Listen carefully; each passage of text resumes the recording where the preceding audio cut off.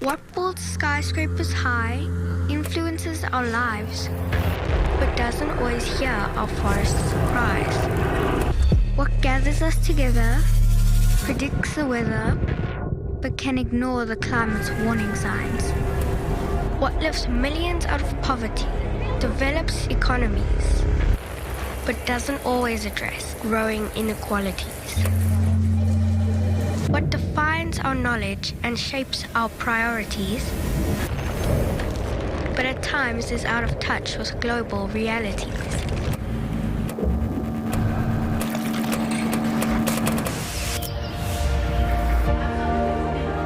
Education is the answer and holds the key.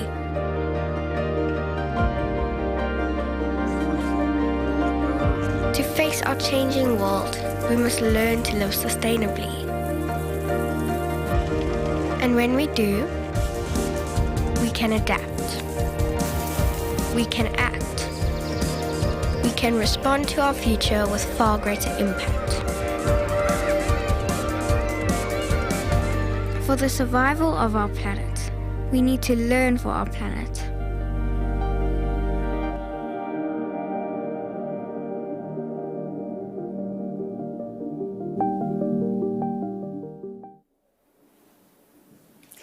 Welcome to this UNESCO World Conference on Education for Sustainable Development.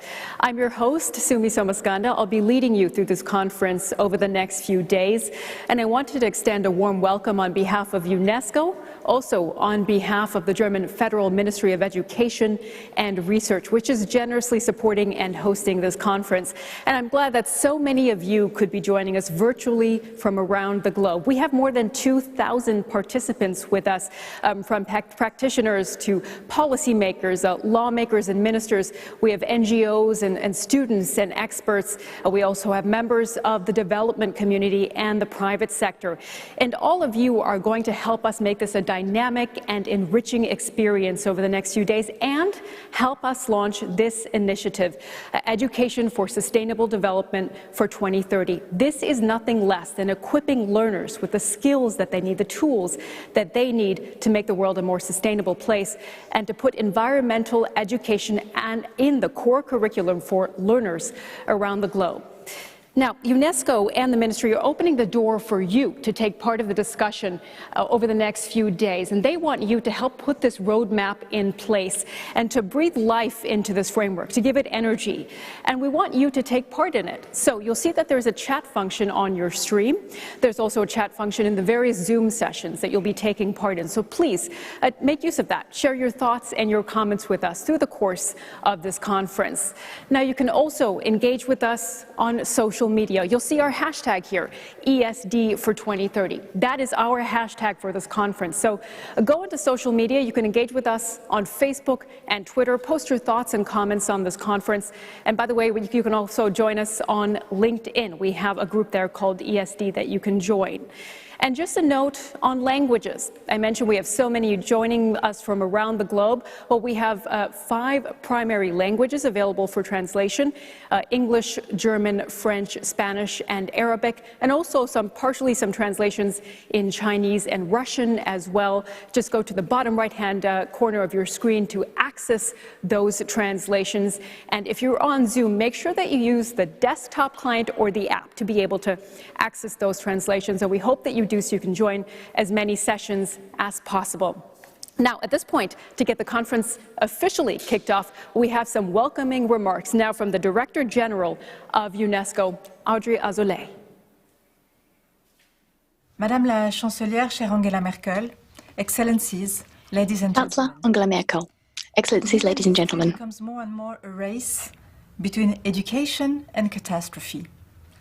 Already in 1920, Herbert George Wells, the author of The Wars of the Worlds, alerted of the dangers facing us today. In 2021, we are not facing a war of the worlds, but a war against our world, against ourselves, and a war we are sure to lose. Our conference is taking place at this pivotal time, and I'm very grateful to Germany for hosting it. Our planet is reaching its breaking point. The past decade has been the hottest on record. The ocean's capacity to absorb carbon dioxide is reaching its limits. 1 million species are facing extinction. At the same time, the environmental crisis is causing other crises: social, economic, geopolitical. In 2019, climate disasters displaced 24.9 million people in 140 countries, which is roughly the equivalent of the population of Australia. For far too long, we have looked away, indifferent, as our planet's biodiversity crumbled and its beauty disappeared. For too long, we have ignored the fact that the health of human beings depends on the health of the environment, and this pandemic is a grim reminder of that. For too long, we have continued business as usual. But today, our planet, our blue planet, is carbon red, to quote the name of your recent book, dear Laurent Fabius. We can change and we must change. We must change our lifestyles, our economies, our mindsets to develop values based on respect for nature. And these efforts to change behavior in the long term are made possible only through education. Excellences, Mesdames et Messieurs. Excellencies, ladies and gentlemen. In order to achieve this, well, we're not starting from scratch. For 15 years now, ever since we launched the United Nations Decade for Sustainable Development, which was a Japanese initiative, behaviors have been changing. Following this decade, the UNESCO Program of Action, a 5-year program, brought together over 30 partners to cover millions of learners and teachers from all over the world, training them, raising awareness about these problems. It goes without saying that the 2030 Agenda also helped us to set sustainable development goals, and it placed SDG 4 squarely at the heart of this agenda, including education for sustainable development. And thus, states stood together and reiterated that we are facing an existential threat. There's less than a decade left until 2030, and we're running behind. Therefore, we need to redouble our efforts and to leverage education. And this is the very objective of this conference. We have over 2,500 guests, including over 75 ministers of education. Redoubling efforts is the objective of this new framework for Education for Sustainable Development 2030, something we're launching in order to accelerate our action on this front throughout the decade. We want to place the environment squarely at the heart of school curricula, because education should help children to learn, including to learn how to tackle the challenges of their time, especially environmental challenges. Unfortunately, this is not yet the case in school curricula, as shown by the report which will be published at the end of this conference. This report analyzes the educational systems of 50 countries. The report tells us that climate change is covered in school curricula of under 50% of countries. Ocean health is covered by barely 50% of countries. Biodiversity is something that's covered in under 20% of school curricula. And in fact, environmental issues are given scant coverage on the whole. Environmental education is really something that's on the margins of our educational systems. We need to fix this problem, first and foremost, by training teachers more and better. We also need to draw on indigenous communities. They have so much to teach us, as Article 7 of the Paris Agreement states. I call on each and every one of you to make a commitment as part of the Berlin Declaration to ensure that educational systems grant pride of place to the environment and sustainable development education. Furthermore, I call on you to set your sights higher, to set more ambitious goals. In order to realize these ambitions, we'll need all member states to play their part. We also need to ensure that at the midway point in 2025, all school curricula across all UNESCO member states incorporate and give the rightful place to education for sustainable development. In Glasgow, at the COP26, the climate COP, UNESCO will be pushing this agenda, including at the COP15 in Kunming, because it's time for us to stand together and to take action. This is a pressing challenge, education for sustainable development. Thank you.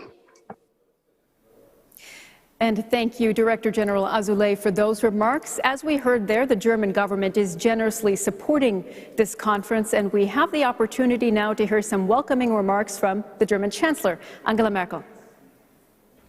Sehr geehrte Frau Generaldirektorin Azoulay, sehr geehrte Dear Director General Azoulay, dear ministers, your excellencies, ladies and gentlemen, I'd like to welcome you very warmly to this 9th conference on the UNESCO Conference for Education for Sustainable Development, with possibilities for growth for everyone, but also for society as a whole. Training makes people able to take on responsibility and to act for a better and more durable future. This is also true as far as the great tasks that await us in our time, which the UN has set its Sustainable Development Agenda for 2030 that describes these.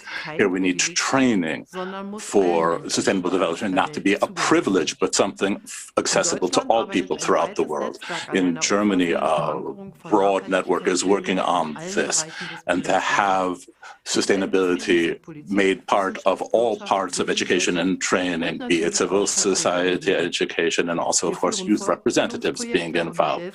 We have projects and pilots. We're teaching sustainability in higher education, and we're having this as a skills center. Germany is therefore well prepared for the new UNESCO program for 2030. But this program can, of course, only be implemented for the whole world, and therefore broad participation would make me very happy. The success of this program will make us closer to all 17 UN sustainable goals, and the Berlin conference that is meant to decide on this is going to be an important part of the way forward. I thank you all to be here and for making these efforts, and I wish you all a successful, inspiring, and motivating conference.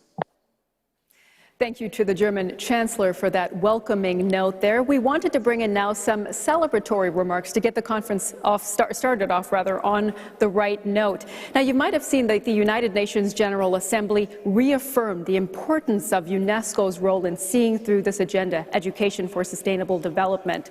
And we are now pleased to have Ms. Amina Mohammed, the Deputy Secretary General of the United Nations. Your Excellency, Dr. Angela Merkel, Chancellor of the Federal Republic of Germany. Excellencies, ladies and gentlemen. It is a pleasure to greet this important meeting. As the world works to overcome the devastating COVID-19 pandemic, our ambitions to end poverty, stop climate change, and create opportunities for all call for fundamental socioeconomic change that is grounded in the 2030 Agenda for Sustainable Development. That includes taking determined steps and showing much-needed leadership to transform education, reimagining where we learn, how we learn, and above all, what we learn. Education for sustainable development will be at the core of reimagining education. It will ensure that young people are equipped with the knowledge, skills, values, and attitudes needed to address global challenges and promote global citizenship. And in a world of increasing complexity, uncertainty, and precarity, UNESCO's International Commission on the Futures of Education, under the leadership of President Sally Wakswede, can help us to further refine our understanding of the role of education. This is imperative if we are to narrow the divisions in societies and to build trust and tolerance. Excellencies, ministers, the pandemic has taken a heavy toll on schooling nationwide and worldwide, exacerbating an already profound learning crisis. 1.4 billion has had their education disrupted, with many likely never to return, especially girls. The impacts will resound down the generations. Education must be at the heart of our response and our recovery efforts. It is critical that governments leverage stimulus packages to regain ground that has been lost during the crisis. We must focus not only on expanding access and improving learning outcomes, but also on the kind of education needed in today's world. We must ensure that education for sustainable development is embedded in all education systems worldwide. I urge all member states, policymakers, educators, young people, business leaders and community actors to reaffirm their commitment to transforming our societies using education as the cornerstone. Thank you, Ms. Amina Mohammed, Deputy Secretary General of the UN. Now, we know that another crucial benchmark on sustainability will be that UN climate conference in Scotland in the fall, and we're very pleased now to have Ms. Patricia Espinosa, the Executive Secretary of the UN Framework Convention on Climate Change. Dear friends, it's a pleasure to have this opportunity to address all of you. I'm so encouraged to see that this conference is tackling several crucial issues at once, including addressing the climate and biodiversity crisis, ensuring governments keep up momentum as we emerge from COVID-19, on education, gender, and much more. Most important, it's focused on helping learners of all ages contribute.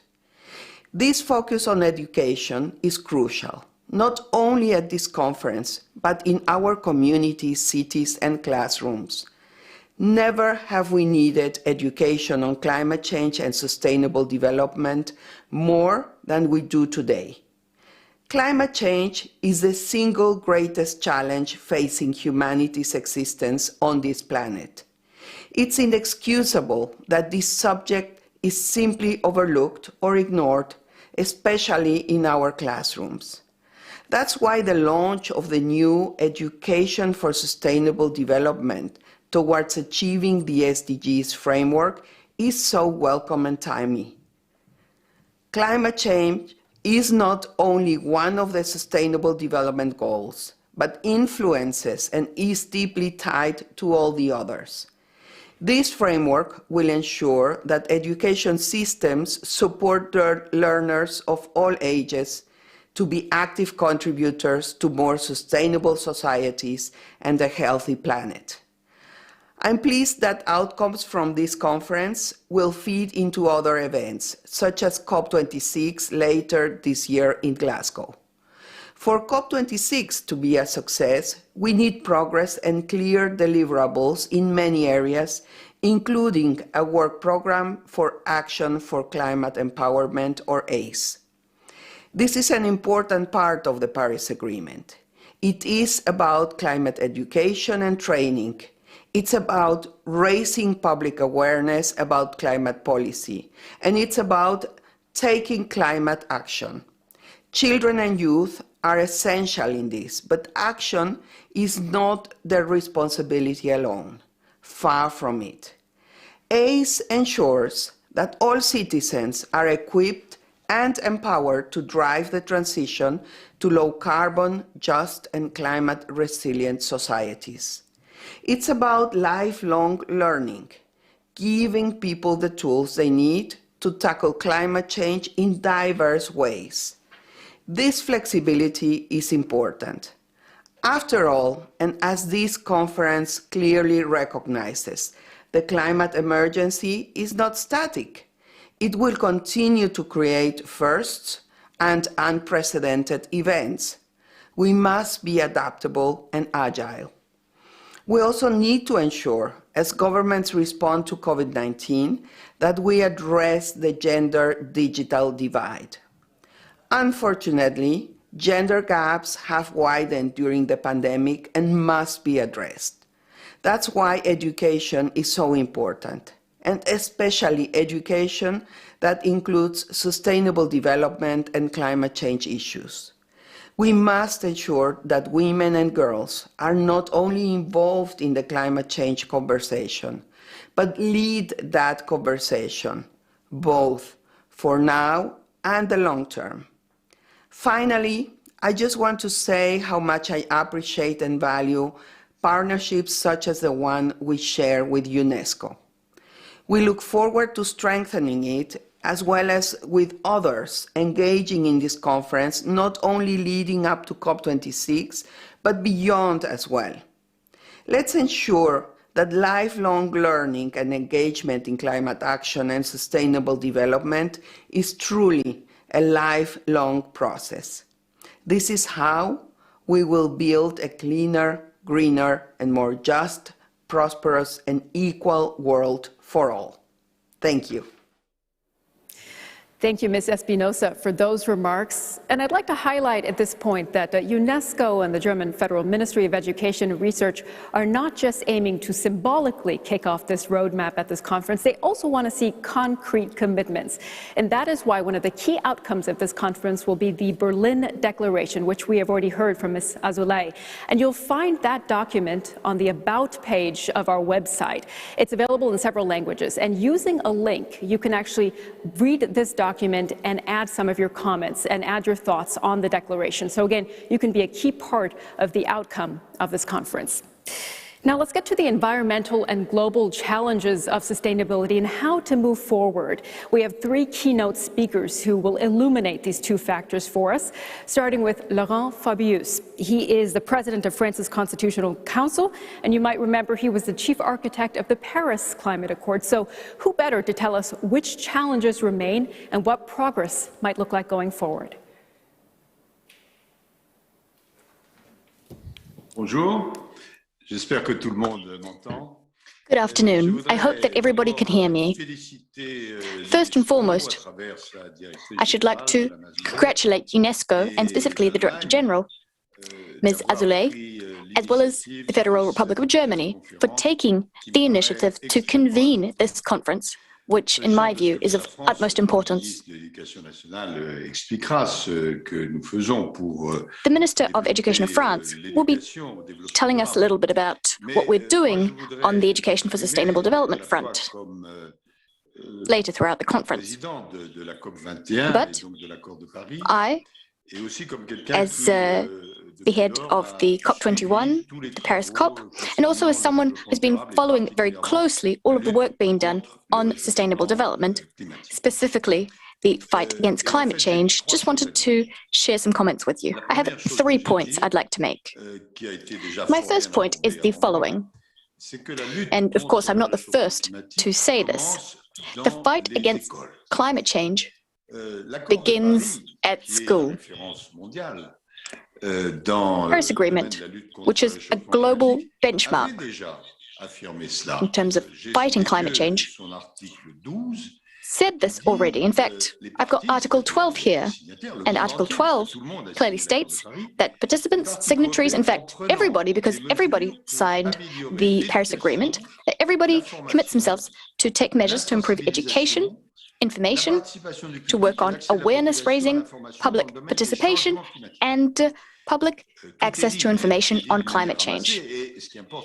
Now, of course, this is a general statement, a very pertinent one, but a general statement. And we must now move from what it says in the letter of the law to practice. So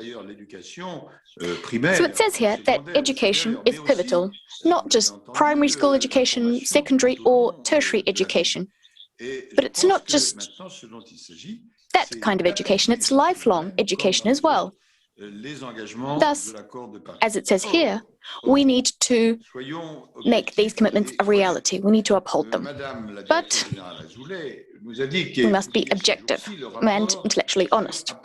Ms. Azoulay told us that a report is being published about learning for our planet.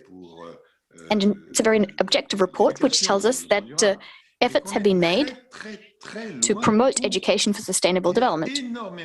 Nonetheless,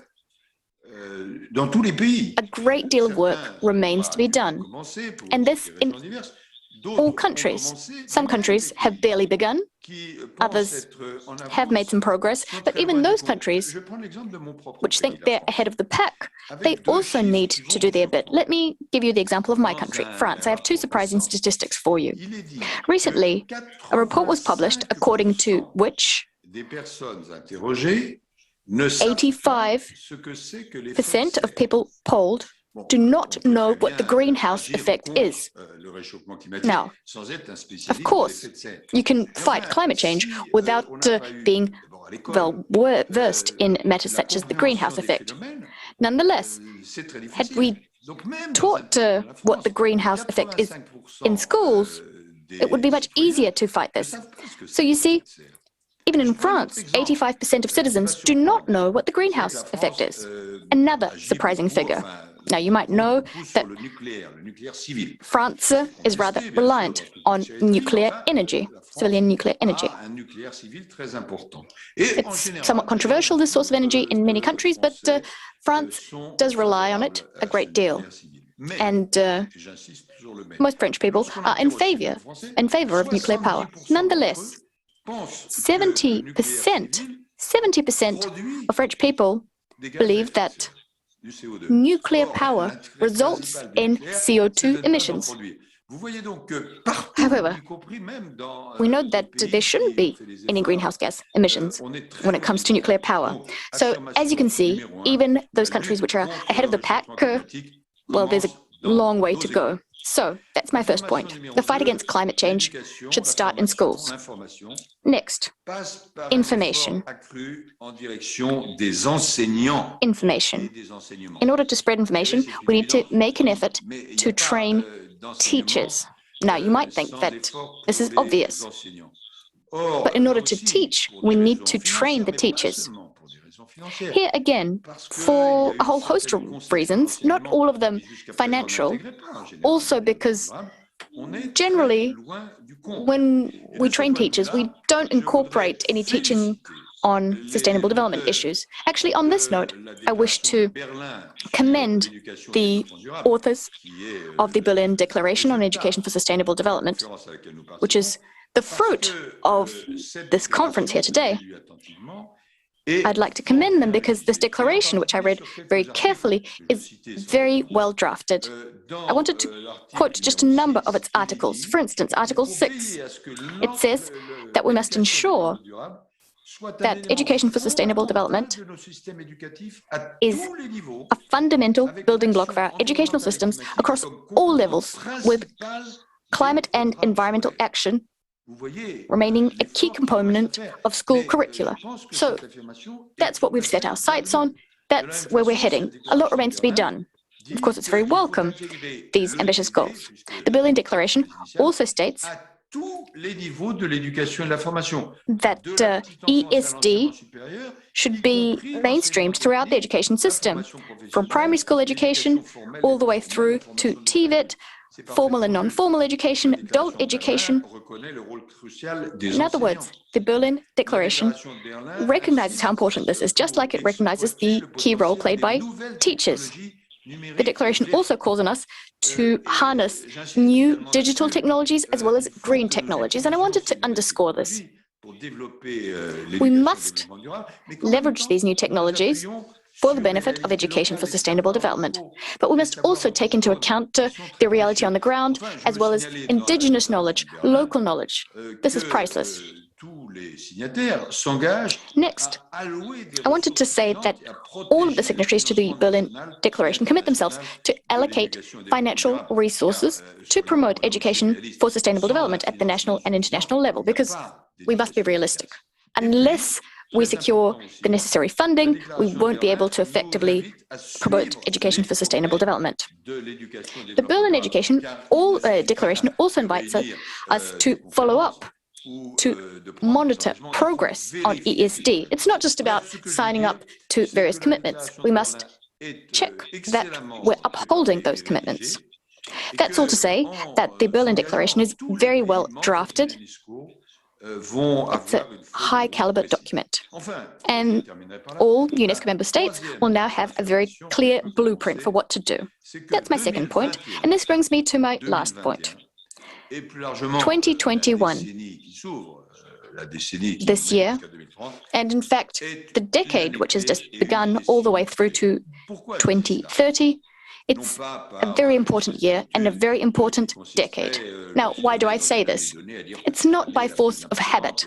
It's not just because a new year has begun that we must say and proclaim this year the most important one since the dawn of time. No, it is, in fact, a very important year. This year, we are going to beat the pandemic and chart a course for the future, which incorporates a way of developing our development path. And this must incorporate education for sustainable development. Unless we seize this opportunity, we're going to squander an entire decade. And as you know, we are racing against time. Also, in very tangible terms, in 2021, there are going to be two key sustainable development conferences. COP26 in Glasgow, that's going to take place in the fall. COP15 in Kunming in China. Now, that conference is not focused on global warming specifically. It's more about biodiversity, but as you know, these topics are inextricably linked. And last but not least, it's also going to be the World Congress of the World Union for the Conservation of Nature. That's scheduled for September in Marseille. These three key conferences will result in concrete commitments and assessments of the situation. And at each and every one of these events, there are going to be events focused on sustainable development. It's not that there are some conferences which focus on sustainable development and others which are focusing on education for sustainable development. What we need, something that's been sorely lacking up until now, is to incorporate all of these factors together. And that's what makes 2021 a pivotal year.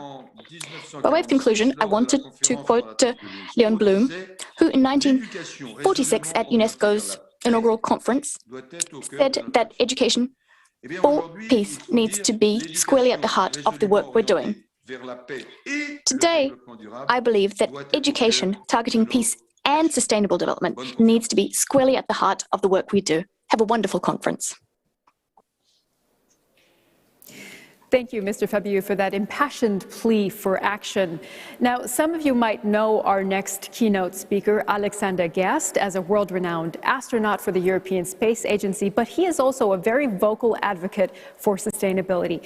And he will share his very unique perspective now on the challenges and hopes for a more sustainable future.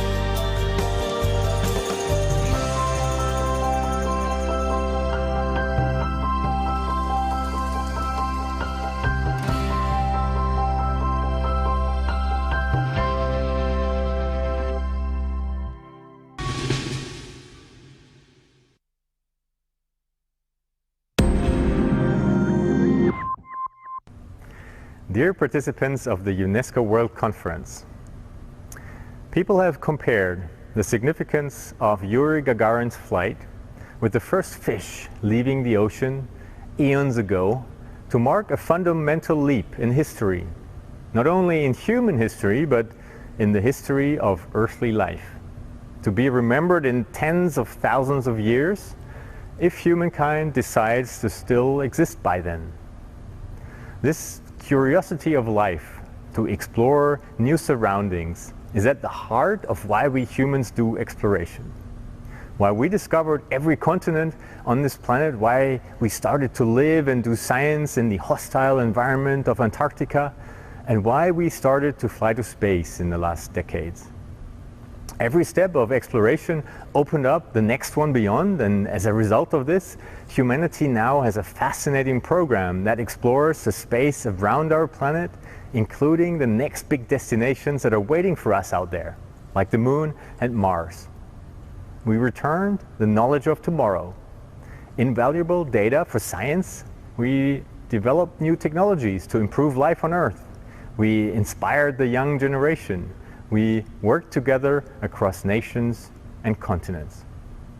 The harsh environment of space forces us to live and work sustainable. So, working on the Moon teaches us how to better protect Earth. And maybe we can learn from Mars whether we have siblings out there in space.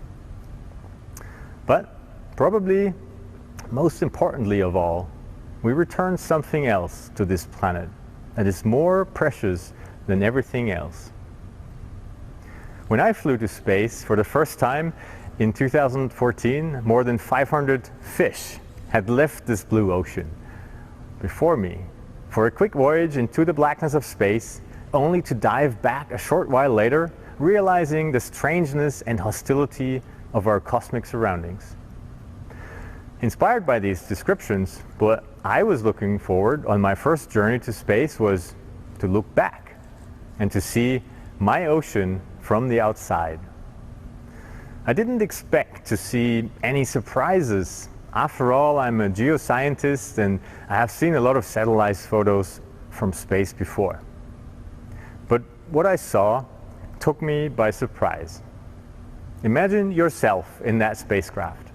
First, when you haven't found Earth in your window, you are looking at the blackness of space, which is blacker than what you ever could imagine, blacker than the darkness behind the basement door that we were all afraid of as a child.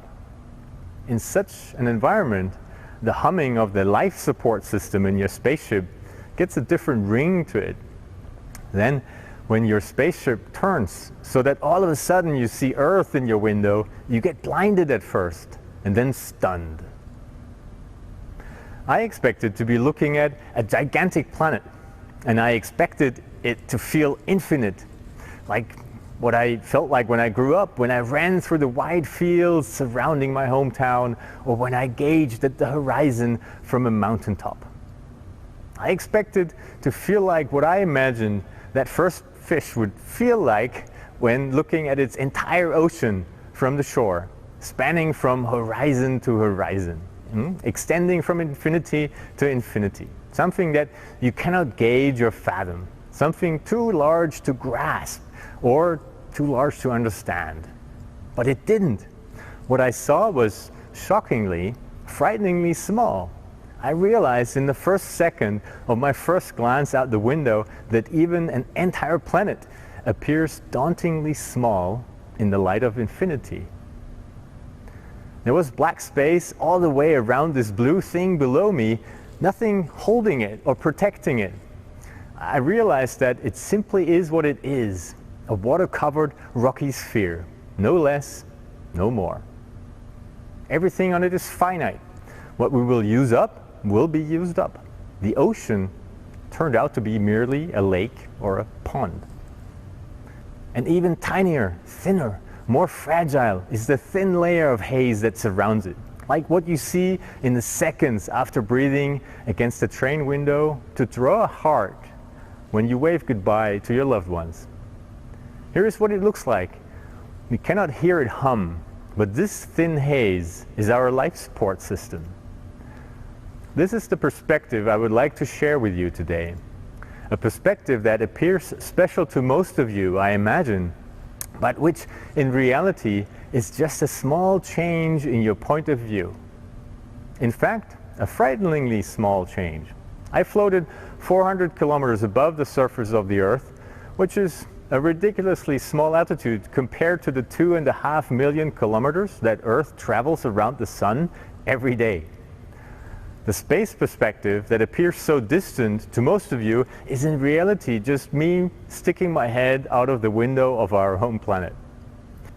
In comparison, the universe that surrounds us is at least 10 to the power of 37 times larger, and it is nearly completely empty and hostile. I am sure that every astronaut who ever left this planet will agree with me. We are explorers, scientists and adventurers, and as a great writer once said, we are tormented with an everlasting itch for things remote. We fly out there thinking that space is the most special place a human can be in. But we come back realizing that our only home in the universe is this special place down here. Every piece of it, our marble in space, the only place that we know of where humans can live. The photo that you see here is amongst the first ones that I took from space. I called it Cosmic Smile. I imagine that if fish could feel, this is what this first fish would have felt like just before it jumped back into its ocean, realizing an overpowering importance to protect this place.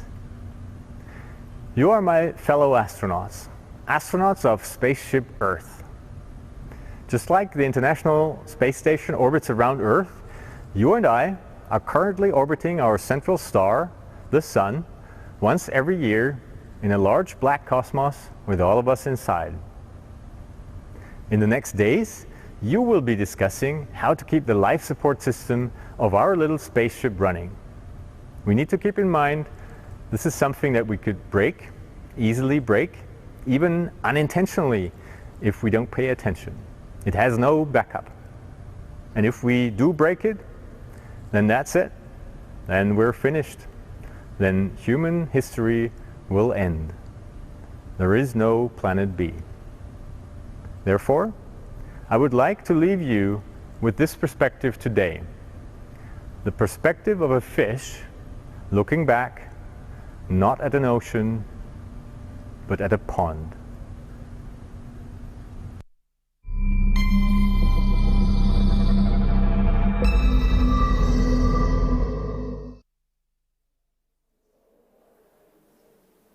Thank you, Mr. Guest, for those inspiring words and also images that you shared with us.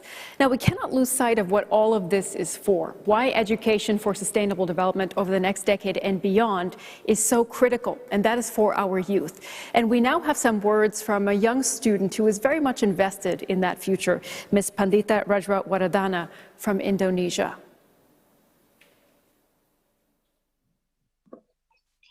Hello, everyone. Let me introduce myself. My name is Rajwa. I'm from Indonesia and I'm 16 years old. I've been studying about our Earth since I was in primary school. I was taught about how the Earth is the only planet human can live on, how climate change happened, or how to tackle with environmental issues. But it took me quite a time to realize that studying about it doesn't change the fact that it's been crying for help from us humans. At least 3.5 million tons of plastic waste are generated every day around the world. It is sad, knowing that the amount is 10 times larger than a century ago.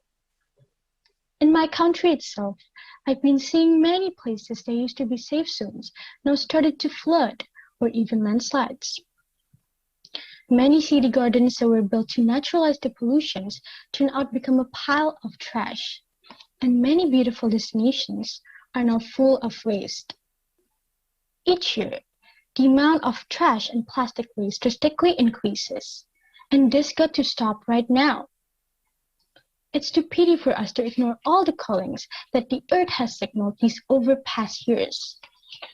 Climate change, global warming, landslides, floods, and many other disasters are conclusive evidence that our Earth is slowly degraded by our humans' activities. As we realize that these bad behaviors have been going from generation to generation, it's been recognized as our lifestyles and we're used to it. What we have to do is to change and apply new lifestyles to our life, and education must take big roles in changing it. Studying what climate change is and how to cope with it is not enough to bring back our beloved planet Earth. We need something bigger than that. We need to realize that being ignorant of our Earth means killing our future home. It's our job to be responsible for every action we've taken for our planet. This planet has done so many things for us. Now it's our turn to change for our living. I'm so lucky that last year my friends and I were able to join the Trash Hack project with thousands of students around the world. We made a song about changing for our Earth and hope that people who listen will move to join the challenge. From this experience, I realized that it's not only me who wants this change. It's not only us who wants this future. But many of citizens of Earth have been waiting for this big change. Many friends around the world also commented on last week's webinar of Trash Hack Action Learning about sustainable development. They stated about learning our planet is important and how they wanted these changes to come real. Let me read some of the responses. Josefina, grade 7 from Portugal, said that she thought it's important to learn for our planet. She didn't want to only destroy it because she thought that the Earth is such a wonderful planet and should stay like this. Rosie from Thailand stated, so, through the knowledge we gain, we can become and empower others to be agents of changes, however small. Muhammad, grade 8 from Kingdom of Bahrain, commented that we have to act towards the Earth now, because if we don't act anytime soon, the planet will reach a serious state and thus risk the extinction of many animals. He just suggested that his school incorporate more field trips to nature to get students engaged in the beautiful environment of Bahrain and our planet. Sherry from Nigeria said she wanted to learn for our planet to be part of those that will lead the campaign in protecting the environment. And lastly, Jonathan, grade 6 from Mexico, said that it's important to learn for our planet because our planet is our home, and there is no planet B. We depend on the planet, and the planet depends on us to preserve and care for it. That is why he thought that we need education for life, for conflict resolution, but above all to educate us to be happy and to guide us and bring us closer to the nature. From all the responses, the more I'm sure that our hopes aren't impossible to be granted. Let's start from ourselves, then start to spread to the others. Building a whole new lifestyle is not an easy way to do, but slowly and together, I'm sure we will make it. But education needs to give us the tools to do this. Learning not just about our planet, but for our planet needs to be every person's education, everywhere around the world. I've seen many young people, including in my country itself, have started an environmental movements towards these issues. But education must help them do this. There are no words for being too late, because if it's not us, then who else? So, let's together change for our Earth, build a home of safe living space, and we all have a role to play. Let's together build a better future.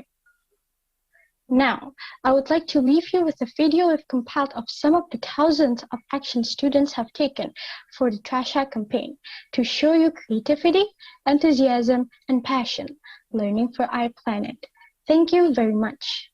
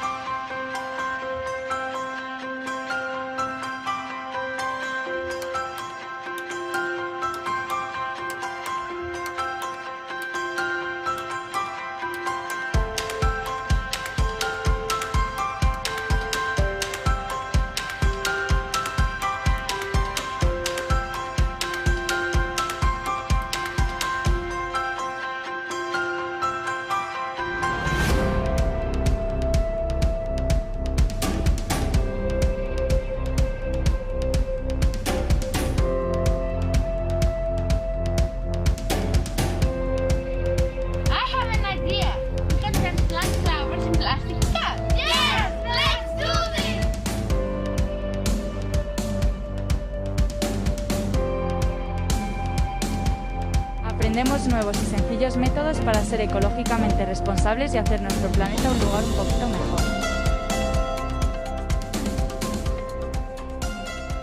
Composting is the process of taking waste material and reusing it to make something new.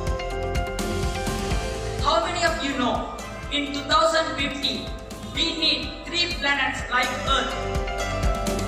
By asking the girls in the school to bring their uniforms in good conditions that no longer fit well to them. Next, we clean, fix, and sell them. In addition, the funds collected will be for our campaign data.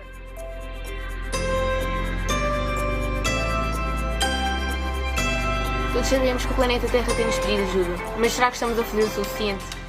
Quanto mais teremos para tomar medidas e salvar o planeta?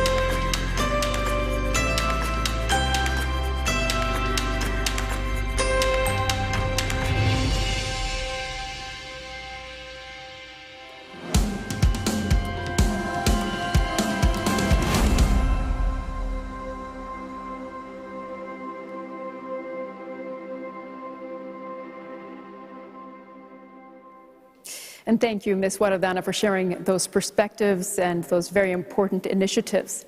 Now, I wanted to tell you about another opportunity to participate with us in this conference. You might know that on Earth Day, UNESCO launched a global campaign called Learn for Our Planet, and it asked people to share how they learn about sustainability and how they implement it in their lives. And under that hashtag, Learn for Our Planet, UNESCO gathered several contributions, and if you go to the social media wall in the Berlin lobby, in the lounge of this platform, you'll see some of those contributions. And you yourself, of course, can contribute as well using that hashtag Learn for Our Planet. We have it available in French and Spanish as well. Now we have the opportunity to take a very short break, but we will be coming back with our first plenary session, so don't go far. We'll see you in a few moments.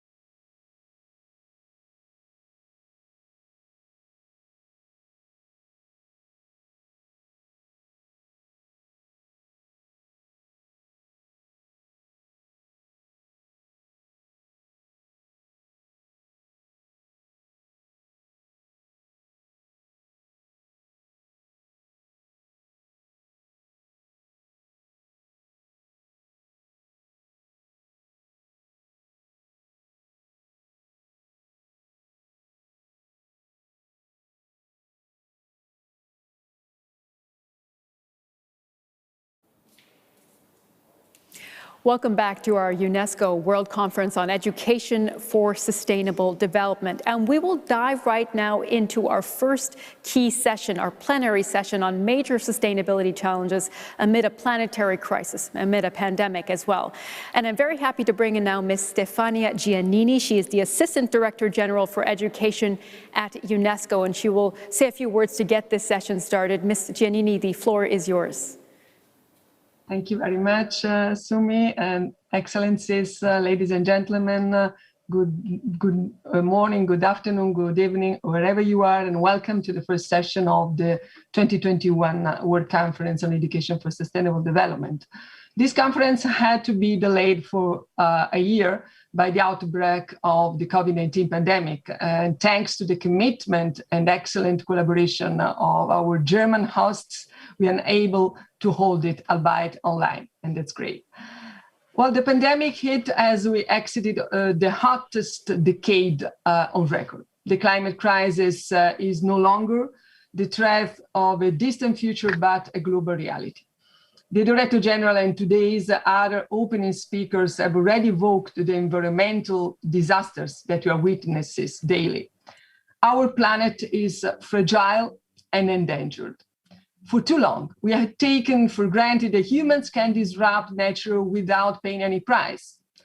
And we pay, we know, a very high price. We now stand on the precipice of multiple crises caused by our own behavior. To change course, and it's possible to change course, of course, transformative education is the only choice. Education as one of the most powerful forces we have for changing the behaviors of future generations. Education for Sustainable Development, or ESD, as we say, reimagines education to empower learners of all ages with the knowledge, values, and initiative to act for environmental integrity, economic viability, and a more just society. Well, the United Nations General Assembly included Target 4.7 within Education Goal 4 of Sustainable Development Goals to acknowledge that education must not only be universally accessible, which is important, of course, but also meaningful and empowering. And this is significant. With the adoption of the new global framework on education for sustainable development, ESD for 2030, UNESCO member states collectively acknowledge that ESD is enabled to achieve the 17 global goals and to transform society, definitely. Much progress has been made over the past 15 years, from countries adopting ESD policies and integrating ESD in curricula to supporting whole school approaches to sustainability. On top of the nearly 40 million learners and million teachers reached through the Global Action Plan, our close to 100 GAP partner organizations supported over 3 million youth leaders, established 5,000.5 ESD activities by local authorities, and supported over 1,000.5 strategic policy documents at global, regional, and local levels. Now, we need to upskill our ambition. We need to upskill the success and mainstream ESD so that all learners can be active agents in the survival of our planet and be game changers. ESD for 2030 is a blueprint for governments, education stakeholders, civil society, and learners of all ages to reorient the goals of learning of this purpose of societal transformation. Transformation is vital to address climate change, mass loss of biodiversity, extreme inequality, the threat of future pandemics as well. This starts with transformative learning, which empowers people to transform themselves and to take action to transform the world. Our aim today is that by 2030, we will live in a world where governments have made sustainability and climate action core curriculum components at every level of education. Learners from all walks of life understand sustainability challenges, have the passion to work together to overcome them, and the ability to act for the benefit of people and the planet. Teacher training programs across the world empower educators and teachers as agents of change for social transformations. Young people in every country are provided with the skills that help them make their voices heard to shape policies about the future of the planet. And last but not least, every city and community across the world provides opportunities for everyone to learn to live sustainably in their daily lives. Well, the ESD for 2030 roadmap, as I have here, you can see, I hope, the green paper, of course, calls upon member states to take decisive leadership to mobilize stakeholders in these 5 key action areas and support their collaboration under coordinated country initiative. The aim is integrating ESD in learning at every level in every country in the world. It's an ambitious project, but we can get it together. Cross-sectoral collaboration is, of course, key. The education sector cannot advance alone, but must forge strong links with the environment sector, of course, and all other sectors that have an impact on sustainable development. In terms of government policy, this means collaboration also with finance, development cooperation, health, social services, transportations, and many others. So to say, it's an holistic approach to ESD and through ESD. Well, UNESCO will support these multi-stakeholder country initiatives as well as continue to enable networking of global partners through platforms and meetings. And this is about sharing good practice and being a kind of laboratory of ideas, which is our mission, our mandate. At the end of this 3-day event, you will be invited all to commit to this vision through the Berlin Declaration on Education for Sustainable Development. It's a plan of action to integrate ESD as a fundamental element, foundational element of learning at all levels, so 100% of the world's population can learn for people and the planet. The declaration, of course, will need to be implemented through global, regional, national, and local processes. It's a long process looking ahead to important milestones, such as the 2021 United Nations Biodiversity Conference, COP15, and the 2021 United Nations Climate Change Conference, COP26, and beyond. Well, to conclude, transformative education is a necessity to meet the multiple crises we face today, preparing us for others we may face in the future and bridge the rift with nature to stop potential crises before they can occur. For our survival and the future of our future generation, we must learn for our planet and act for sustainability. We have no time to lose. I thank you very much.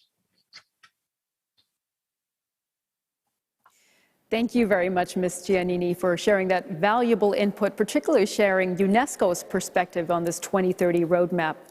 And we have the opportunity now to drill down a little bit deeper into this topic of major sustainability challenges and how the roadmap can help. And we have 2 key panel sessions, the first led by Ms. Giannini, so I will hand the screen back over to you. Thank you, Sumi, very much. And it's my great pleasure now to introduce 5 distinguished panelists, preceded by an input statement by recorded video from Royal Highness Princess Lala Hasna of Morocco, President of the Mohammed VI Foundation for Environmental Protection. My distinguished panelists,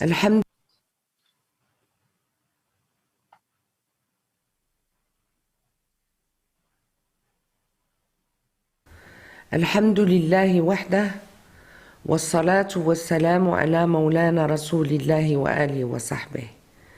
Your Excellencies, ladies and gentlemen, in the very special context we live in today, it's up to us to build together a new indispensable consensus by defining the priorities we set for ourselves as global citizens bound by a common destiny. The COVID-19 crisis reminds us of the urgent need to achieve global, equitable, sustainable development that serves everyone. The protection of the environment and preservation of our planet, our common home, are fundamental elements to this approach. This is the lofty mission that the Mohammed VI Foundation for Environmental Protection, which I'm honored to chair, is resolutely carrying out. For more than 2 decades, our foundation has been working to develop various programs aimed at reducing or eliminating the negative impact of man on nature. My brother, His Majesty King Mohammed VI, whose focus on environmental protection goes back to his youth, has always encouraged the pursuit of the most ambitious approaches, making sure they are embedded in the present, yet resolutely turned towards the future. In this regard, His Majesty always reminds us that the school is at the very heart of these development issues, and the environmental challenge in particular. School is a place for education and the teaching of values. Educating young people to respect the environment means believing in the promise of a new, more harmonious and sustainable world. Education for sustainable development, the theme bringing us together, is the key to success. For this reason, our foundation focuses on raising awareness and training young people on these issues. We believe in sowing the seeds of environmental awareness, which contributes to the emergence of a society that is aware of the natural environment and capable of adopting appropriate eco-friendly behavior. We are proud to partner once again with UNESCO. We've been working together since 2020 to mainstream environmental education into school curricula at all levels. In this regard, Morocco is one of 3 countries in the world conducting a pilot for the UNESCO Global Schools program. Mobilization for environmental issues can only have a lasting effect if it becomes a natural part of initial training. Environmental education from an early age is therefore an essential priority. A generation separates us from the Rio Summit. It is imperative to examine the reasons that may have slowed the advancement of ESD in school curricula. Let's act and immediately implement this important measure. Let's make a firm commitment during this decade to establish education for sustainable development as an absolute priority. This is urgent. This is vital. Wassalamu alaikum wa rahmatullahi ta'ala wa barakatuh.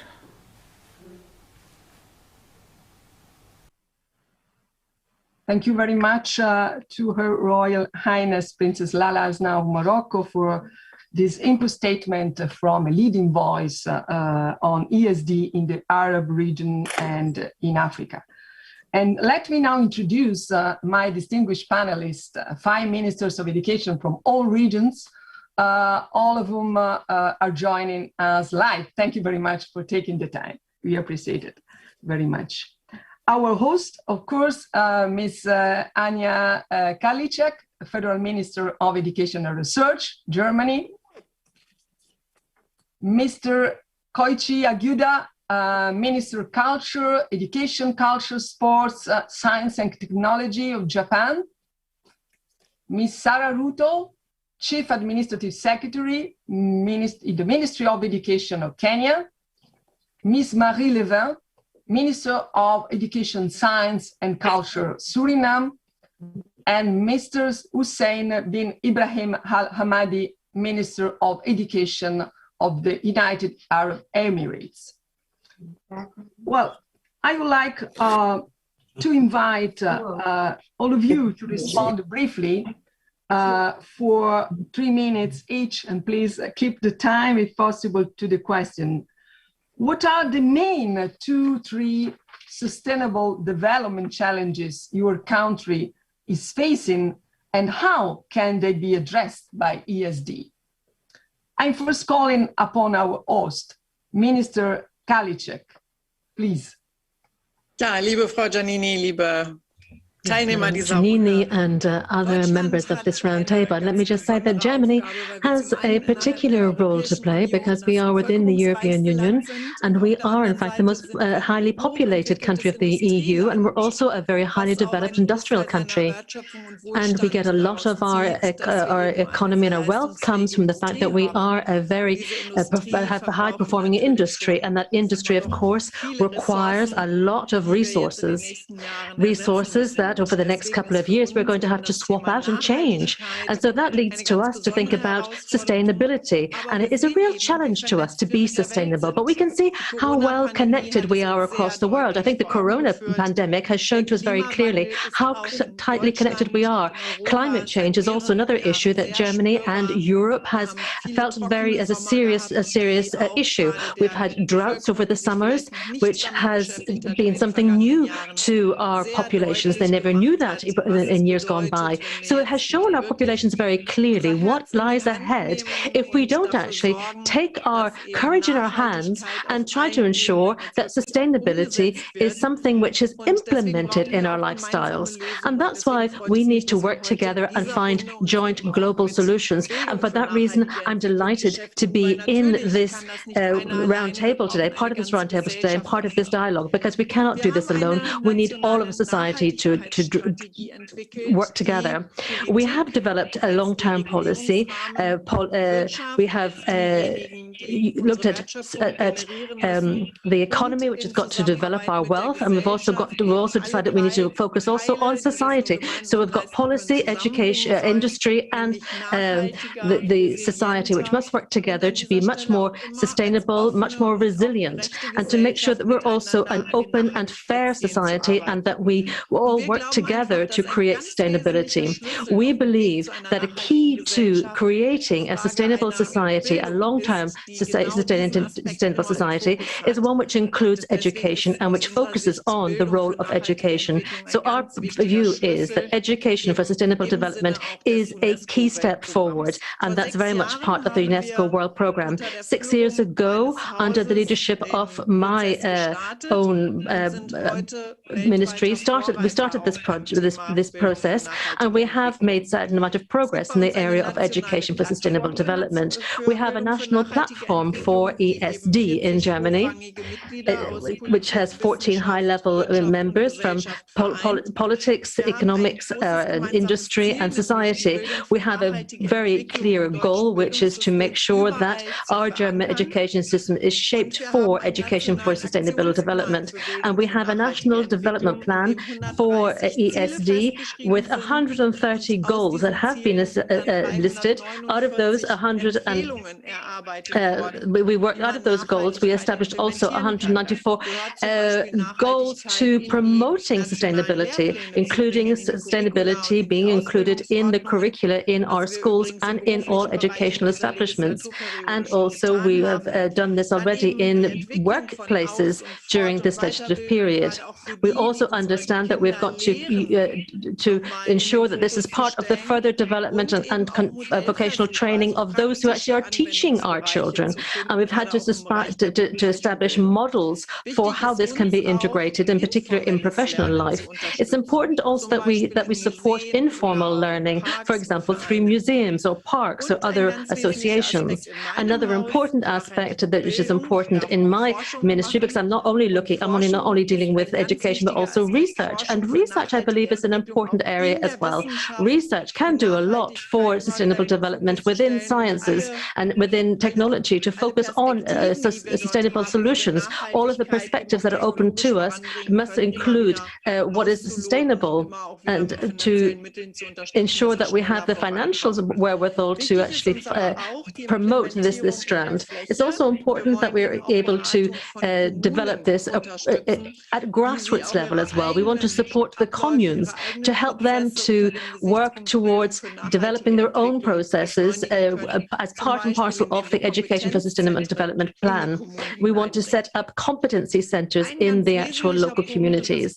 Another important point, and I'm very pleased that this has actually been very much strengthened over the last couple of years, is how we can actually bring in the younger generation as well, how we can tie in the younger generation, because that's who we want to be working for. This is the younger generation who will be longer on this planet and will be dealing with these issues. We have got a future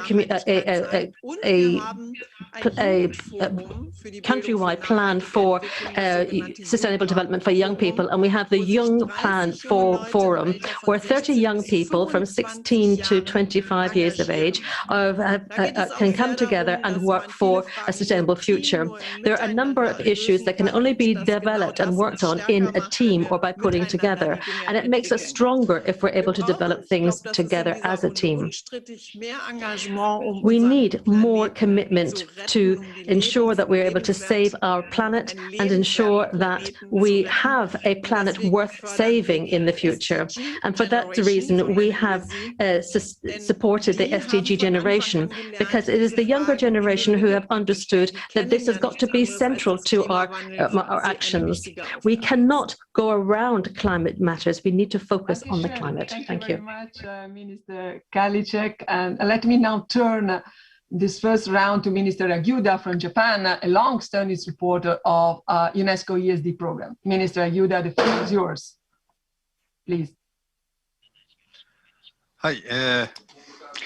Thank you very much. I am Hagiura Koichi, the Minister of Education, Culture, Sports, Science and Technology of Japan. First of all, I'm very much pleased that this memorable conference is held today to kick off new international framework of ESD for 2030. And thank you for giving me the opportunity to discuss. Japan has been actively working on ESD since 2005. As an outcome, Japanese initiatives have come to develop following three specific features. First is that the philosophy of ESD is officially incorporated in the national curriculum standards. Second, ESD is practiced not only under the jurisdiction of Ministry of Education, Culture, Sports, Science and Technology, or MEXT, but through collaboration amongst relevant ministry and agencies according to the plan of the whole government. Thirdly, schools and communities are working together to lead ESD to resolving specific local issues. Today, Japan faces multiple challenges. One of the biggest is the declining birth rate and aging population in rural areas. Challenges in providing care to elderlies and issues of regional revitalization associated with declining birth rate and aging population are perfect subjects for putting ESD into practice. Schools and municipal governments can cooperate. Practical ESD activities such as providing spaces for elderlies or holding events to enliven communities can be carried out. Next is about natural disaster prevention and responses. Throughout its history, Japan has met by large numbers of earthquakes, torrential rains, and other disasters. The country has developed overcoming those challenges. Applying lessons learned from the past disasters to preparing for and responding to future disasters actually is an integral part of building sustainable society. In Japan, we practice disaster prevention education based on ESD methodologies. For example, with the help from local communities, universities, NPO, and others, children create local disaster prevention maps, join drills for the operation of evacuation centers, and take part in reconstruction and community building initiatives. Lastly, on the changes of society due to COVID-19. As the global pandemic is changing the society, inclusive of how people learn in a big way, we need human resources driving social transformation toward a new normal.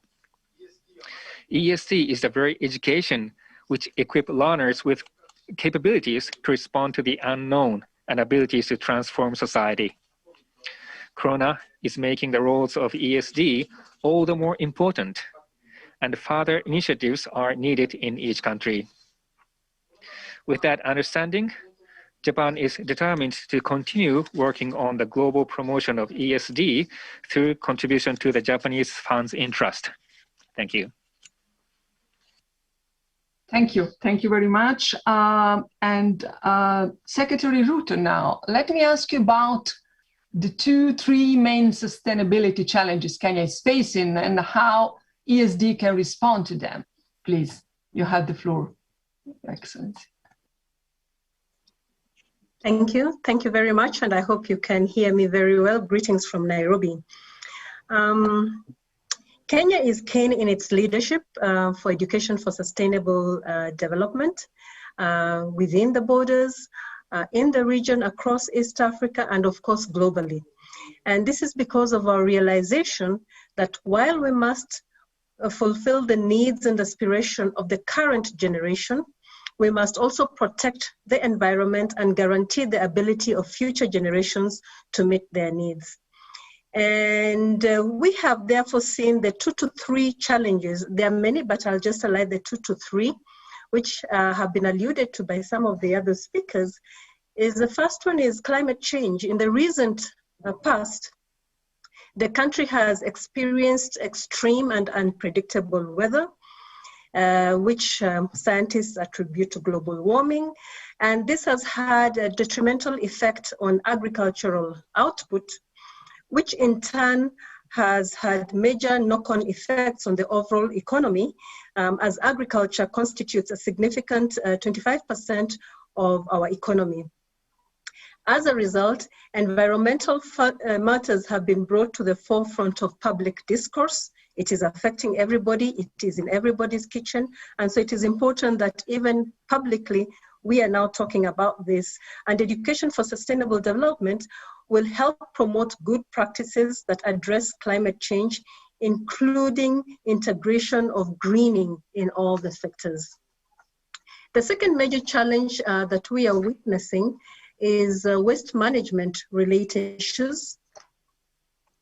And waste management offers a good opportunity to decouple economic growth from environmental degradation by transitioning to green economy that promotes the well-being of the people and the planet.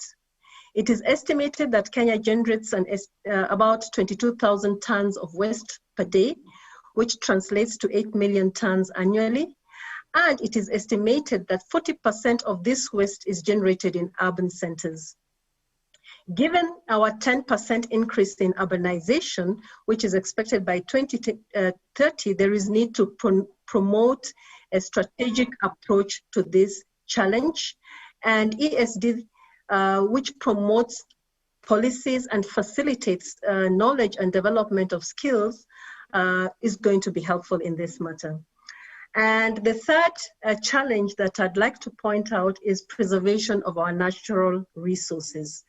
Kenya is endowed with vast and diverse natural resources, including biodiversity, land, unique ecosystems, from our sea to the highlands to the mountains. So we are very well endowed.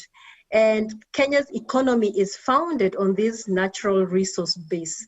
Our constitution, the Kenyan constitution, imposes an obligation to every person to cooperate with state organs and other persons to promote and conserve the environment and ensure ecologically sustainable development and use of natural resources. It is, however, recognized that preservation of these resources remains a challenge due to inadequate use of innovative approaches such as recycling and reuse. And we see ESD providing an opportunity to allow this change of attitude. Therefore, in terms of how Kenya plans to implement ESD in our 2030 roadmap, I'd like to start by pointing out that we do have our Vision 2030, which is very much in sync with education for sustainable development, because it provides for the attainment of a nation living in a clean, secure, and sustainable environment. This is our Vision 2030. It's therefore driven by the principles we are talking about right now. So the three initiatives that I'd like to point out, which are going on and which will ensure that we not only have policy, but we also have practice that promotes education for sustainable development. The first one is the multi-agency approach that we have, where we are talking about enhancing coordination of actors in education for sustainable development. This demands strategic collaboration and networking among all actors, including the various government ministries and agencies, the academia, members of the civil society, the private sector, and communities. Key milestones towards a coordinated approach to ESD have been made through the establishment of regional centers of excellence in universities and other tertiary institutions, as well as targeted programs in school.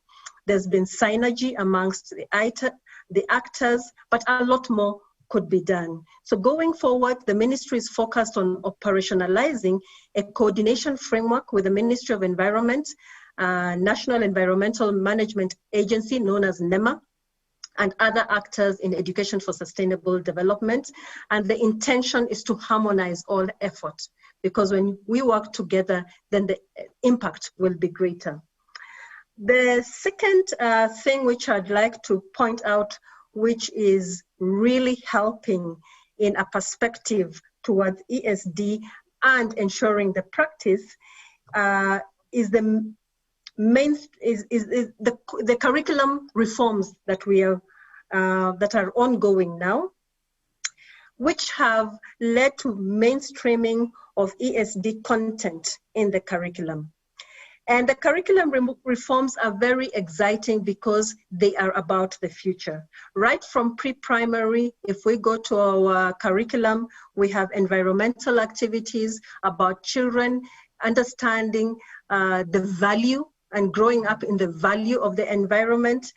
Very exciting activities are where they involve parents, and you have a parent, a home activity a child is given is that together with your parent or with your guardian, walk around the community, the environment, talk about what you are seeing, observe the sky. So these are very important, and I think as long as we do this, we will continue to have a generation of tomorrow that loves the environment and therefore will protect it. So that is very important. We have also previous clubs, practices like young farmers clubs that have gone, that are in our schools even up to today. Peace and global citizenship, we call them Amani clubs, environmental clubs. So both through the formal and informal curriculum, you provide an opportunity to ensure that the children will save themselves, even if the adults we may be failing them. So this mainstreaming of the curriculum is very important. And the last opportunity and initiative that I'd like to point out is that of sharing.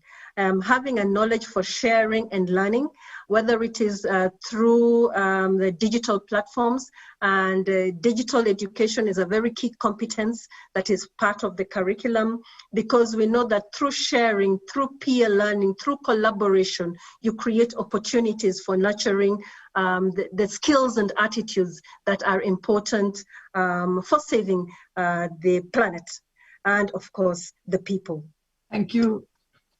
Thank you very much, Secretary Ruto. I suppose you anticipated already the way forward for ESD. That's fine. I mean, we are agile, no issue. Just a bit of the second round, so this allows you to be very, very short in the last. But thank you very much for sharing us. I'm giving now the floor to Minister Marie Levin from Suriname, and recommend to take the time, please. We are almost on time. Yes, thank you very much. Good afternoon to everyone, and warm greetings from Suriname. I would like to first thank the UNESCO leadership for the invitation to address all of you today. Suriname is a small Latin American, and the Latin American countries also face considerably challenges in sustainable development, and especially now under the COVID-19 pandemic. Suriname is a very small tropical country situated slightly north of the equator above Brazil. It is the #1 place in the world with the most green forest area. Our natural resources play a dominant role in the economy, its exports, employment, and government revenues. And one of our major challenges has been an economy that is highly dependent on natural resources. That's a challenge. But we have to diversify and manage our natural resources, not only for today's consumption, but for sustainable economic and social growth in the future. Another challenge that can no longer be denied is the increase of poverty and inequalities in our population in the last years.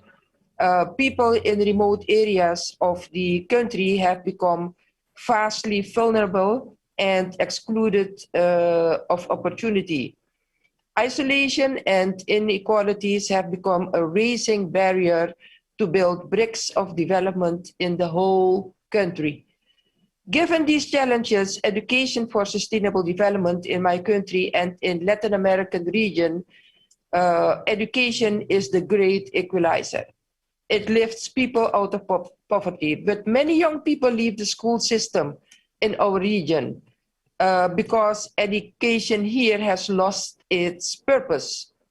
Our youngsters really ask sometimes, education for what? Why should I go to school and engage with my teacher if the bubble of my classroom does not reflect the world outside? Why should I go to school if the people that makes the most money are the extractors of gold and bauxite and timber, and most of them did not even get education? That's a big challenge. The perspective that UNESCO brings with ESD looks for the real answers our young people are searching for today. How do we build a world more inclusive, just, peaceful, and sustainable? ESD empowers our students and lifts them from consumers to creators, educates based on the real challenges and problems a community faces, and giving young people a role, a responsibility, a voice, and tools to become change makers, thinkers, and strategists. They will contribute in transforming our countries from being dependent on extractive economies to more sustainable, ecological, and renewable economies. And we have to trust our teachers here and the potential of the real capabilities of young people. I guess you just want to speak about the challenges and not about the roadmap, the big transformation. So we are only talking about question 1, isn't it? Yes, it is. Yes, okay. Thank you very much. Keep it like here. Thank you very much. Absolutely. So, and now still on question 1, I'm calling upon Mr. Al-Hamadi from the UAE for his perspective on the challenges, sustainability challenges. Please, the floor is yours as the last speaker of this first round. Assalamu alaikum. Good morning, good afternoon, everybody. I'm very pleased to be here with you today, and really would like to extend my thanks and appreciation to the UNESCO and to our counterpart in Germany for hosting this great event. We really have to think seriously going forward about the SDG implementation.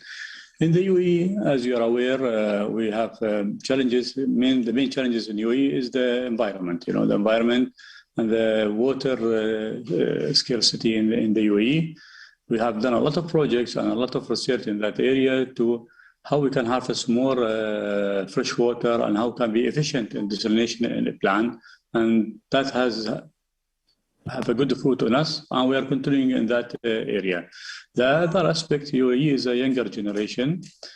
So with this technology and new generation kids that really they like to engage into digital platforms, so becoming engaged into different lifestyle, we need to bring them back to be active and sportive and good fitness. And we created a lot of programs to overcome this challenge.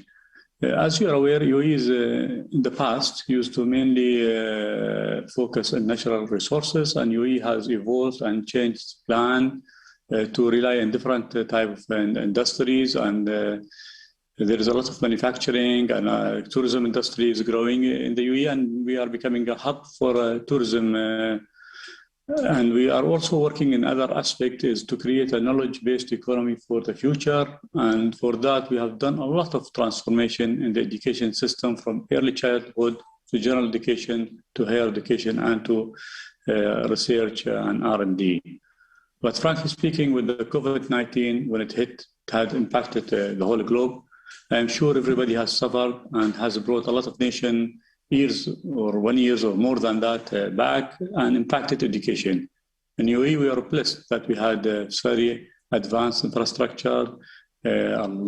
Previously, we have invested big time in the information technology. We were able to shift smoothly to a digital platform, and no kid was left behind without education. But what happened to the world will impact us. We are like a big village, we are all connected. And we would like to see the implementation of the new plan for ASD for 20 to 30. And we have revised our policy. We have created a ministerial committee from 2017 to work on achieving all the 17 SDG. But honestly, education is the heart of all the initiative.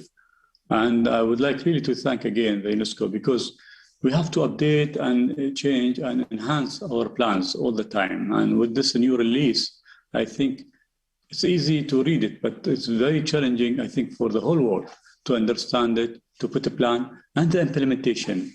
The implementation, I think the world must come together and cooperate in the implementation, because some nations, they are blessed, they have very good income, they can do it, but other nations, they are behind. But for us to succeed globally and save our environment, we have to work as one and support each other and work as a one team to have fruitful, sustainable future together. And we can hand over this earth from generation to generation. And I really am very happy to see that all other countries, they are working, but I would like to see more cooperation and one unity toward these goals and sharing knowledge and know-how and expertise between Ministry of Education. I think it's a must. Thank you very much. Thank you. Thank you very much. Thank all of you for these very insightful reflections. I think you already included in the first round, not only mentioning the challenges, but many of you already explained clearly solutions and approach. So I propose you can have a second round with a very, very short statement, focusing a bit more on the way forward for ESD. Thank you very much. And we try to stay on time, actually. Starting from Minister Karliczek, of course. Please, the floor is yours. But short is the biggest challenge, I think. Okay. Also Nachhaltigkeit ist ja ein globales Sustainability is, of course, a goal for the whole planet. And if we want to achieve that goal, education is a vital component. And that's why under the German federal presidency under the last 6 months, we have decided that we want to make a contribution within the EU. Now, I'm delighted that with 17 other EU member states, 17 colleagues, we are able to announce a commitment regarding very important measures concerning the achievement of ESD. So this is an issue that is being tackled within the EU, and here in Germany we have our national action plan that I've just mentioned, and that has made a contribution too. So this upgrade within the UNESCO roadmap is a major step forward. We have our participatory country initiative that I think is being built on now by the UNESCO program and is being extended to a number of areas. We now have to ensure that we can implement the plan to achieve the SDGs. And this raises the issue of whether any conflict of goals are within the SDGs, and we need to tackle that to make sure that we can promote sustainable consumption. We want to raise awareness that everybody can make a contribution when it comes to transformative action. So it's important to challenge what we do specifically. And sustainable development means that ESD is vital from all stages onwards, from primary all the way through to higher, because we need to make our contribution so that we can embed this approach. And therefore, I think here in Germany, we have been talking a lot about sustainability. So I think we're starting from a strong point, but we are aware this is an ambitious cycle. Digitalization will also make its own contribution because this means a different approach. We have different ways of implementing sustainability, and it means that we are closely linked to other countries, and cultures enable us to develop new formats. And the pandemic, of course, is of great importance, and it means that all our educational systems have to be adjusted and tailored to the need for new technological development. That is a key component. Schools, universities, of course, have made big steps forward in that respect, but we also have to consider vocational training and education in less developed countries. And we have tried to help in that sense to education and education for sustainable development rely very much on voluntary contributions, that's to say from outside the formal structures. And here we have to ensure that there's a strong link between all those involved, and I'm sure that will be an exciting topic for perhaps some future Congress. Thank you. Later in the 3 days conference. Now let me turn to Minister Aguda from Japan, please. The shorter the better, Minister. Thank you. Sorry. ESDs. In considering ESD to achieve the SDGs, what is most important is for the entire world to promote ESD. While solving issues domestically is of course important, domestic activities alone will not bring us to achieving the SDGs. For that as a reason, Japan gives importance to driving ESD in the entire world under the new framework of ESD for 2030, working together with UNESCO Secretariat. Specifically, through the contribution to the Japanese Funds in Trust, we are to provide various support for promoting ESD, such as assisting formulation of country initiatives, building network among ESD stakeholders, and promoting female education. On the domestic front, in the national curriculum standards, nurturing of builders of a sustainable society is clearly stated as a goal. The government created a guide to promoting ESD for the teachers to use at their schools. To coincide with the start of ESD for 2030, we will have a new ESD national implementation plan developed this month. The new national implementation plan clearly states that ESD contributes to the achievement of all the 17 SDGs and is calling for specific actions, driving ESD globally, and enhancement of network among various ESD stakeholders are also aimed at in the plan. Under the ESD for 2030 as a new framework, Japan will continue to drive ESD both in and outside of Japan based on the new national implementation plan. Thank you very much. Thank you very much, Minister Aguda, and I'm giving the floor immediately to Secretary Ruto from Kenya, please. Thank you very much. The unity of policies and practice is very important as we are thinking of going ahead, both national, in terms of the national priorities and also international responsibilities.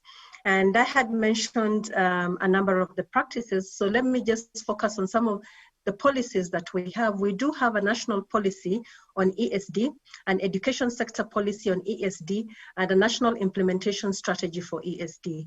These are very important in terms of charting our way forward, but also enhancing and encouraging the multi-agency collaboration and coordination of all actors that we feel are very important, because the environment, it is critical in education, but all the other ministries of education must also be in sync. So that is the first thing that I'd like to talk about.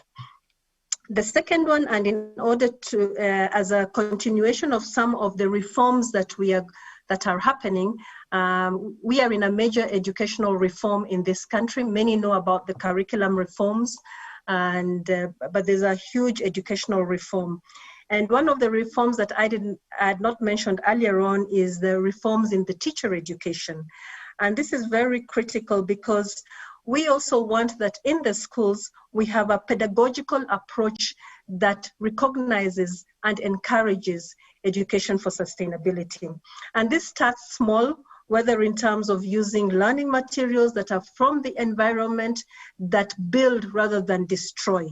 And so when as a teaching approach, we have the ethos of promoting this, and the curriculum has got the standards and curriculum content that encourages the children, then there will be the unity of both the formal and informal curriculum that we're talking about. So let me stop at that, unity of the policies, and continuing on with the reforms that bring together the people and the planet. Thank you. Clear message. Now giving the floor to Minister Marie Levin from Suriname, please. Thank you very much. Let me say upfront that for this big transformation, we need deep structural changes in our educational system here in Suriname. Part of our ESD roadmap relies heavily on 4 major actors. Policy-wise, as we speak, we are moving from a content-based system to a learner-centered education system. We are adopting in our education policies UNESCO's approach to ESD to enable learners to live what they learn and learn what they live. We are currently undergoing a curriculum reform where we are incorporating the SDGs and global citizenship values as a cross-cutting theme throughout all the subjects. And we are creating multidisciplinary and scientific inquiry-based projects. Emphasis is on the theme of the Amazon forest. This will be disseminated to primary level teachers and schools. And I invite teachers, students, and researchers from all your countries to join us in Suriname to save our Amazon forest, which is a very large part of the country. Mutual research would be very welcome. We seriously are creating more support for our teachers, especially those in far-reaching communities. Technical and vocational education is a new track there is a new track on green careers, and that is in development. Also here, we are inviting you to cooperate with us to develop all these green careers in Latin America and the Caribbean. Students can actively create a greening economy and society, and these new fields can broaden their horizons and make a difference. Suriname commits itself to promote ESD approach in our Caribbean community through, of course, our General Secretariat here in the Caribbean community, and share resources and initiatives that can be benefit to us all. And finally, in essence, our Surinamese roadmap focuses on providing opportunities for teachers and learners to experience sustainable development in action. We want them to experiment development firsthand.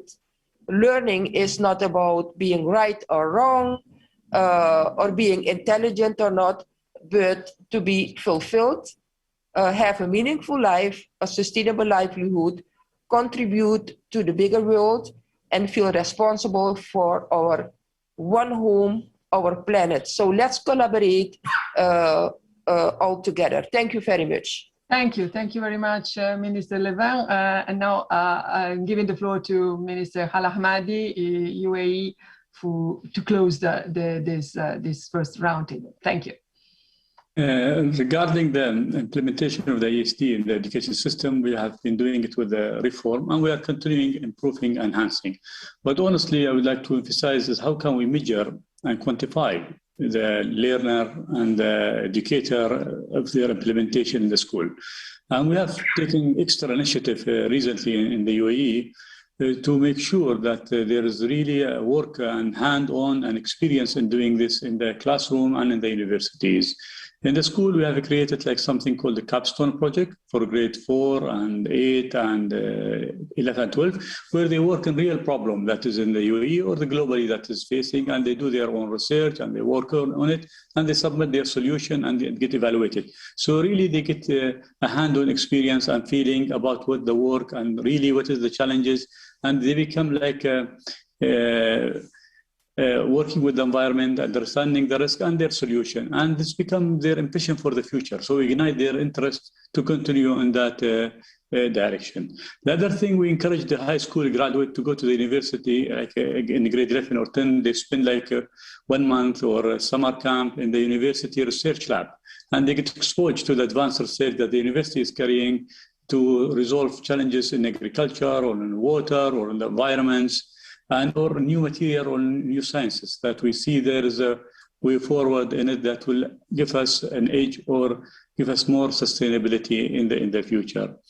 The vocational and technical education is the core of it because they are really the people who are going to work and use it in their practice. And sustainability and reusable material is the essence of educating the people and preserving the resources and the environment.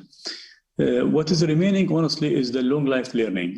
People who are not part of the education system, who left the education system, how can you work with them and educate them and enable them? And this requires multidisciplinary cooperation from different ministries, NGOs, the private sector working together to create this momentum in the nation. And I think this is a good experience we are having here in UAE, and we are very happy and glad to share it with the others.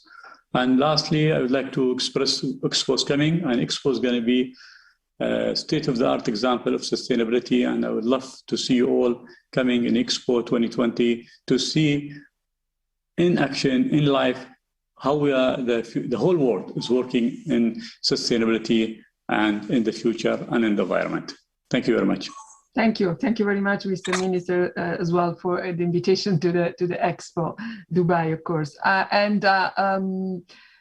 Let me thank all of you, dear panelists, for inspiring vision you share with us, pointing out challenges and solutions. And we are very, very grateful for your contributions today and your leadership, which is essential to translate in practice all these principles we share and we are committed to. Now, before we turn to our second distinguished panel, I would like to invite you briefly to join me in the launch of a major new publication that we have prepared on the occasion of this conference. It's about the report, Learn for Our Planet, a global review of how environmental issues are integrated in education. The rationale behind this report is a very simple one. To make progress on ESD, we must know where we currently stand. And while knowledge on the progress of countries on education for sustainable development has been increasing, there is still a great need for more understanding of how, whether countries address ESD and environmental and sustainability issues in education, in particular with regard to climate change and biodiversity loss. So to briefly present of the main findings of the report, it's my great pleasure now to invite Professor Aaron Benavot, the University at Albany State of New York, and former director of UNESCO GEM report. Professor Benavot prepared the report together with Professor Marcia McKenzie, University of Saskatchewan. And Aaron, you have the floor. Thank you. Thank you very much, Mrs. Giannini, and all the distinguished conference participants for this opportunity to present key findings from UNESCO's new publication entitled Learn for Our Planet, a global review of how environmental issues are integrated in education. This publication analyzes the extent to which environmental issues are integrated in official primary and secondary education policies and curricula in nearly 50 UNESCO member states from all world regions. The research was complemented by 20 in-depth interviews with key national and regional experts, as well as a global online survey of nearly 1,600 education personnel, mainly school teachers and principals, about education for sustainable development, which was conducted in 3 languages between September and November of last year. From the analyses of these materials, several significant findings emerge. First, the depth of integrating environmental issues in country policies and curricula is quite low, indeed little more than superficial. 45% of the educational policy and curricular documents that we studied made very little or no reference to environmental themes. Only 17% of the documents studied contained even a moderate focus on environmental themes. Second, more than half of the national education policies and curricula studied made no mention of climate change. Only 19% made reference to biodiversity. Countries are making reference to the environment and sustainability in general. 83% of the policies and curricula studied referred to the notion of environment at least once, and 69% mentioned sustainability. Third, over a third of the more than 1,500 respondents to our online survey indicated no inclusion of environment-related content in either pre-service or in-service teacher training programs. ESD themes such as ocean conservation, marine life, desertification, and extreme weather were least likely to be included in teacher training or professional development opportunities. Climate change, water, biodiversity, and air pollution were slightly more likely to be included. The picture emerging from these and additional results reported in the new publication is quite clear. We in the global education policy community are not doing enough to ensure that what we expect teachers to teach and students to learn addresses the urgent environmental challenges we are facing. Instances of good practice in policy and curricula, as reported by interviewees and some respondents, and clearly made reference to ministers in the previous session, are not being sufficiently translated into clear and well-integrated country policies and curricular expectations and lesson plans. Our recommendation is that much more emphasis needs to be given to environmental themes in education. In particular, there needs to expand attention to and training in education as it relates to climate change and biodiversity. Environmental learning should be integrated across the curriculum at all education levels. ESD themes need to be taught with a holistic pedagogy that goes beyond an exclusive focus on cognitive knowledge and scientific fact and aims to engage students socially and emotionally and in action-oriented learning and in participation about and in the environment. Both whole sector and whole institutional approaches are needed. Educational and curricular policies need to prioritize the comprehensive integration of environmental themes in everyday school life and draw on contributions by community actors, parents, and civil society organizations. Ministries of education and the environment need to work together to ensure that all teachers and school leaders are versed in ESD and are prepared to convert their understandings into transformative learning opportunities. And finally, it is critical that national governmental actors in both the environmental and education sectors better collaborate to raise ambitions and advocate action through global benchmarks, regulations, policies, programs, and events focused on education and the environment. We hope that this publication will motivate positive change through enhanced global commitments to education for sustainable development and climate change, and that when 2030 arrives, education will continue to support how we learn for our planet. My colleague, Professor Marcy McKenzie, and I invite you to read the new publication, and thank you for your kind attention. Thank you very much, Professor Benavot, and thanks all of you, Professor McKenzie as well. I suppose that the report will be really an excellent basis for our work in the coming years, together with our new ESD for 2030 roadmap. Thank you very much for joining us. Well, Excellencies, ladies and gentlemen, we now turn to the second distinguished panel today to discuss the way forward for ESD. To moderate the panel, I'm pleased to hand over to my colleague, Vibeke Jensen, Director of the Division for Peace and Sustainable Development at UNESCO. Vibeke, over to you. Thank you.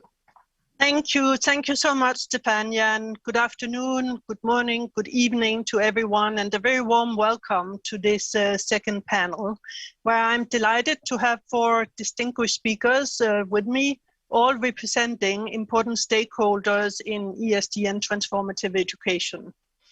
So let me first welcome Professor Jeffrey Sachs, Director, the Center for Sustainable Development at Columbia University, and President of the UN Sustainable Development Solutions Network, and one of UNESCO's very close partners in promoting SDG Target 4.7. I'm also pleased to welcome Andreas Schleicher, Director of Education and Special Advisor on Education Policy to the Secretary General of the OECD. As you all know, OECD plays a major role in policy advice and promoting quality and innovative education. And we are delighted to have Susan Hopgood. Good evening, Susan, President, Education International. EI, the global voice of teachers, has long been promoting ESD with its constituency and has now in particular scaled up its advocacy for climate education. And last but not least, Eleanor Terralonge, who has founded and directs the Climate Change Youth Council, a volunteer group in Jamaica. She's also a Jamaica Prime Minister's Youth Awardee for Environmental Protection. So a warm welcome to all of you. And just as we have been, the process we have been through during the first panel, I will also ask you 2 questions. The first question is what you identify or your organizations identify as the 2-3 main sustainability challenges that the world is facing and how they can be addressed by ESD. And I'm kindly asking you to stick to the 3 minutes allocated for this first round of interventions. So without further delay, Professor Sachs, I hand the floor to you. Over to you, Jeff. Thank you very much, Vibeke, and thanks to UNESCO and all of the sponsors, the German government, for this important meeting. I'm really honored to be part of it.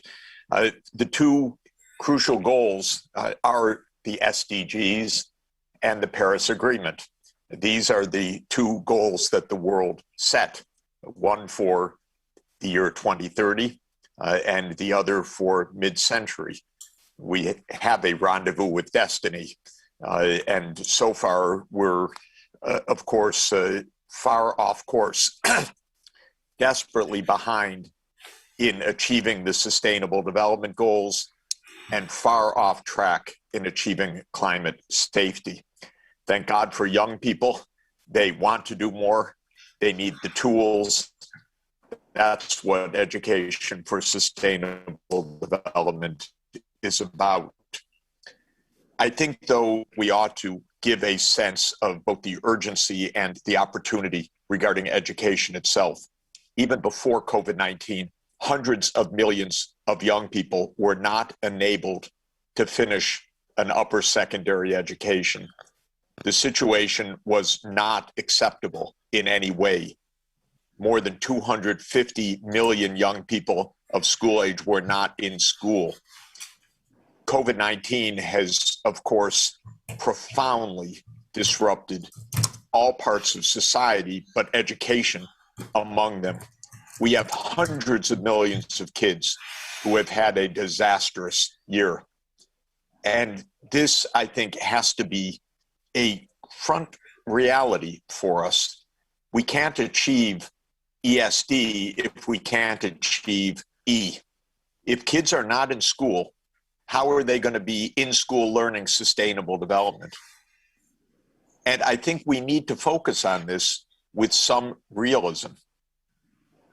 Poor countries are facing extraordinary budget squeezes. What are we doing, the finance ministries, the international financial institutions, and the education ministers, to ensure that there is financing for education, much less for education for sustainable development? I'm extremely worried about it because I've been worried about inadequate financing for education for 20 years. And now the situation is even more urgent. And we need the International Monetary Fund, the World Bank, the regional development banks, the finance ministers, especially of the rich countries, to work together with the governments in the low-income countries and in the lower middle-income countries to ensure that there are budgets for education and that kids are back in school. And one important positive part of this that I want to emphasize, as has been mentioned by Minister Karliczek and others, is the empowerment from digital, extraordinarily important. I think we cannot achieve ESD without kids being availed of online educational tools. But we know half the kids in the world or more are not online right now, not because this isn't feasible, but because they're too poor to have the devices or the data access. So I want to stress that when we think about the budget issues, which for me are going to be front and center for the next 2 years as we climb out of this crisis, we need to get kids online. We need to get schools online. It's only through online that we're going to be able to accelerate the curriculum access. It's only through online that we're going to be able to train teachers at scale. Otherwise, we're talking about nice initiatives that by 2035 or 2040 will begin to reach poor countries, but they will not succeed on the timeline of the Sustainable Development Goals. They will leave this generation desperately behind. So I want to ask UNESCO and all of the colleagues and all of the education ministers, let's get serious in the coming 2 years about education budgets, especially in poor countries. Let's face the fact that in sub-Saharan Africa, the completion rate for upper secondary, even before COVID, was 25%. But under SDG 4, it's supposed to be 100% by the year 2030. And now many kids have not even had a school year this past year. So I regard this as absolutely essential. Let me just end by, if I could, Viveke, just as Andreas is about to come on, perhaps the strongest correlation that we have is good PISA scores turn into good economic growth. This is an extraordinarily strong relationship, but let me put it in a different way. Poor PISA scores mean countries cannot achieve development, much less sustainable development. So I want to ask Andreas, as I get off, I want PISA for every country so that we can track every country. And I want to put ESD into PISA evaluation. Of course, it's partly there already. But then I really hope that we can be serious about digital access and about budgets so that the PISA scores can be raised everywhere to ensure sustainable development everywhere. Thank you very much. Thank you very much for this very powerful statement, Professor Sachs. And I don't know if you have looked at my notes here, but I am actually going to turn to Andreas Schleichner now and hand you the floor. And please, 3 minutes, Andreas, over to you. Thank you. Yeah, thank you. And I want to thank UNESCO also for the long-standing engagement for education for sustainable development, actually even long before this became such a topical issue. And if I could see my slides, please.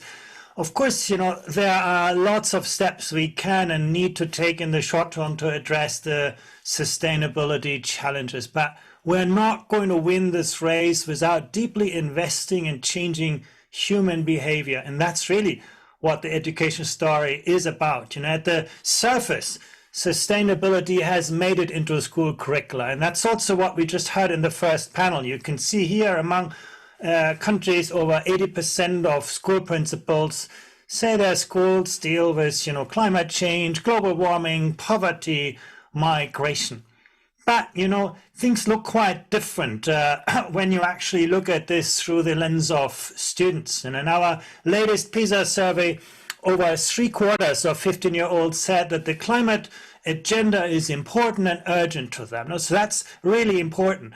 But when we ask them, do you feel you can do something about it? The bars get a lot shorter. And this is the core of education for sustainable development, empowering young people to mobilize their cognitive, social, emotional resources to actually take action. And, as we are in Berlin today, nowhere is this contrast more visible than in the case of Germany. Most young people in Germany are highly aware of the climate agenda, but just a minority feel that, that agency and empowerment to make a personal difference. Now, to me, that is where education for sustainable development really must make a difference now. And knowledge about the environment obviously is a central part of this. You can see here Singaporean students excel, when they had to explain how carbon dioxide emissions affect global climate change. Now, that's great, but knowledge is just one side. Look here, just a minority of 15-year-old Singaporeans said they would choose certain products for ethical or environmental reasons when they're a bit more expensive. So even top education performers have a lot of homework to do. And in education for sustainable development, we'll always need to strike a balance between helping students keep the world in balance, but also resilience, enabling them to live in an imbalanced world. And when it comes to resilience, you can see that the majority of 15-year-olds say, I can change my behavior to meet, new situations. I can deal with unusual situations, but fewer seem to be ready to adapt to a new culture. And what's interesting, in some of the highest performing education systems, when it comes to mathematics and science, systems like Vietnam or Macau, they are amazing. But they have a long way to go when it comes to building that student's resilience. On the other hand, you can see countries like, Bosnia-Herzegovina, Mexico, Turkey. Students are not so great on the academic subjects, but they somehow feel prepared to navigate ambiguity and manage uncertainty. And I think ESD really needs to be about getting this balance right. And there are lots of ways of how we can act on this in education. Now, most obviously, it is about providing young people with the scientific knowledge and skills that underpin, a green economy. I already spoke about this. And according to our PISA data, knowledge about the science of the climate agenda was also the best predictor for the attitudes and behavior of young people. So we won't get around this. But education can also shape the individual behavior that influences, political commitment, whether this is about financing parties or social activism. Now, it can also shape the behavior that impacts local communities. Now, volunteering, community services, we need to sort of build that into education for sustainable development. Very importantly, it can shape individual behavior that can influence, business practices. This is about, changes in consumption patterns, in lifestyle patterns, personal investment choices, employment choices. And last but not least, our own behavior can obviously influence the behavior of others. This is why education is so central to this agenda. Thank you very much. Thank you so much, Andreas, for this very, very interesting presentation. And we'll get back to you in a few minutes. But let me turn to Susan Hopgood now. I think it's late already at your end, Susan. So the floor is yours without further delay. Thank you. Yes, thank you. And good morning, good afternoon, good evening. Thanks very much for Becky. Let me offer today two critical challenges to start with. Climate change and inequality. But first, let's acknowledge that the only way forward for sustainable development is through an interconnected web of progress. Eliminating poverty and hunger is impossible without education, gender equality, and decent work. Health and well-being is tied directly to climate change, reduced inequality, and peace, justice, and strong institutions. Climate change is an immediate and existential threat to the planet. I'm speaking to you this evening from my home in Australia. And a university study in February surveyed Australian ecosystems, including mangroves in the north, the Great Barrier Reef off our east coast, and the alpine ash forests in the south. The study found 19 of these ecosystems, including the three I mentioned, met the criteria to be described as collapsing, meaning change in a substantial negative way from their original state and unlikely to recover. And yet the Australian government has refused to commit to its timetable to zero net emissions, despite being one of the world's largest emitters on a per capita basis.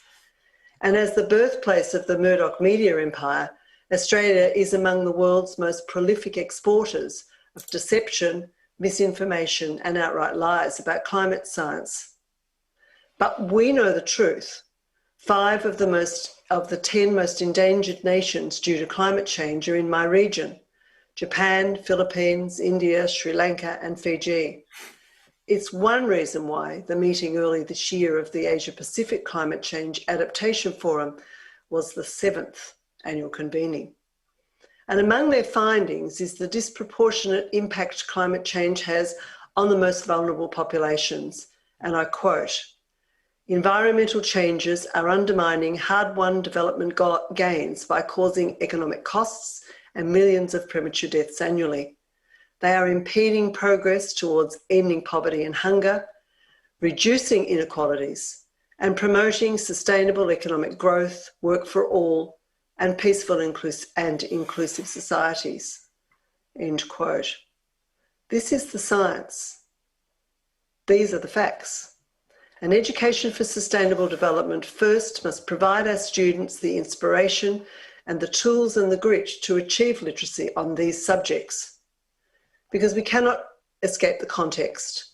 Ours is an era of lies and deliberate misinformation used as weapons of deadly partisanship and growing authoritarianism. And to move forward, education must support students to think critically about the current system of unsustainable policies and inequitable outcomes and take action to build a better world. For climate action, we need young people that have scientific knowledge, are critical thinkers, have the skills to determine fact from fiction, and know their rights and feel empowered to fight for truth and justice.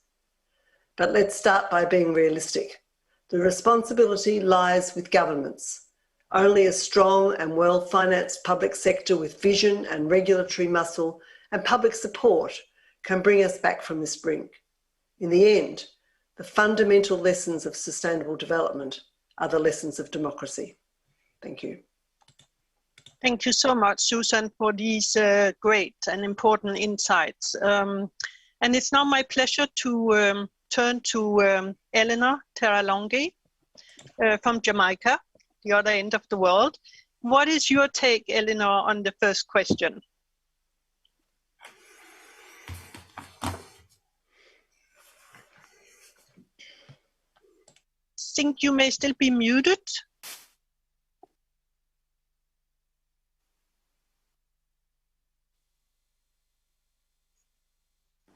All right, are you hearing me now? Very well, thank you. Okay, yes. Great. So I'm not sure what happened. So I was saying good morning. Thank you so much for having me. Good afternoon, wherever you are in the world.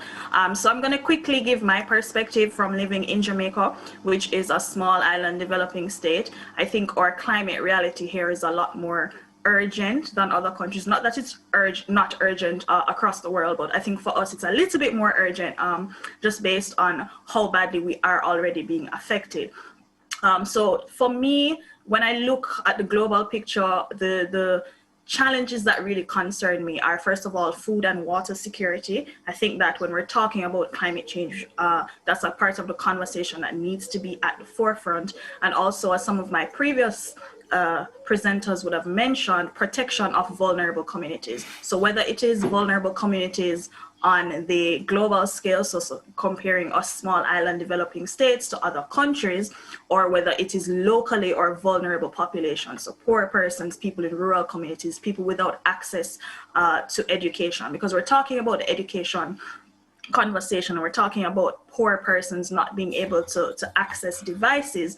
But in addition to that, we also have an infrastructure problem here in Jamaica. So even if you are able to afford certain devices, if you live in certain areas, the infrastructure for the internet still isn't there. So, you know, it's a number of issues that we're kind of dealing with at the same time.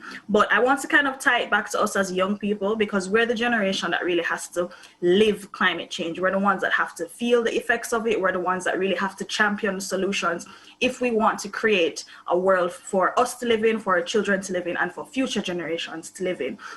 And for us, we really need to be a lot more intentional about how we do education for sustainable development. So I know in other countries, you know, there'll be a lot more advanced in terms of how that type of education is done, as opposed to us here in Jamaica, it's done in a very ad hoc way. So for example, within our council, we do a certain amount of informal education, but there's nothing really integrated into the school system. And of course, when you don't have that sort of institutionalized education, then of course you're going to be missing some young people. So that's basically it for the first question. I think that I'll just stop here and then we can talk a little bit more. Thank you. Thank you so much, Eleanor, and for also not only bringing in the youth perspective, but also the SIDS perspective on the conversation. Very good. So we don't have so much time left, but it is indeed my pleasure, though, to go back to Professor Sachs and Jeff, just ask you if you, in sort of 2 minutes, can share with us what your organization plans are in addressing these issues. Thank you very much.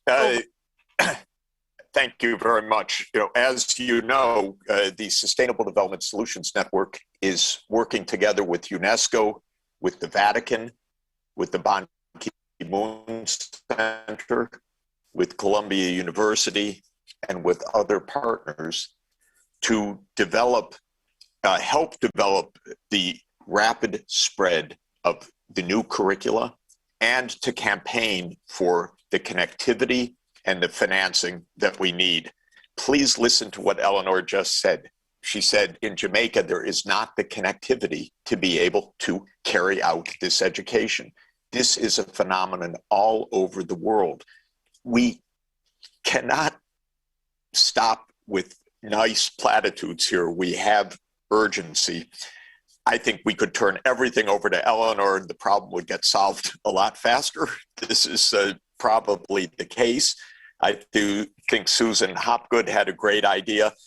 Maybe we could put Rupert Murdoch back in school. Maybe we could flunk him as one of the most miserable people on the planet and have him stop spreading the false information together with his miserable son, Lachlan Murdoch. He pollutes our country completely with with disinformation. But what we really need to do is scale up this activity, and that means money.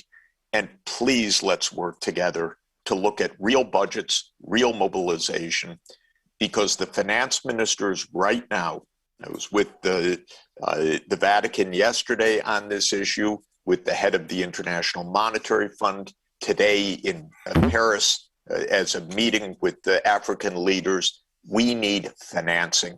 Otherwise, maybe some rich countries will finally get on this case, but this will not be the world success that is needed. So I want to underscore that our Mission 4.7 project will help to mobilize the financing needed so that in all parts of the world, children are in school, they're completing upper secondary education, they're receiving the technical training, they are online, and their teachers are online as well, so that the teachers can be bolstered in their technical training as well. Thank you very much. Thank you. Thank you so much for these insights and again, a very powerful set of messages. Andreas. Yeah, thank you. First of all, actually, we do what Jeffrey Sachs just suggested. We are building, education for sustainable development into the PISA metrics, into the metrics through which we look at success. And we believe that is crucially important. We will not improve what we cannot see. Now, we cannot, on the one hand, tell teachers, care about education for sustainable development. And then at the end of the day say, but, all we're going to make visible is your success in mathematics and science. So making these measures part of the metrics is very important. And this is less of a contradiction than it seems to many. The knowledge about the environment is very important. But it's at the same time also important to take a holistic approach. If young people drink a cup of coffee in Berlin, do they understand this? Because of implications for the conditions of work of people, in South America. I think this global awareness is very, very crucial. What is also, in our view, very important part of this is, are young people, willing and able to see the world through different lenses and perspectives, appreciate different ways of thinking, different ways of working, different cultures. And then, very important, can people mobilize their knowledge? Now, this is the crucial test of our times. We know a lot, but actually whether we can mobilize our cognitive, social, and emotional resources, that is a test of truth. And actually that's going to be the core of the future PISA assessment. Andreas, could I come in and just ask you, could we get every country incorporated into PISA? Because we need a global metric system, including the poor countries. Yeah, actually, on the positive side, we have now walking towards 100 countries, and the PISA system is open to countries. We're actually also very actively supporting countries in Africa and Central America, South Asia at this point, actually to build, the infrastructure to reliably measure their educational progress. So we're all working on the same goal. I do agree with you. It's only going to work if it becomes a truly global kind of effort. Thank you so much, Andreas, and thank you, Jeff, for helping me to moderate. Let me pass the floor the mic quickly to Susan. Susan, over to you. Yes, thanks. And I'm not going to get into the discussion about PISA across the world, but look, can I just say on behalf of the world's teachers and education workers, we remain committed as ever to our students' right to receive a quality education that prepares them for the future. And this commitment for us is infused into Education International's Teach for the Planet campaign, which we launched on Earth Day to put climate literacy and justice on the agenda of every nation this year. We believe in climate education.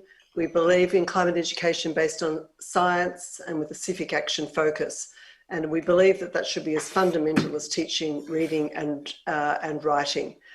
And the fight against climate change must have an education face and a teacher's voice in every area of the world. So our campaign calls on governments to ensure that every student leaves school climate literate and equipped with the skills and knowledge needed to tackle climate change, adapt to uncertainties, and to take part in building a more sustainable future. We're working with our organisations in more than 178 countries to get them to share their experiences, learn from each other in order to better support their members through collaborations, networking, and professional development. And I could say more, but I know we've run out of time. Thank you. Thank you so much, Susan, and thanks for all the excellent work that EI is doing in this area. Now, we're going to end this round of panel discussions, and what is better than ending with Eleanor, a young person, to share with us her and her organization's plan for the future. Eleanor, over to you. Okay, no pressure. So as you would have mentioned, the Jamaica Climate Change Youth Council, we're a volunteer organization. So we have young people coming in who are, have some kind of interest in climate change. But what we have found is that, and even when I got started, a lot of times we're aware of climate change, but we don't understand how much of a holistic issue it is, how many social and economic implications they are. So what we try to do is when young people come in, we kind of give them a very basic education. I know it sounds basic, but I think it's been really important. So climate science, understanding how the international negotiations work, topics like environmental justice, especially for us in Jamaica, tying environmentalism to sustainable development, teaching people about the SDGs. So we do that in a sort of informal way because we do it on our own. We're not funded by the government, but as a volunteer organization, there's only so many young people that we can reach because we tend to reach young people that are already interested in climate change. So it's about bridging that gap to reach the rest of the population. So we are in discussions with the Climate Change Ministry and the Education Ministry to really look at a framework about institutionalizing this education that we spoke about. And there's actually quite a bit of political will behind it. So I'm kind of optimistic that we will actually be able to put a framework together and over the next couple of years kind of phase that into our existing education system. Thank you. Thank you so much, Eleanor, and thank you so much to all four of you for being with us here today. Thank you for all these excellent presentations and messages and insights you have shared with us. I'm delighted that we're not closing here, but we have another 2.5 days to continue the conversations. But thank you for helping us to get started so well. So with these words, I will hand the mic back to our overall moderator for the entire conference, Sumi. And again, thank you so much to you all. Thank you. And a big applause. Thank you very much, Ms. Vibeke Jensen, and to all of our panelists for a very lively and fruitful discussion. Now, we have the opportunity at this moment to take a brief break, but before you do take a break, I just want to make you aware of a few points. First of all, this platform has been built to make sure that you have a lot of access to activities and exhibitions during the breaks as well. So if you want to network, we have a space for that in the Berlin Lounge. You can go there, and using a platform called WonderMe, you can network either informally or formally on a certain number of topics that UNESCO has selected as the pillars of this conference, as the main topics and themes. So there you can network. We encourage you to do so. Coming up right after our brief break, we'll have the first ministerial roundtable, and you don't want to miss this. This is where we're going to hear some of the country-level challenges and commitments. So that will be a key part of the conference just after our break. Another point I want to alert you to is that at around 4:30 Central, which is later in the afternoon, just about an hour or two from now, we'll be opening the Education for SDGs Marketplace. Now, this is a virtual exhibition that has live sessions. This has online booths as well. This is as if you were here at an exhibition, visiting different booths. This is the virtual version of it. There are stakeholders from around the world who are going to be showcasing their projects and their initiatives. You can go visit essentially virtually. There are live sessions that are part of this marketplace. So if you have the opportunity, visit that today, and we'll have that open also through the course of the conference. And last point from me before we go into this break, tonight is the Berlin Night. This is another opportunity for networking hosted by the German Ministry of Education and Research, and we'll have a special musical performance there. And to give you a taste of that, the artist Doreen Ben David, you'll hear from her now as we head into the break, and we'll see you back here at the top of the hour.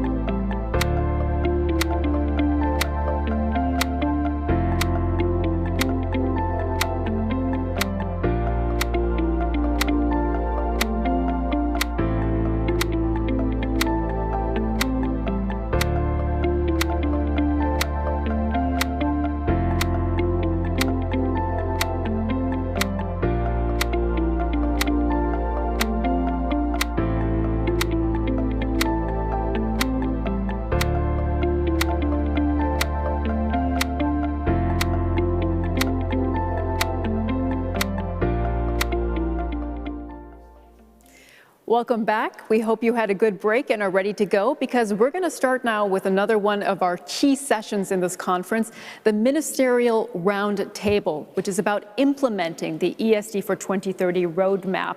This is where we're going to hear about some of the country-level challenges and commitments for putting this roadmap into place going forward. And for that, I'd like to bring back in Ms. Stefania Giannini, the Assistant Director General of Education at UNESCO. Thank you very much, Sumi, and it's a great pleasure for me to moderate this first of the two rounds of the Ministerial Roundtable on the implementation of ESD for 2030. This Ministerial Roundtable will take place today and tomorrow in the morning. We'll be pleased to invite ministers and vice ministers to speak. The objective of these two sessions is to present member states' plans, commitments to implement ESD for 2030, including regarding country initiatives on ESD for 2030, where applicable, of course, and to discuss challenges and opportunities for ESD at country level, in particular in light of the climate crisis, loss of biodiversity, and other environmental challenges, which has been already very much highlighted this morning in the two inspiring panels we heard. Just a few logistic issues to recall. Ministers kindly that the statement should be limited to 3 minutes. It's very important because there are a lot of request to be in this panel, and it's important to stay on time as much as possible. And those ministers or vice ministers who join live would be able to speak first, followed by the pre-recorded messages which will come at the end. And please be also reminded that we have a countdown clock that will give a warning signal when the time is coming to the end, and after 3.5 minutes, the system will automatically fade out. I hope for your understanding, but going over time would be a great disadvantage for all of you. Well, statement will be uploaded on the conference platform, and I also want to acknowledge a number of countries such as the Netherlands and others who don't have the opportunity to speak during the roundtable, but have submitted statements supportive of ESD for 2030 and the Berlin Declaration, and we very much appreciate it. Thank you very much. Well, no other wasting time. I'm pleased to start and to invite as the first Her Excellency Minister Karin Prehn, Germany. Please, the floor is yours, Your Excellency. Ist jetzt laut? Ja, meine lieben Kolleginnen und Kollegen, sehr geehrte Ministerinnen und Minister, Ministers, I hope that we now have interpretation. I'm not entirely sure. Perhaps you can just indicate to me. The English interpreters do confirm that there is interpretation. I hope you can all hear us. So, alle haben eine entsprechende Übersetzung. Dann ist es so if everybody is getting interpretation in the right language, that's just fine. So on behalf of the Ministerial Conference. Okay, ich begrüße Sie herzlich I'd like to welcome you all. Begrüße Sie herzlich im Namen der Kultusministerkonferenz of the Conference of Ministers of Education of the German Bundesländer, and say to UNESCO and to the UNESCO Ministerial that we are all very grateful that we are able to take up the subject of education for sustainable education after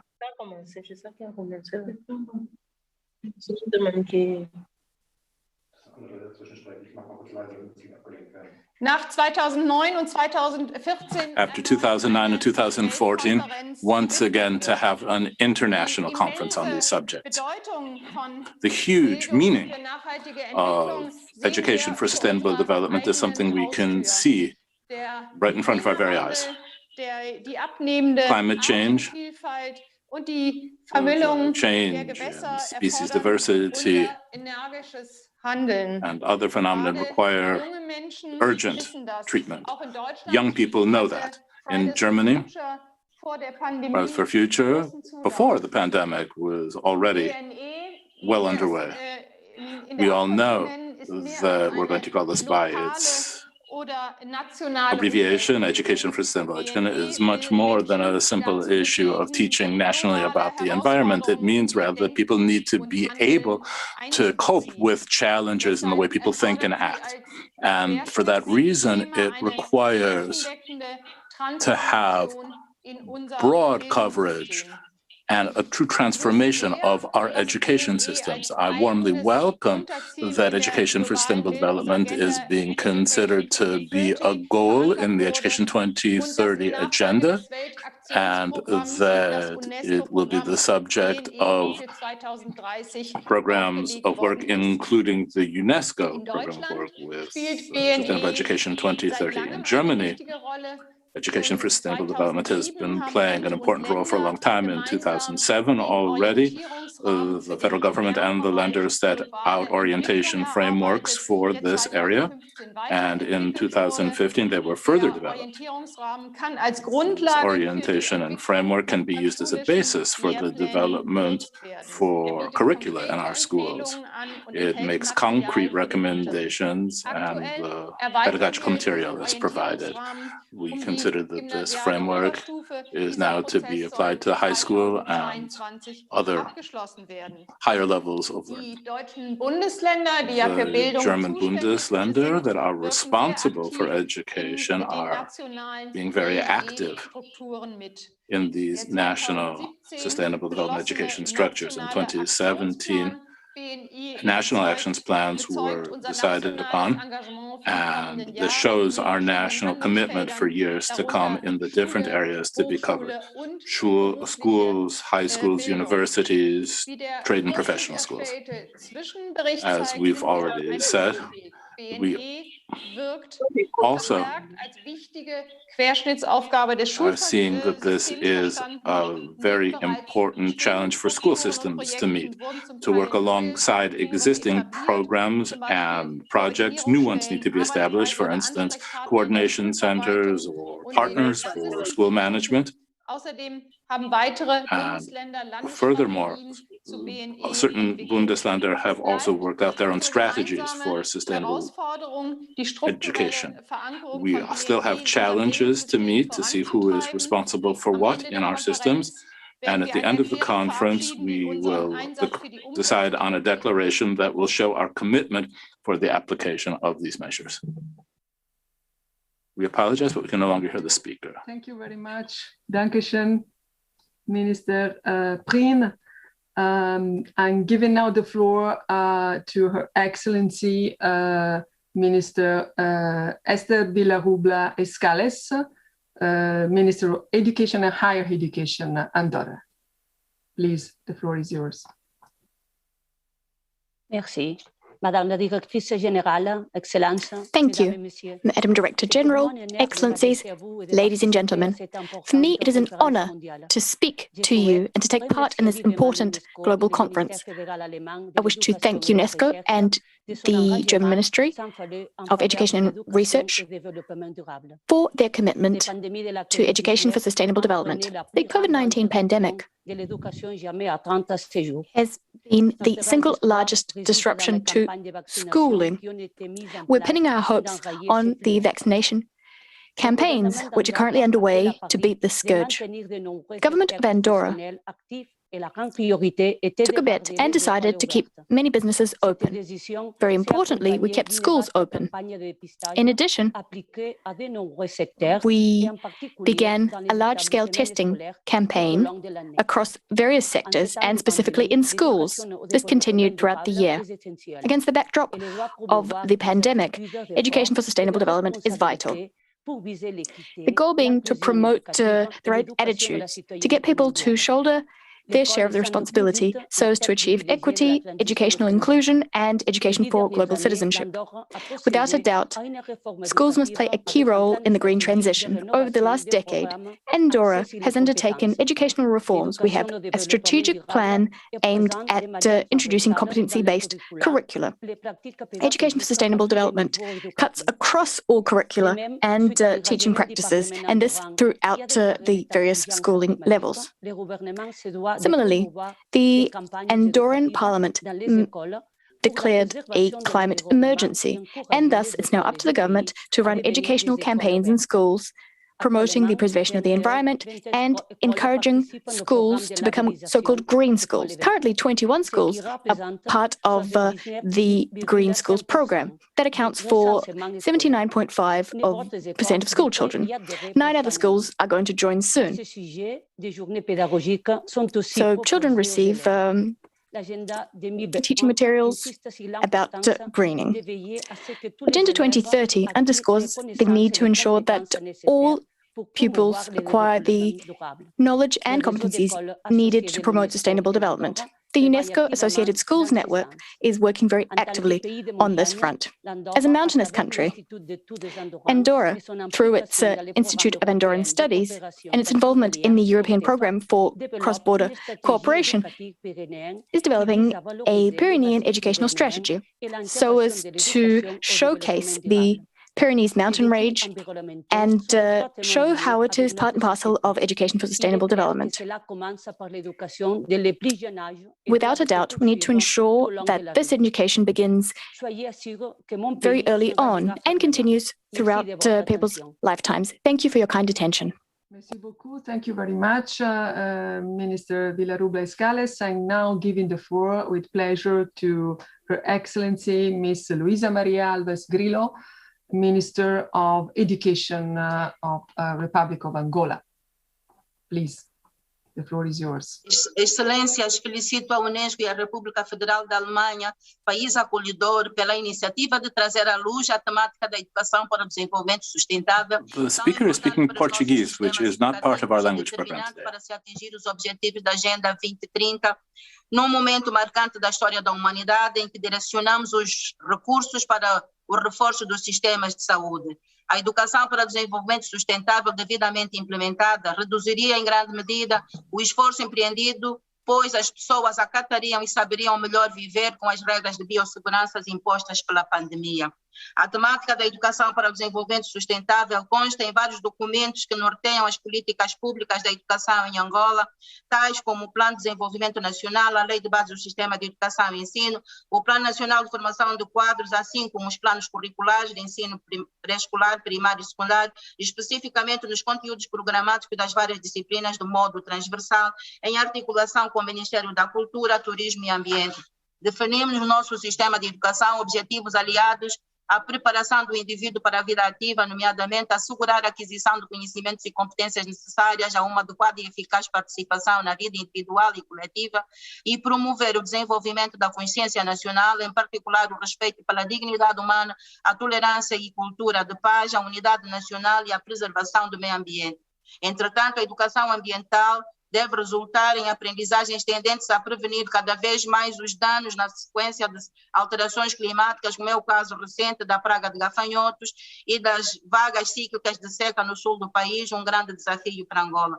Minhas senhoras e meus senhores, à luz do despacho presidencial 74/20 de 29 de maio, Sua Excelência João Manuel Gonçalves Lourenço, presidente de Angola, orientou um grupo multissectorial a trabalhar na atualização e correção dos programas e manuais escolares com vista ao reforço e adequação dos conteúdos programáticos numa perspectiva de integração curricular com temas referentes à educação sexual abrangente, direitos humanos, educação para a saúde, educação alimentar, educação ambiental, educação para a preservação de desastres e calamidades, educação rodoviária, educação para a cidadania, literacia e numeracias financeiras.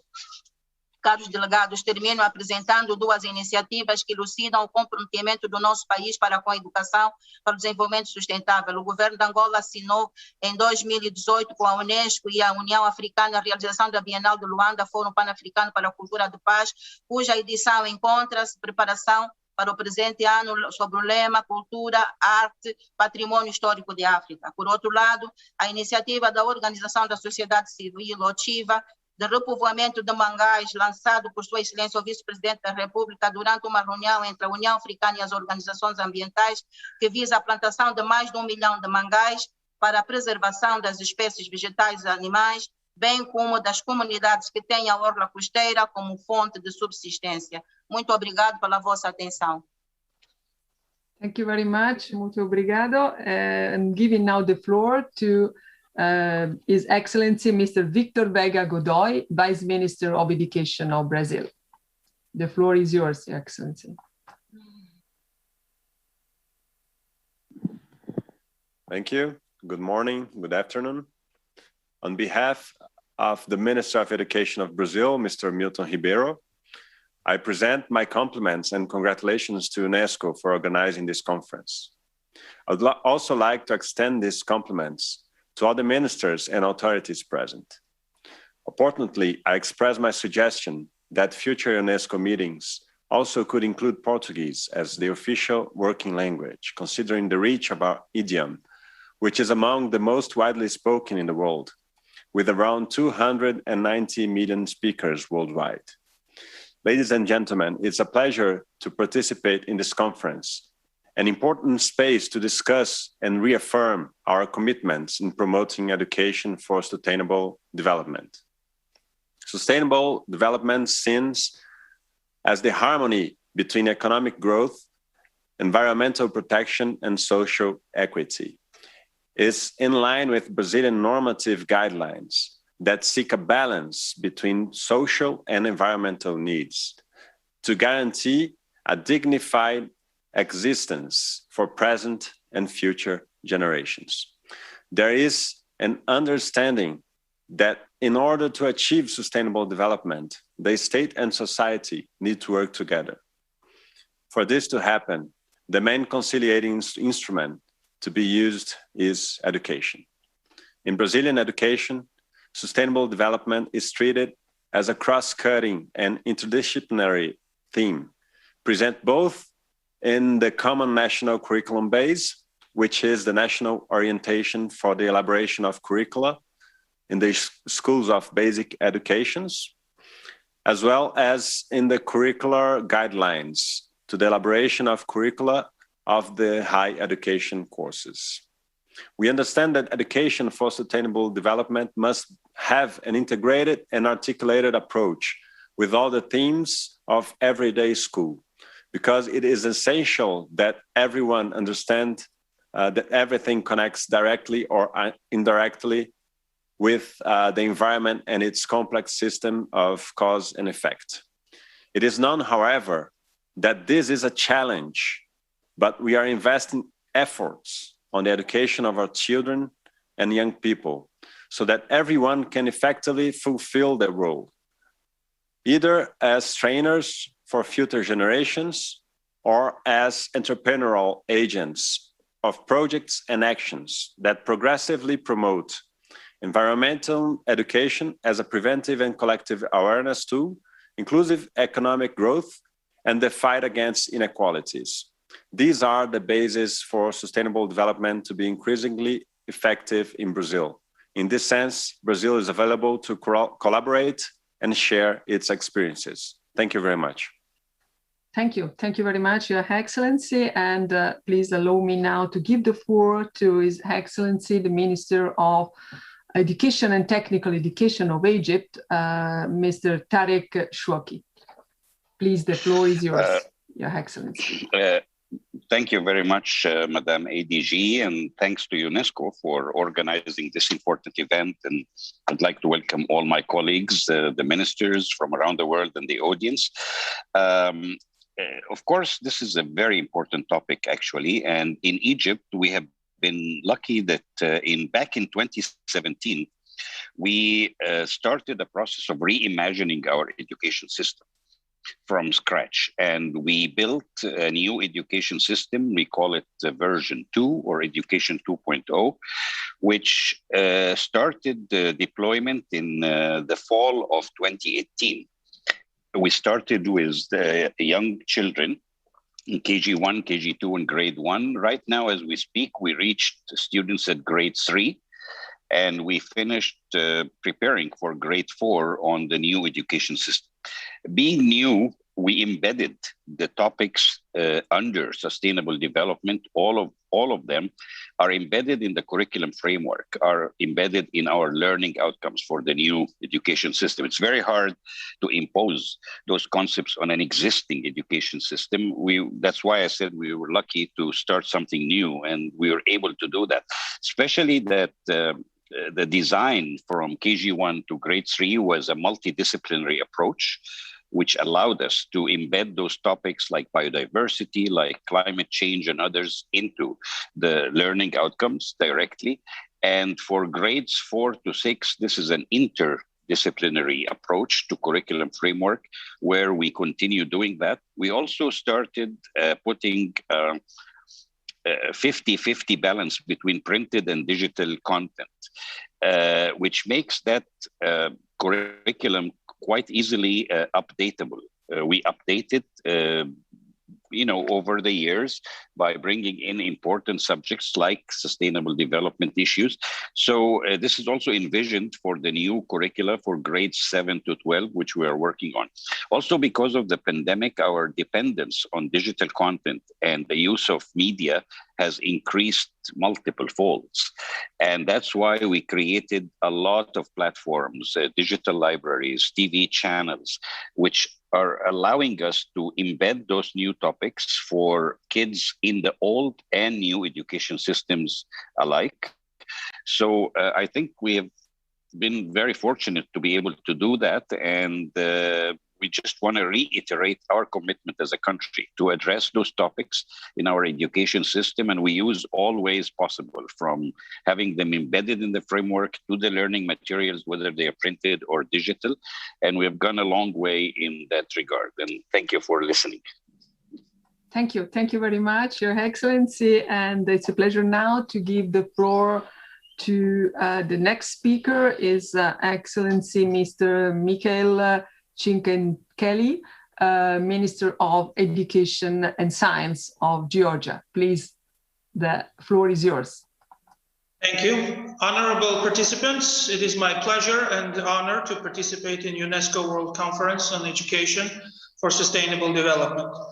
Governments all over the world face various challenges that require immediate and targeted response, as well as thorough planning to tackle them in the long-term perspective.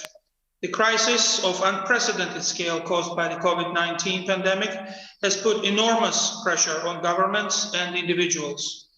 With its far-reaching impacts, it has gone beyond a health crisis and has made us reimagine education, a powerful lever for sustainable development. Education plays a vital role in combating climate change and global warming, and is key to understanding how climate crisis is affecting the planet. It is important to care and preserve our planet, reverse damages of human development. Education is pivotal to our understanding of how the actions of all individuals are negatively impacting the balance on the planet. Also, our knowledge of the climate crisis has to be based on solid science and research.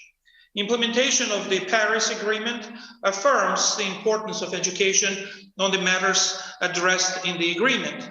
It requires social transformation based on the best available research. Let me bring to your attention that Georgia has nationalized sustainable development goals and its targets by adjusting them to the national circumstances and advancing their implementation. Global Agenda for 2030 is part of Georgia's domestic policy.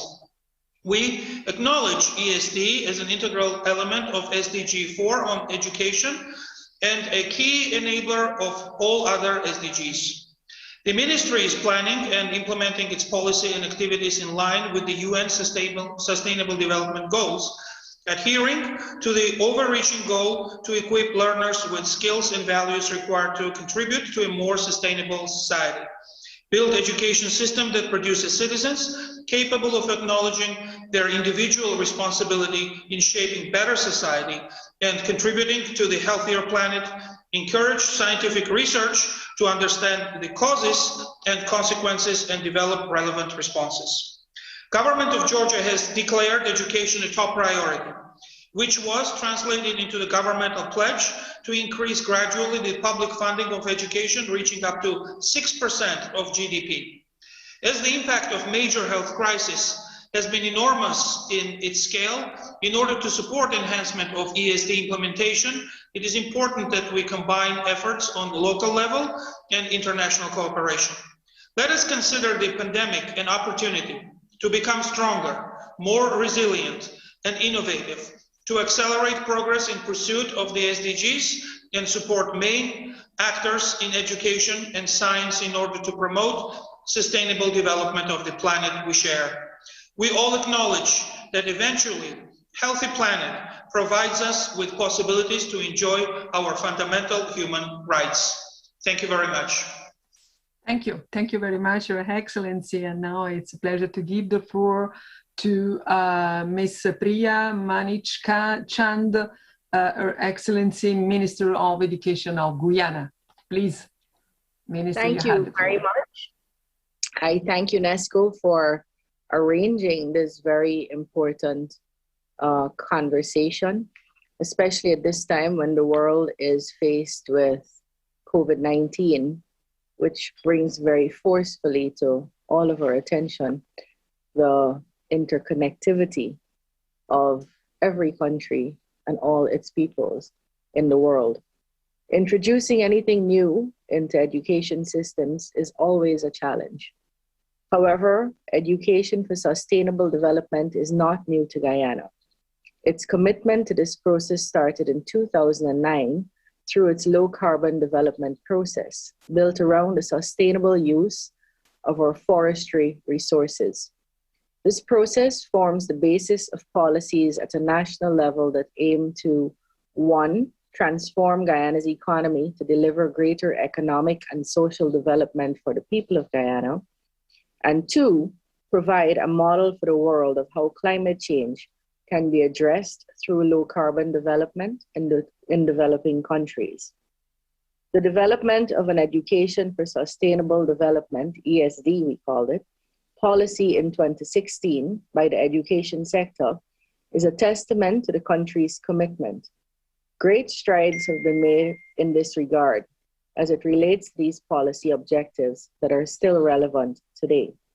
These are evident in our ongoing curriculum reform process, which articulates the Guyana vision of the new curriculum, where Guyanese students have the knowledge, skills, and values to live life and reach their potential to participate positively towards social cohesion and sustainable national, regional, and global transformation. Clearly, the realities of aiming for sustainable development are embedded into this new planned curriculum.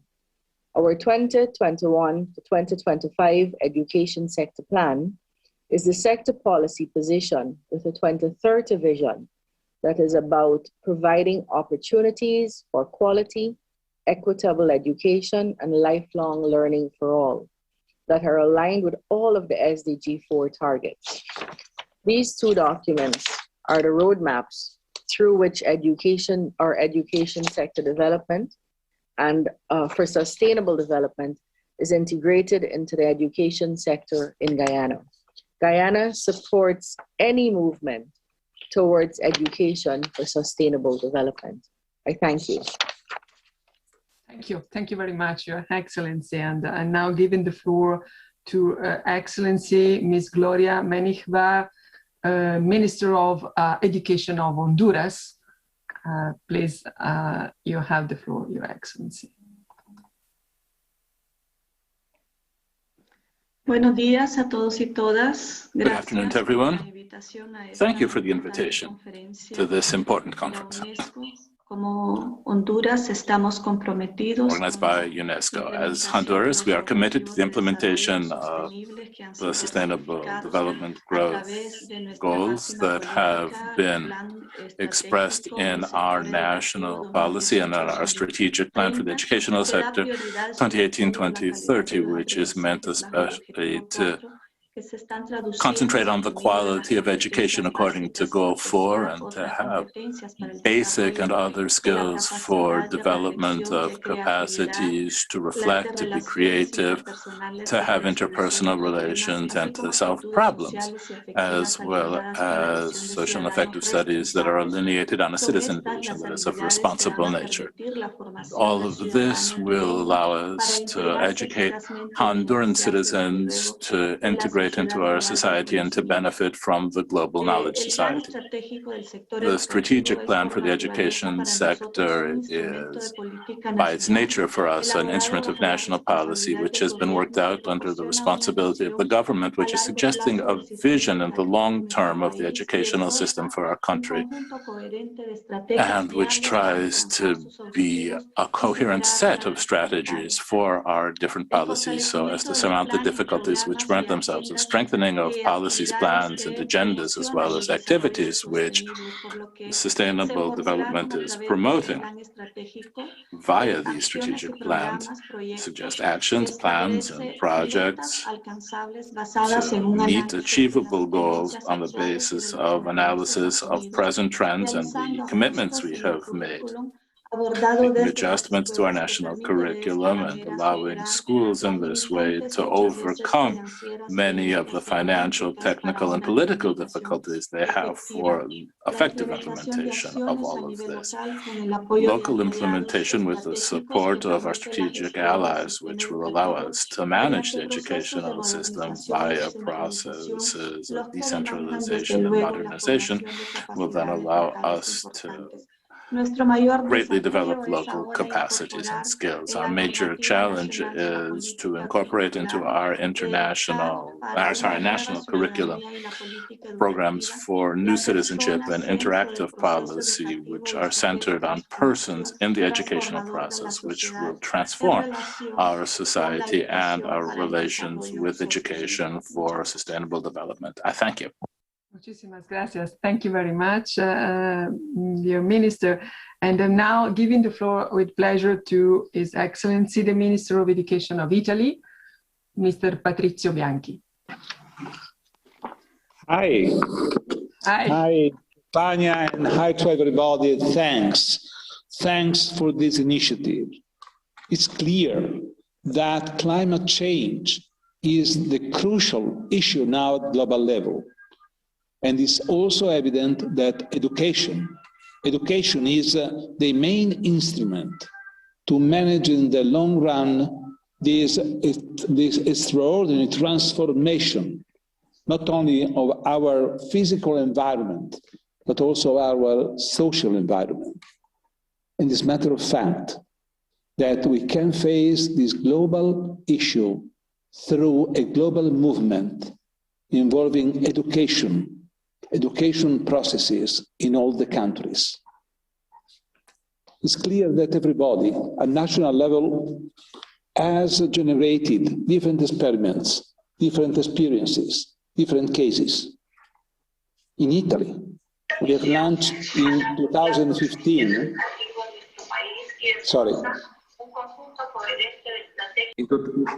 there is a voice, a Spanish voice. 2015, we launched a program on environmental education involving both the Minister of Education, that, let me say that at the time was Stefano Giannini, and on the other side, the Minister of Environment. And now we are ready to relaunch a new program in order to teach in all the schools this program on sustainable development, where we are speaking about environmental sustainability, but also social sustainability, because the two are together.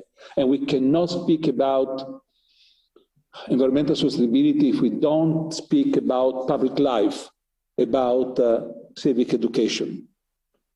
But it's clear that this is not enough. All the things that we are doing at national level is important and necessary, but it's not enough. We have to generate a global movement. For this reason, we support, as Italian government, all the efforts made by UNESCO to generate this international, this global alliance. And for this reason, we are supporting also the initiatives by the Pope, Francesco, to have a global pact on education. We have to generate more common initiatives, because only common initiatives can face global issues like climate change, and let me say also the pandemic. Let me say thank you to everybody. Thank you very much. Grazie mille, Ministro Bianchi, caro Patrizio. Thanks for recalling also some policies I had the pleasure to implement in my country. And now I'm moving to His Excellency, the Deputy Minister of Education and Human Development, Mr. Manuel Basso, from Mozambique. The floor is yours. Dear participants, Excellencies, thank you for the invitation. Mozambique welcomes the initiative of UNESCO in partnership with the government of Germany to dedicate these 3 days to a reflection that we hope will be profound on the challenges that the planet and humanity are facing towards the achievement of the objectives of sustainable development, having education for sustainable development and its epicenter. Within the scope of the integration of the principles of the UNESCO roadmap for ESD for 2030, Mozambique has very recently created a national technical team composed of representatives of 20 institutions, among them the Ministries of Education and Human Development and of Land and Environment, universities, civil society organizations, media, and personalities that stand out in the defense of the basic precepts of education for sustainable development. The National Technical Team is supported by the UNESCO office in Mozambique and the National Commission for UNESCO, and its main mission is to produce a national strategy on education for sustainable development, an instrument that will guide the role of each stakeholder in this process and map and align the national policies and programs with the values and principles of ESD agreed at global level and to which Mozambique has committed itself at the highest level. Excellencies, the government of Mozambique has been prioritizing environmental education as a basic condition to promote behavior change regarding the use and exploitation of natural resources, as well as the management of the environment. Aware that only with an aware population can we respond to the international environmental agenda with a view to achieving the sustainable development goals, various initiatives have been and continue to be carried out to promote and stimulate good environmental practice. The largest and oldest university of Mozambique, Eduardo Mondlane University, introduced the degree course in environment education and hopes to soon introduce a master's degree course in environmental education and sustainable development. The Ministry of Environment has introduced the course on physical planning with the creation of the Media Institute of Physical Planning and the Environment. To this end, it plans to implement in the short term the Environment in Movement program as further tool for building an environmental generation that promotes sustainable development. In Mozambique, we are already implementing environmental safeguards in school buildings. Excellence in the field of education, the country is supported by partners in the development of programs based on the following objectives: identify and describe the current state of teaching learning in education for sustainable development in the subsector of primary and secondary education, adult education, teacher education training, non-formal technical and vocational education training. Identify community initiative and practice that promote ESD or that can potentially be used for promoting ESD. establish a baseline of economic and environmental realities, and based on these proposed ways and means to promote sustainable livelihoods and employment. I thank you very much, Your Excellency. And now moving from Mozambique to Peru, it's my pleasure to give the floor to His Excellency, the Minister of Education, Mr. Ricardo Cuenca. You have the floor, Minister. Muy buenos días con todos. Good afternoon to everyone. Mis primeras palabras para agradecer y felicitar. My first words to thank and congratulate UNESCO for this great initiative, and to greet those colleagues, ministers from the whole world represented here today. Peru has echoed the perspective that UNESCO has given to sustainable development, to find the right balance between economic, social, and environmental protection and growth. We in Peru are giving main emphasis to sustainable development and the role of citizens and their full use and access to the main instruments which they have to uphold Agenda 2030 and in general the goals of sustainable development, which tend to revolve around this idea of fully expressed citizenship. In our country, we have not just a general law for the environment and a national policy for environment, but we also have policies like the National Policy for Gender Equality or our National Educational Project for 2036 or the Vision of Peru for 2050 to try to bring about a general framework in which we will clearly converge on this idea of sustainable development via persons, based on persons, and based also on the attitudes that persons have. At the educational level specifically, all of these general initiatives are included within the focus of the curriculum and the programs of teacher training. It would not be possible to apply all of this without work being done in classrooms, because as we always say, the great educational policies are resolved when teachers close the doors of their classrooms and work with their students. And for this, on this basis, we have generated all of the possible spaces for these far-ranging discussions to take place on a daily basis in all of our classes. Queridos y queridas colegas, dear colleagues, we are absolutely convinced in Peru that education is the best instrument for supporting this development and for strengthening democracy. Spaces like these that UNESCO created put us on this path where hopefully soon we will be able to say that this democracy and this development have been strengthened throughout the world. In Peru, our commitment to continue along this path with these instruments and these policies inside and outside our classrooms should help us to get there. Thank you very much. Muchas gracias, merci beaucoup, grazie tante, querido Ministro Cuenca.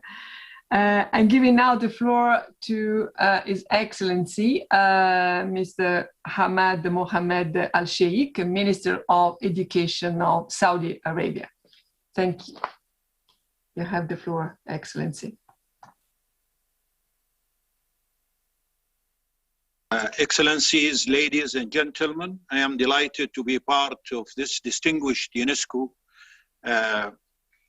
World Conference, where we come together as one big global community to discuss how best to achieve better and more sustainable future for our communities. We gather here to share the pride in our accomplishments and to reaffirm that our collaborative effort will continue to support the achievement of the 17 Sustainable Development Goals through our education system. Indeed, the seeds of sustainable future lie in our education systems and the development of our communities. The Saudi Vision 2030 aspires to a prominent international standing for the Kingdom of Saudi Arabia in all economic, social, and cultural spheres. The vision outlines our effort in sustainable development leading up to a higher standard of living and improved quality of life for our people. During this year, which marks our 5th anniversary of the Saudi Vision 2030, several new programs and initiatives have been launched to support sustainable development in line with the UN Agenda 2030.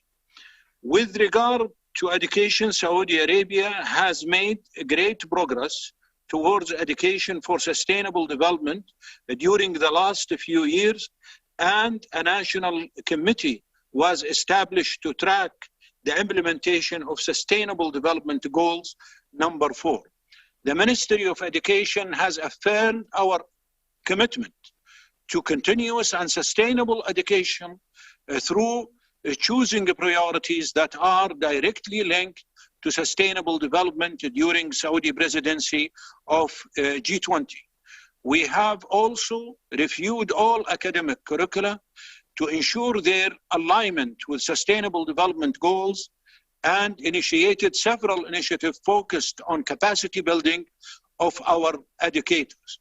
Last year, the ministry launched a number of e-learning platforms to mitigate the impact of the COVID-19 pandemic on education and ensure the continuous and sustainable education for our children. In addition, the ministry has also promoted and expanded on social responsibility initiatives within the education sector. Finally, I reaffirm that Saudi Arabia is determined to continue participating in the fostering the noble work of the international community towards achieving a sustainable future for our planet. Thank you all.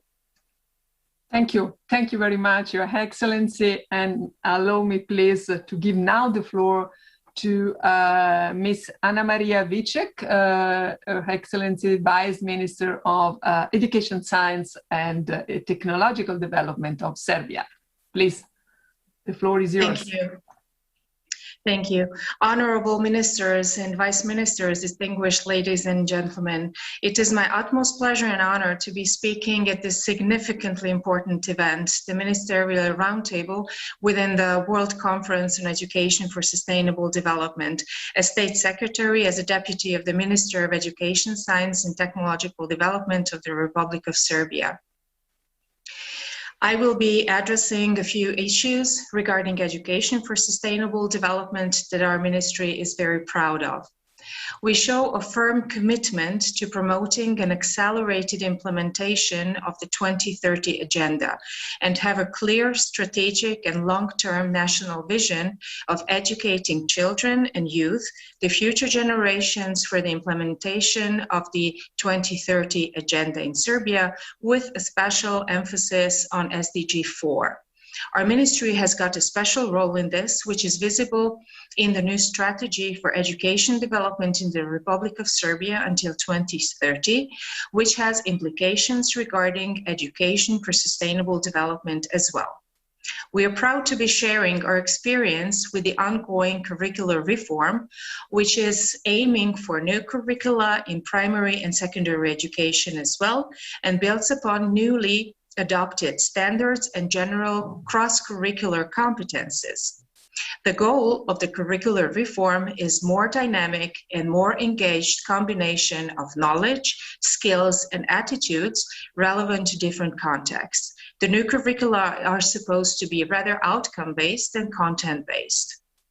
According to the successive introduction, by school year 2021-2022, the new curricula will be implemented throughout all grades in primary and secondary education, targeting competencies like responsible participation in a democratic society, responsibility towards the environment, and healthy living, just to mention a few. Moreover, we have an elective subject that high school students can choose, and the subject is called Education for Sustainable Development. We are happy to be part of the conference that will adopt the Berlin Declaration, which is expected to give us guidance in the future, in our future actions, and show strong commitment of our governments towards sustainable development. We call upon all governments to join in, and ourselves, we are committed to take part in actions globally and regionally at the national and local levels to grow together into sustainability, aiming to transform the world we live in. Thank you for your attention. Thank you. Thank you very much. Still being in the region, it's my pleasure now to give the floor to Mr. Mitja Slavinek, Vice Minister of Education, Sport and Science of Slovenia. Please, the floor is yours. Thank you very much. Thank you very much, dear Director General, Ms. Audrey Azul, and dear Assistant Director General for Education, Ms. Stefania Giannini, dear Ministers, dear colleagues. I'm very glad to participate at this important meeting to act together and create the change we need in the time of plenary crisis. Our sincere gratitude goes to UNESCO and the co-hosting Federal Ministry of Education and Research of Germany for its organization. For Slovenia, the orientation of the UN Global Agenda for Sustainable Development, which does not understand education only as one of the essential sustainability goals, but also as a key enabler for achieving all sustainability goals. Slovenia follows this direction in its fundamental national development framework, the development strategy of Slovenia. Slovenia welcomes UNESCO roadmap ESD for 2030 for its more explicit definition of ESD in relation to the goals of sustainable development, as well as to other areas of education as cultural education, peace education, environmental education. In the case of good practice, let me point out three long-standing examples. First, being traditional, second one, the so-called study circle in the field of adult education for sustainable development, which is also at the international level a well-established Slovenian example of good practice. And lastly, three great school networks: eco-schools, UNESCO ASP.NET, and Healthy Schools, all of which focus to the whole school approach to ESD. In this short speech, I would like to highlight only a few of the most important measures that belong to the Slovenian ESD plan for 2030. Firstly, a systematic renewal of curricula and catalogs of knowledge from kindergarten to university study programs with two aspects of the forefront: digital literature and competencies for sustainable development. Secondly, a nomination of a broad national multi-stakeholder working body in the field of ESD and global education at the Ministry of Science, Education and Sports for the purpose of mutual information and cooperation. Thirdly, reconceptualizing of the ESD and updating the existing national ESD guidelines. And last but not least, at the upcoming presidency of the Council of the European Union, which Slovenia will be holding in the second half of 2021, we also welcome all European Commission's activities aimed at greater support of European countries in the planning and implementation. Thank you very much, Your Excellency. I'm now giving with pleasure the floor to Her Excellency Angelina Matsi Moshega, Minister of Basic Education of South Africa. Please, Your Excellency, you have the floor. No, thank you very much, Facilitator Let me greet all the colleagues and speakers from around the world and say it is indeed an honor for me to make this statement on behalf of my country, South Africa. But let me start off by thanking UNESCO for organizing this very important ministerial roundtable. Facilitated as a country, we remain committed to the 2030 Agenda for Sustainable Development. All our priorities as a country have a strong focus on ESD priorities and programs. Our National Development Plan, for instance, reflects these priorities quite well. And these, amongst others, are human rights, your peace building, social cohesion, your social justice, gender equality, a strong focus on women and youth, inclusivity, cultural and religious diversity, rural development, and poverty eradication. These principles that come from the ESD also inform the focus of our curriculum, which is the backbone of our schooling system. In the early 1990s, we had a collaborative group of environmental educationists, government and civil society stakeholders who formed what we call an environmental education policy initiative, which was a response on the need to have a more proactive lobbying role in the environmental education sector during an emerging process of change in our curriculum. Their efforts were rewarded with an important breakthrough, which led to the inclusion of a section of environmental education in our white paper 1995, and it gave an impetus to further develop environmental education in our schools. We also have what we call the Fundisa for Change. Fundisa in our language means teach for change, which is a multi-stakeholder national professional learning community, which was established as a South African community practice as a response towards enhancing and supporting teacher education in the country. And the commitment to this Fundisa, as I say, teaching for change, emerges from a common national mandate that emerged from the early 1995 in our education white paper and training. This white paper required the integration of environmental education into all sectors in all levels and all phases of our education and training system in the country. In South Africa as a region as a whole, the practice of environmental education and ESD have been intertwined and they're not necessarily separate practices. Colleagues, we believe that it is important to acknowledge that COVID-19 has indeed threatened the goals of ESD. The education sector in general has suffered severe blows arising from this virus. Some of the gains that we had made over the past years are now being reversed, and there's certainly going to be delays in the realization of some of the priorities we had planned to achieve. We therefore appeal as a country that as countries of the world, we should continue to work together in order to improve educational outcomes for sustainable development in our nations and in the world. And I thank you most sincerely for a very productive and helpful meeting. Thank you very much, Facilitator. Thank you. Thank you very much, Ms. Minister. And I now giving the floor to Ms. Maria Isabel Cela Diegues, Her Excellency Minister of Education and Vocational Training of Spain. Please.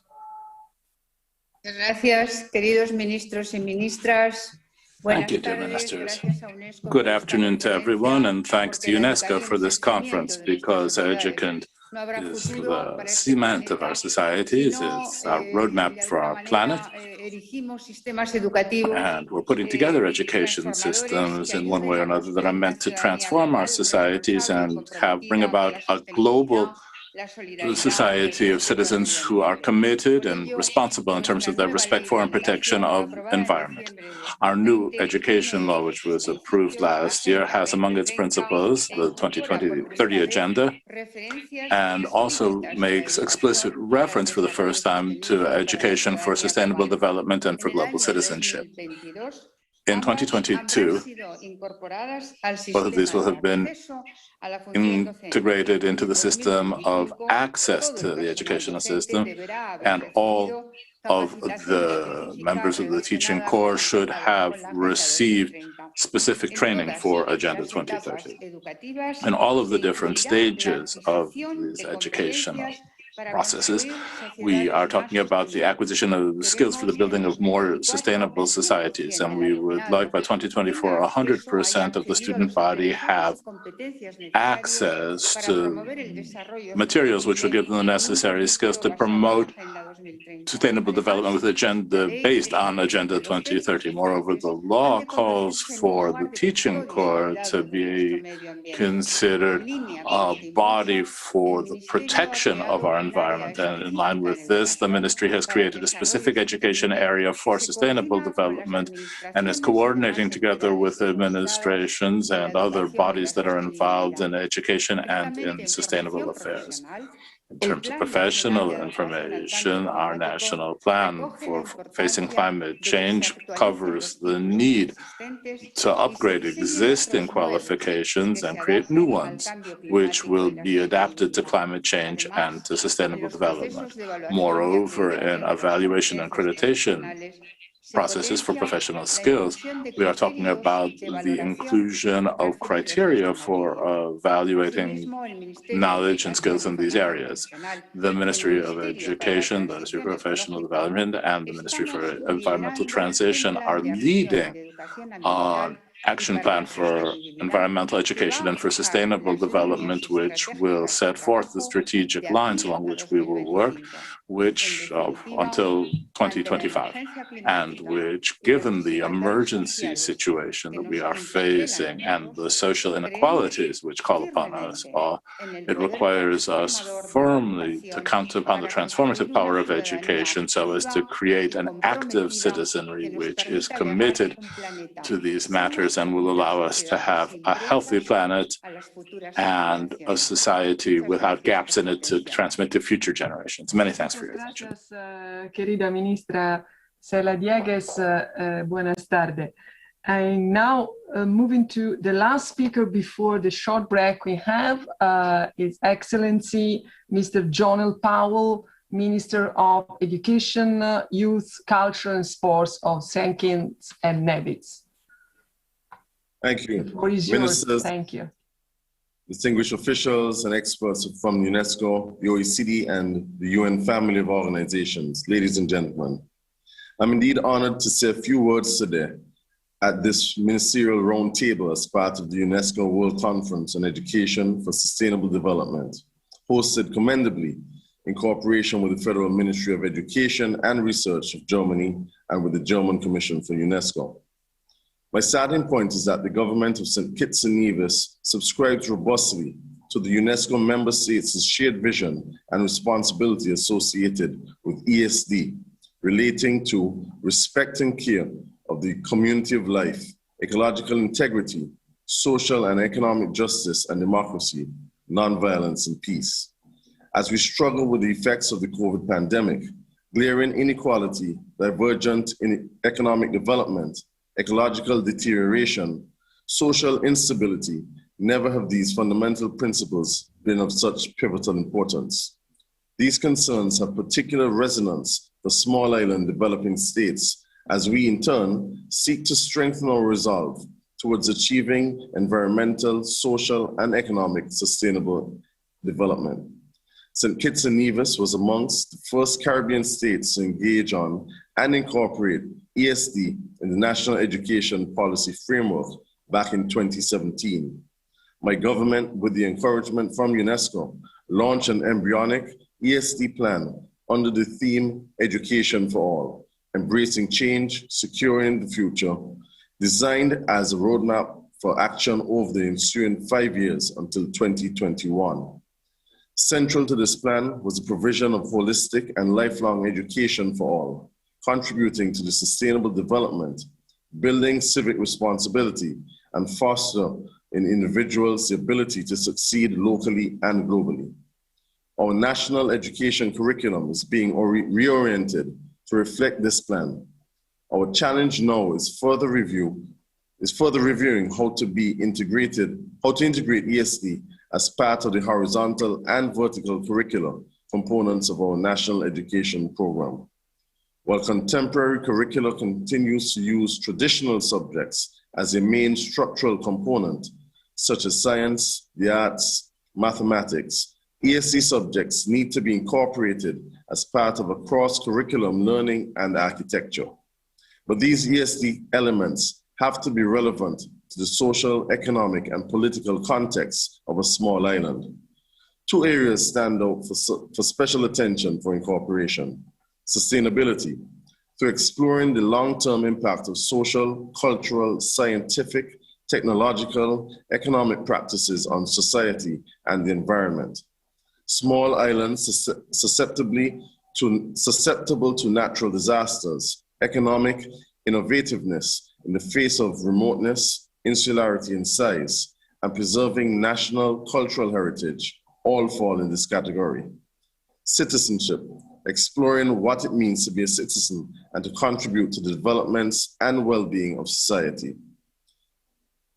The search for sustainable development strategies in education that is relevant to small islands calls for much more than challenging. Thank you very much. And with this interesting perspective from the small island, Minister Powell from St. Kitts and Nevis, we stop for a short break, 5 minutes. So please stay tuned and see you soon in this same virtual, global virtual room. Thank you.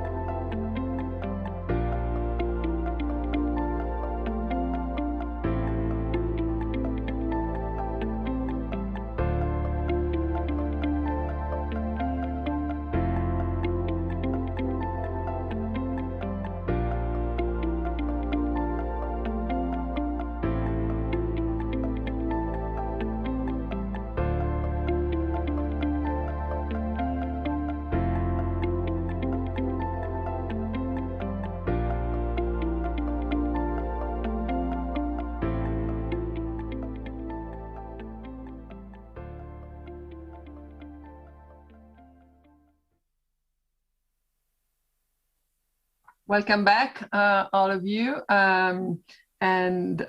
We are starting now the last session of this first round of the Ministerial Roundtable with His Excellency Mr. Mohamed Melaimin, Minister of National Education, Vocational Training and Reform of Mauritania.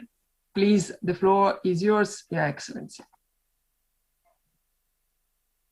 شكرا جزيلا. سيدة الرئيسة، سادة الوزراء، سيدات والسادة. Excellencies, ladies and gentlemen. If I may, at the outset, I should like to thank you, as well as all of the organizers of this conference. This conference is without a doubt of great importance for the entire world, and also for my country, of course. Sustainable development is one of the lodestars of our national policies. My country has taken part in various international initiatives aimed at preserving the environment and tackling climate change. The Ministry of Education has undertaken reforms which are part and parcel of our efforts to promote sustainable development. What we've done is tried to foster a culture of global citizenship. Moreover, we've built pupils' capacity so that they can follow their chosen course of studies. We've overhauled some of our curricula so as to better incorporate concepts such as the environment. Furthermore, what we did was train teachers, and thanks to this training, these teachers can now also teach about the environment and specifically sustainable development. We're working hand in hand with our partners across a number of areas. Just to give you one example, rural areas. What we've also done is worked on awareness raising and women's empowerment. You see, for us, this topic is of pivotal importance. We've also set up specialized centers working on these issues.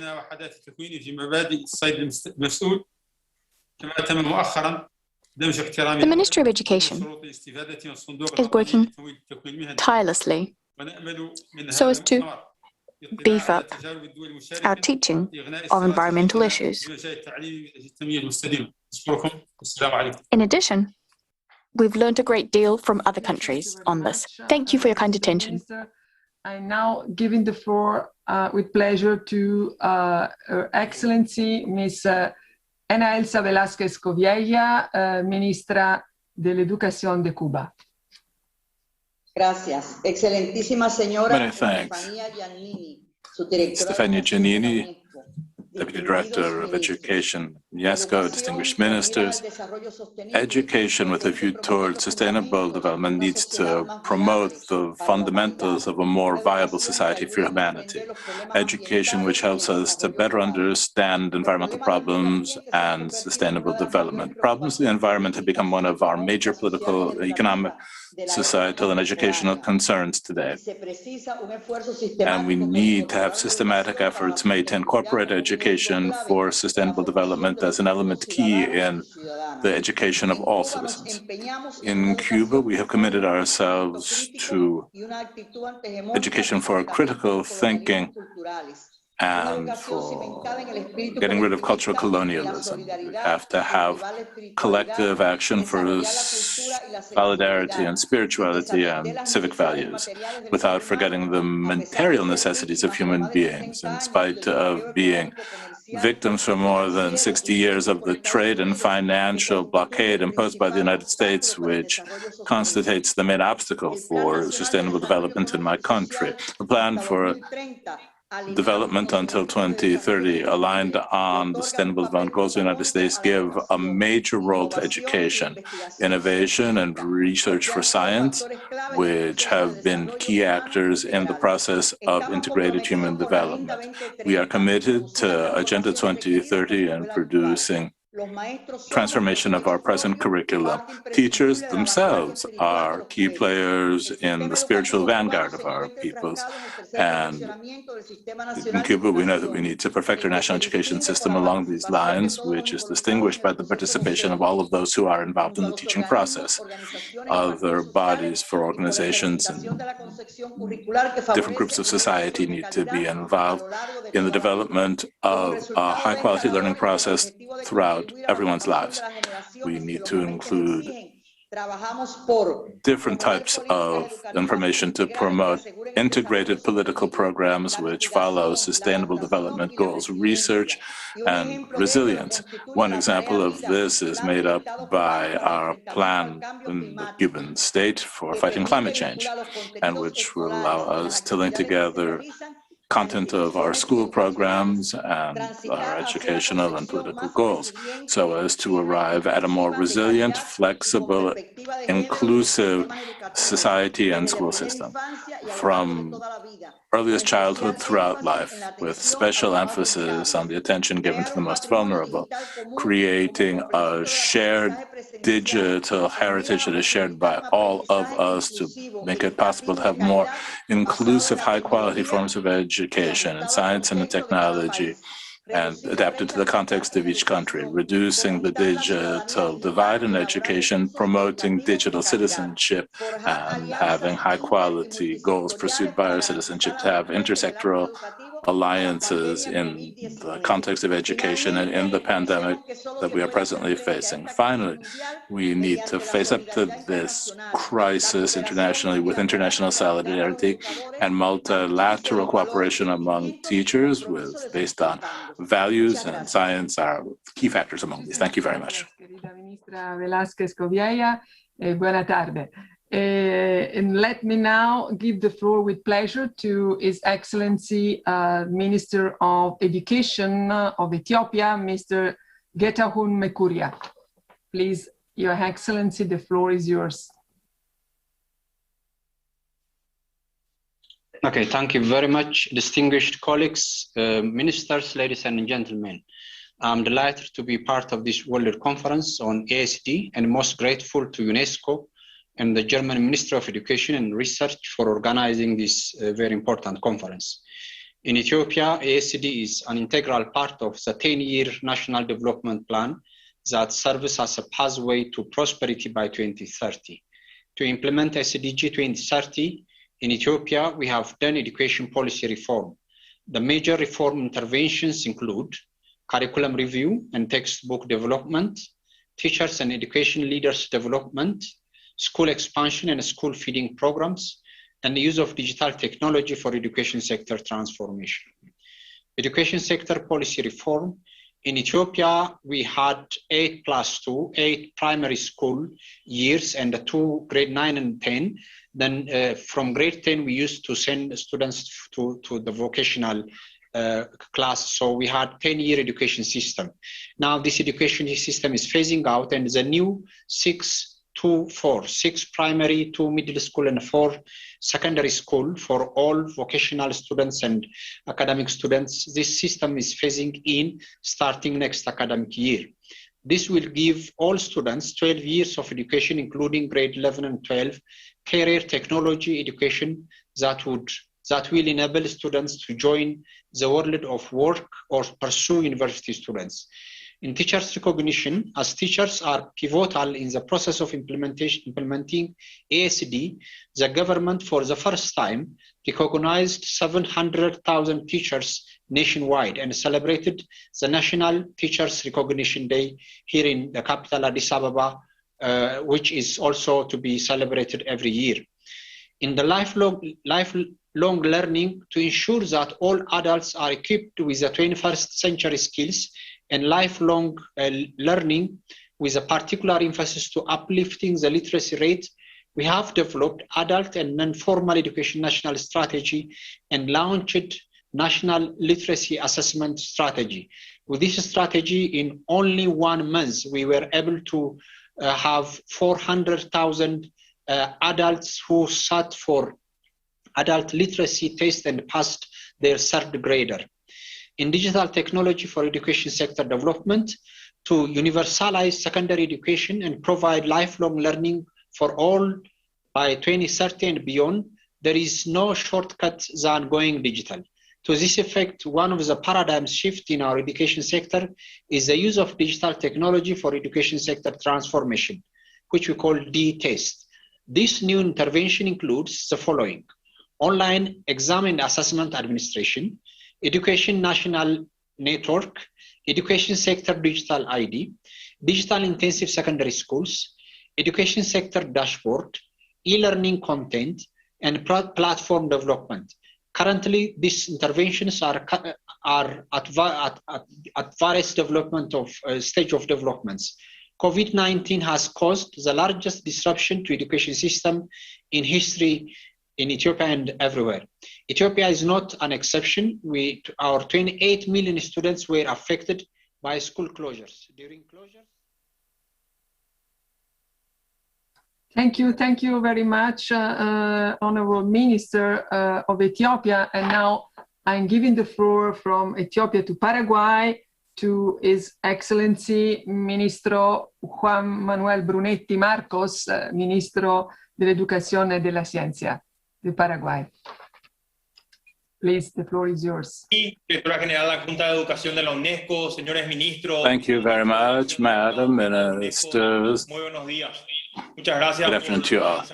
Thank you very much for organizing this conference on education for sustainable development, learning from our planet, and act in favor of sustainability. Our challenges are closely related to many other challenges facing our societies, economically, culturally, and societally speaking. We know that this World Conference on Education for Sustainable Development and a renewed commitment by all countries based on the priorities to be given in this matter, such as integration of sustainability practices in teaching contexts and training contexts. It also will require that we increase the capacities of our teachers to be able to deal with students and young people and to mobilize them. In the context of this pandemic, which has changed the world, our priorities have also been changed. And in fact, we all know that working for SDG 4, our quality education, and to deal with meeting our sustainable development goals and ending poverty are included in this way. Our national development plans for 2030 establish as a goal for the educational system to have universal education of this nature and similar for all inhabitants of Paraguay, and to have the same for countries throughout the world in similar conditions of development as Paraguay. And so as to meet this goal via the building of a wide-ranging national pact for education that is called Educational Transformation for Paraguay 2030, which we are carrying out in a participatory way involving all different social sectors. But we are also asking ourselves how our children can think about environmental challenges when many of them don't have any technology. How can we talk about the quality of education when many of our teachers don't have access to a computer? And in many areas, there is not access to 3 or 4G. The essential need for education to bring about these generational changes is there. The pandemic generally has struck many different sectors, including education, mainly because there isn't enough vaccine for our teachers. And for this reason, we reiterate the need for all countries to give priority vaccines to our teachers so that our educational systems can go on working and giving the normal number of hours of classes. Hopefully UNESCO will be able to help us have greater solidarity for inclusion in terms of vaccine as well as other things. Thank you very much. Muchas gracias, querido ministro. And let me please now give the floor to the next speaker, who's the Vice Minister of Education, Youth and Sports of the Czech Republic, His Excellency Mr. Václav Velchovský. Please. Dear colleagues, ladies and gentlemen, I would like to thank you for this opportunity to present a short contribution on behalf of the Czech Republic, which continues to put emphasis on sustainable development agenda in education and considers equal access to education as its priority. The main objectives of the SDG 4 are reflected and highlighted in the strategy documents of the Ministry of Education, Youth and Sports. In October 2020, the new strategy of education policy until 2030 plus was adopted, which focuses on sustainable development competencies, on elimination of inequalities, access to quality education, supporting of digital literacy of pupils, as well as digital competencies of teachers. This strategy is based on the wide spectrum of innovative ideas that may fulfill green and digital transformation of our education. Due to the highly decentralized organization of the Czech education system, the major challenge, as well as a commitment for the ministry, is to promote the strategy so all the school leaders, teachers, and other stakeholders can be inspired and benefit from it. Furthermore, the intention of the Czech Republic is to ensure that all citizens receive knowledge on sustainable development, human rights, gender equality, and the concept of global citizenship, which is the integral part of our curricula. Our ministry's priority now is to introduce revised curricula which would reflect the needs of the 21st century. In order to fully accomplish the agenda of sustainable development in education, it will be even more essential for the state sector to cooperate with third parties, for example, public media, universities, NGOs, private sector, or public. As an example of good practice, I could mention a program called School for Sustainable Life, organized by one Czech NGO. It is an educational program in which students address the needs and problems of the place where they live, and they participate in community to solve them. At the same time, they learn through planning and implementation of the project that they are useful for the community. Finally, it is my pleasure to extend to you an invitation to the 11th World Environmental Education Congress, which will take place in Prague in March 2022. Thank you for your attention. Thank you, Your Excellency, as well for the invitation. And now moving to Djibouti and giving the floor with pleasure to His Excellency, the Minister of Education and Vocational Training, Mr. Mustafa Mahamoud. Minister, I see you. The floor is yours. Please.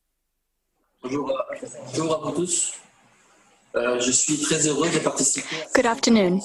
I'm delighted to be taking part in this World Conference on Education for Sustainable Development. I should like to extend my gratitude to UNESCO for convening this conference. Inequality persists. Nonetheless, it goes without saying that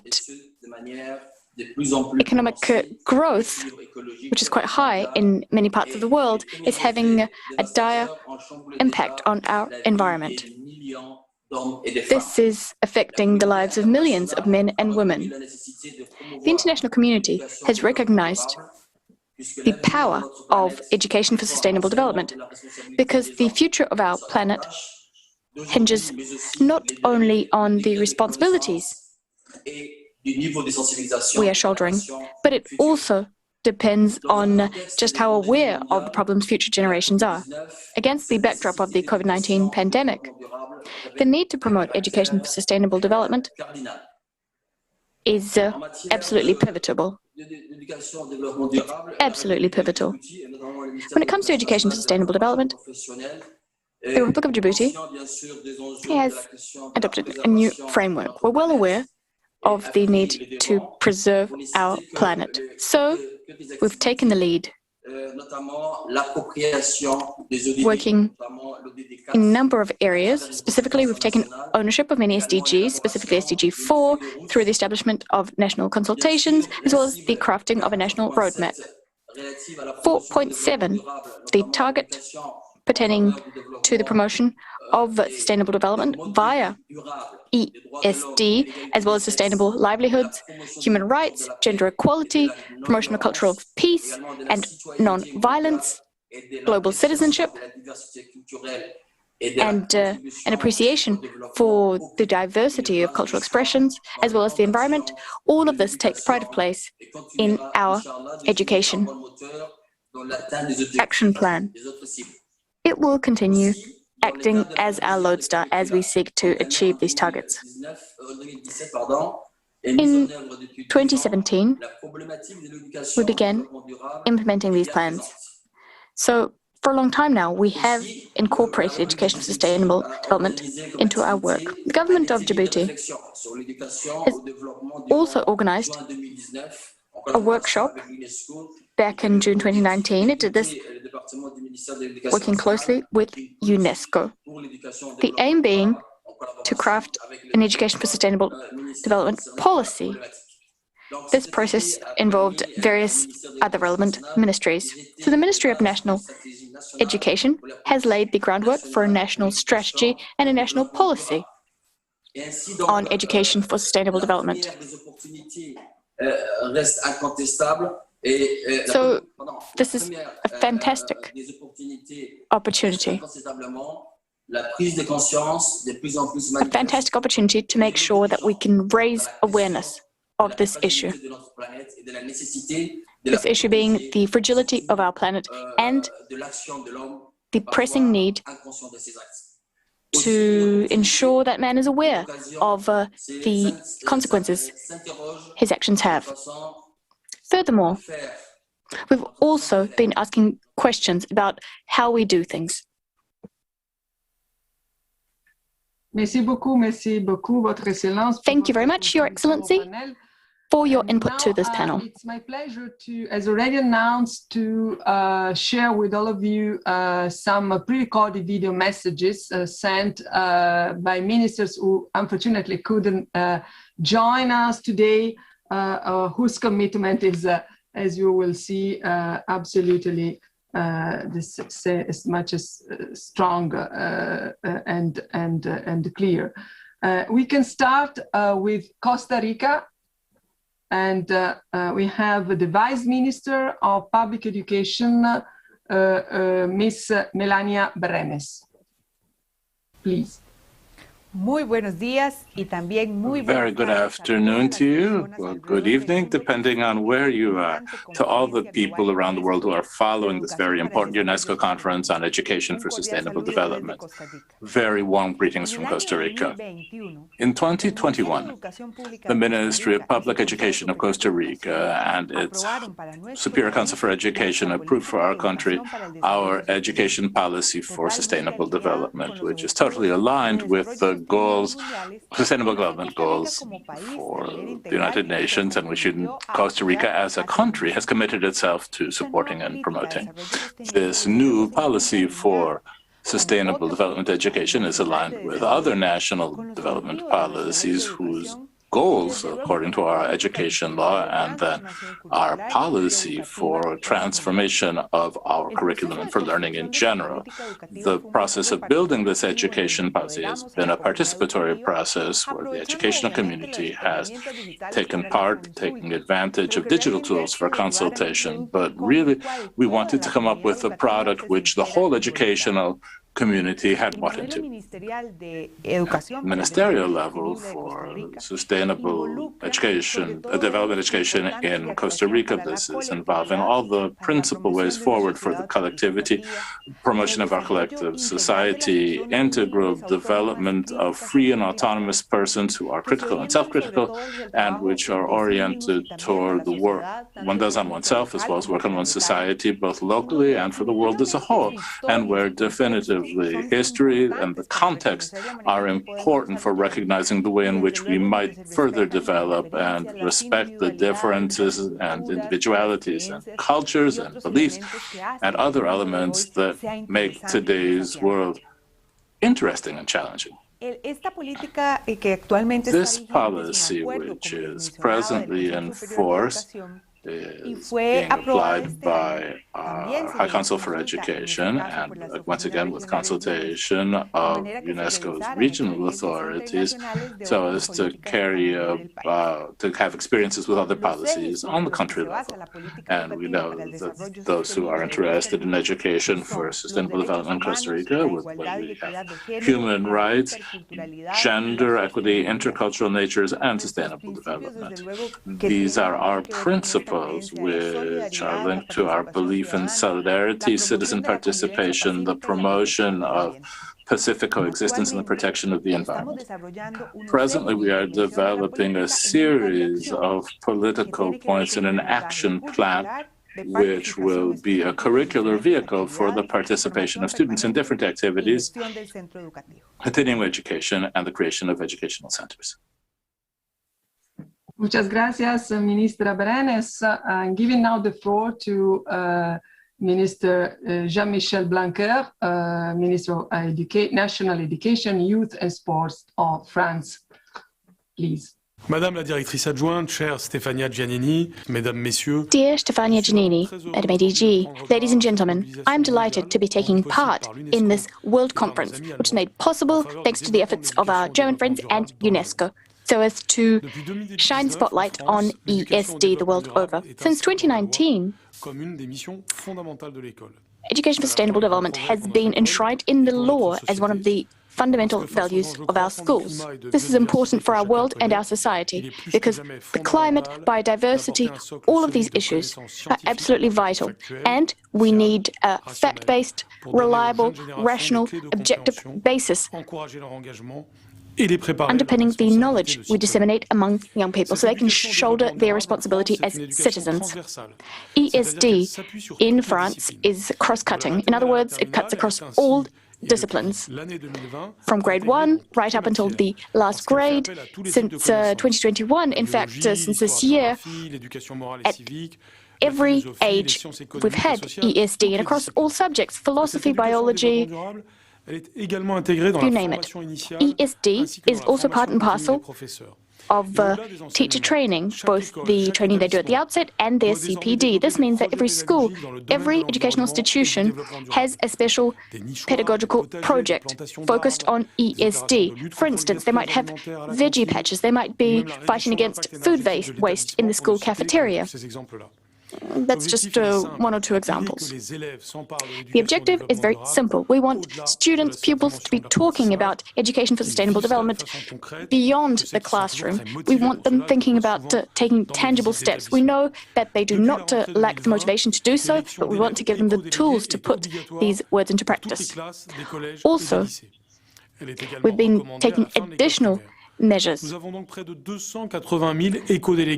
For instance, we have over 280,000 eco-delegates across various schools coming up with new green projects, which other pupils then decide on. And this is quite an innovative approach, which has been introduced in primary and secondary schools. The goal being making sustainable development something very concrete, very specific.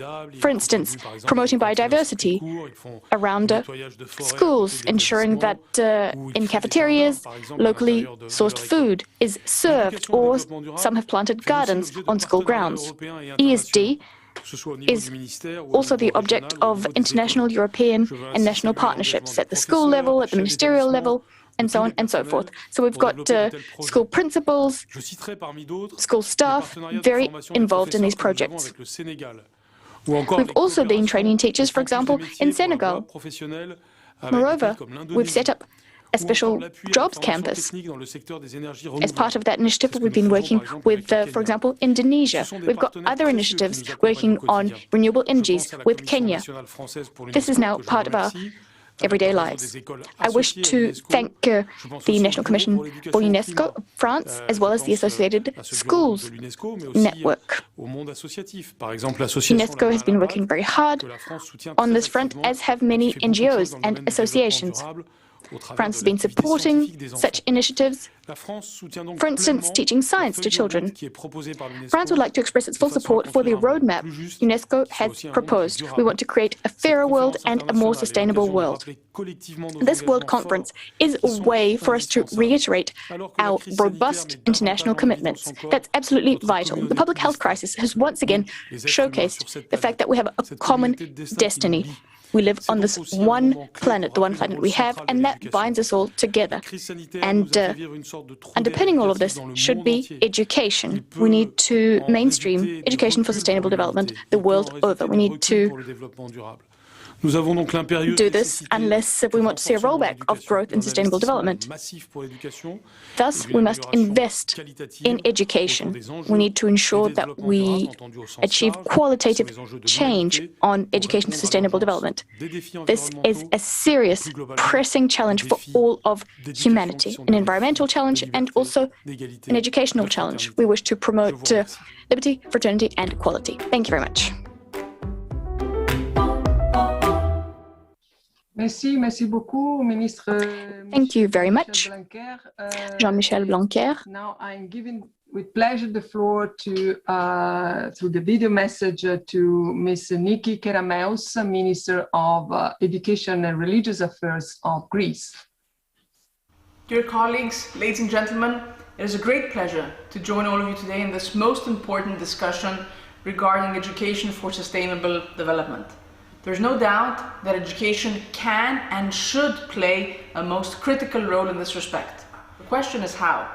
I would very briefly like to share with you 3 indicative avenues that I think are worth considering in this direction and that Greece is currently implementing. First, development of skills, with a particular emphasis in the entire education system starting from preschool. Education should provide students with digital skills and soft skills, focusing on the 4 C's of learning: critical thinking, creativity, collaboration, communication. In Greece, we have recently introduced what we call the skills labs, from preschool to junior high school, which cultivate students' skills through thematics such as respect for others, respect for diversity, volunteering, sex education, robotics, and entrepreneurship. And of course, great importance is granted to the respect for the environment, making full use of the capacity of education to instill values and guide actions in order to create an environmental consciousness that will place sustainability at the very heart of our society. School curricula must also aim at cultivating the 4 C's and developing skills as opposed to simply transferring knowledge. Our students certainly have to learn, but they also have to learn how to learn. Second avenue, intensifying preschool education. The years up to 6 years old are proven to be most critical in the development of the human mind. Investments in preschool education have long-term positive outcomes with benefits beyond the field of education, including psychological well-being and social participation and inclusion. In Greece, we have recently expanded preschool education to also include 4-year-olds. And third, improving the link between education and the market, the actual needs of the market. For vocational education and training, we have established mechanisms to upgrade education models and to tie them in the most effective way with the actual needs of the labor market and of the local communities. To that end, we are building mechanisms to diagnose such needs and then adapt both curricula and occupational profiles. In this way, we wish to provide alternatives to our youths to combat unemployment with quality jobs in a digital and green future. As our world is becoming increasingly connected, it is important to realize the shared nature of the challenges we are facing. We remain most committed to advancing global cooperation in order to achieve our common goal of an inclusive and sustainable world through education. Thank you very much. Thank you very much to Minister Kerameus for attending the meeting. And now it's a pleasure to give the floor to Cardinal Prefect of the Congregation for Catholic Education of the Holy See, Cardinal Giuseppe Versaldi. Your Excellencies, I am pleased and honored to offer you my heartfelt greetings, as well as those of the Holy See's Congregation for Catholic Education. At this time, when the pandemic continues to have a profound impact world over, its spread has posed various challenges to our country's educational systems. From schools to universities, from professional institutes to infant care, no one is immune. Everywhere we have sought to respond quickly to this problem by means of online educational platforms and distance learning. In this emergency situation, weaknesses have emerged regarding the evident difficulties, both economic and technological, suffered by many families. We are also seeing the complication of instruction within our schools and universities that are cut off from in-presence relationships. In light of the call for an integral ecology, as expressed in the encyclical letter Laudato Si, Pope Francis launched the Global Compact on Education, according to which political and technical measures must be united with an educational process that favors a cultural model of development and sustainability based on fraternity and the alliance between the human being and the environment.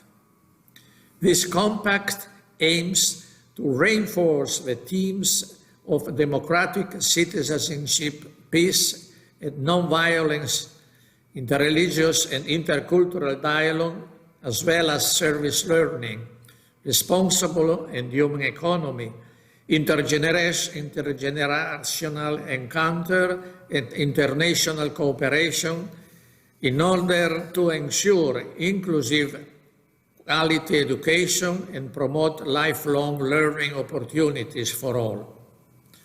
From the common standpoint of Sustainable Development Goal 4, the center of educational process is the human person, with her or his dignity and freedom, as the tradition of Christian anthropology teaches us.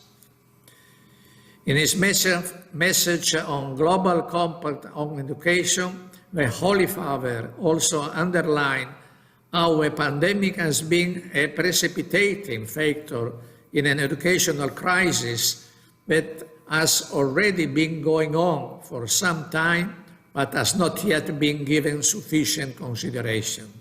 As such, we must offer a new cultural model which will direct us towards an approach of integral development that recognizes the pulling power of education as being one of its most important principles. Education has the ability to break down all forms of determinism, fatalism, and conformity, as well as oppressive ideologies.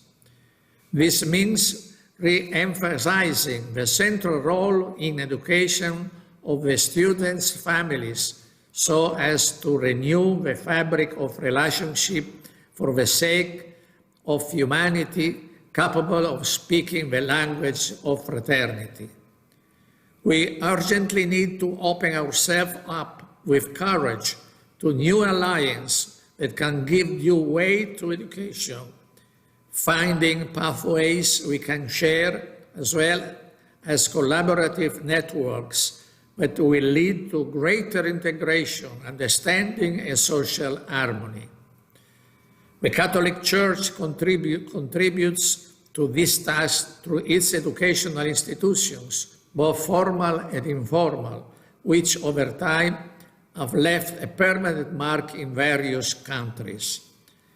While the Holy See recognized that numerous positive elements and noble aspiration elaborated in the declaration for this conference, which comes from all involved stakeholders, my delegation would kindly ask that the attached note of clarification be included in the official acts of this meeting. Thank you very much. Good work. Thank you very much. Grazie mille al Cardinale Verzaldi. And now moving to Latvia and listening with pleasure to the video message from Her Excellency Ms. Ilga Šuplinska, Minister of Education and Science. Dear colleagues, I would like to thank the UNESCO and the government of Germany for convening this World Conference to define our commitments for the implementation of Education for Sustainable Development 2030. Latvia highly appreciates UNESCO work and the new vision for ECD that takes into account the technological advances necessary for structural changes and transformative action and builds on lessons learned during the COVID-19 pandemic. Indeed, we must respond to the UNESCO Secretary General's call to build back better and use ECD as a building block for a better future. Latvia promotes ECD at all educational levels, involving a wide range of stakeholders and providing multiple approaches to promote the knowledges, skills, attitudes and values necessary for a sustainable future. In Latvia, the concept of ECD has been introduced in the Education Development Guidelines for 2021-2027, emphasize the importance of ensuring sustainability for future generation and investments in human capital. The guidelines aim at promoting skills-oriented education, supporting everyone's growth, providing highly qualified, competent and excellence-oriented teachers, as well as effective management of education system and resources. Essential in ECD paradigms are digital skills for building digital, green and sustainable economies. Latvia, a new curriculum promotes digital competence as transversal skill across all study fields. Digitalization is a horizontal concept, and with its help we will be able to address many educational issues in the future. For Latvia, digital transformation of education system has become an everyday process, providing ECT tools and learning materials, improving internet capacity, developing teachers' digital competencies, promoting effective use of study platforms such as educational TV channel Your Class, which has developed into a long-term project. Our commitment is to promote successful implementation of the framework for ECD 2030, empowering everyone to contribute to sustainable development. I am certain that sharing our experience, thought and ideas will provide a valuable support and contribution to achieving our common goals. Thank you for attention. Thank you very much, Minister Šuplinska. And now it's a pleasure for me to give the floor to Ms. Lilia Pogolsha, Minister of Education, Culture and Research of the Republic of Moldova. Excelențe, doamnelor și domnilor, mulțumim UNESCO și Ministerului Federal al Educației și Cercetării din Germania pentru invitația de a participa la conferința mondială. Republica Moldova susține plenar lansarea de către UNESCO a foii de parcurs a educației pentru dezvoltare durabilă, fapt ce asigură coerența cu Agenda 2030 și atingerea celor 17 obiective de dezvoltare durabilă. Prioritățile foii de parcurs vor fi parte a noii strategii naționale educație 2030, care este la etapa de definitivare.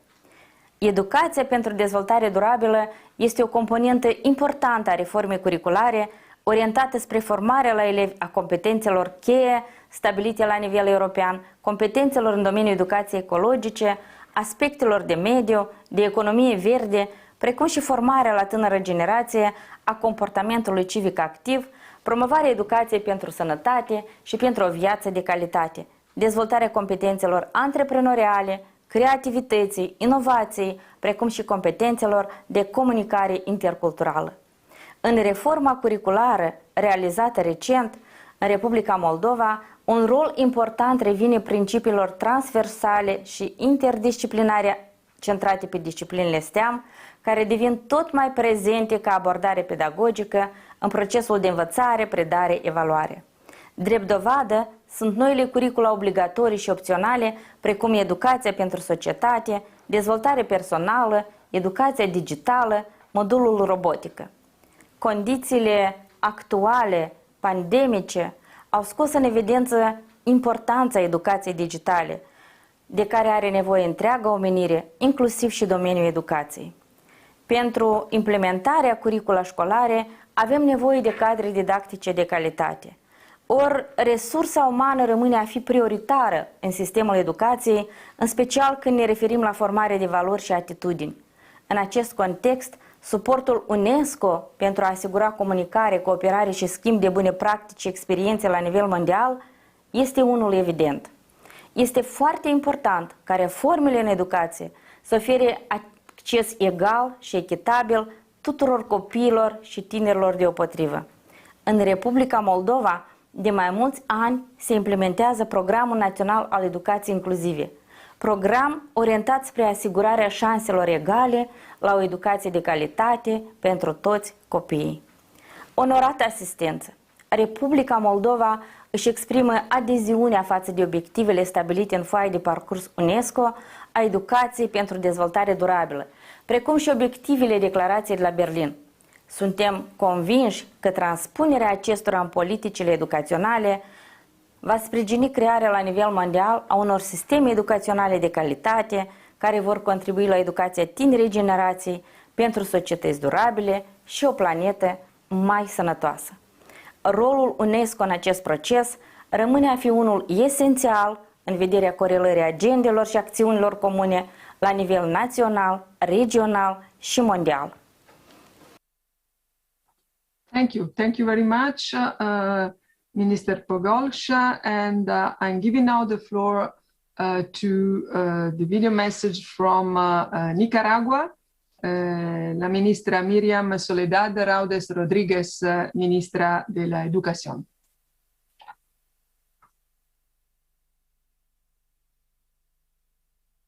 Estimados ministros y ministras, estimados representantes de la Organización para la Educación, la Ciencia y la UNESCO.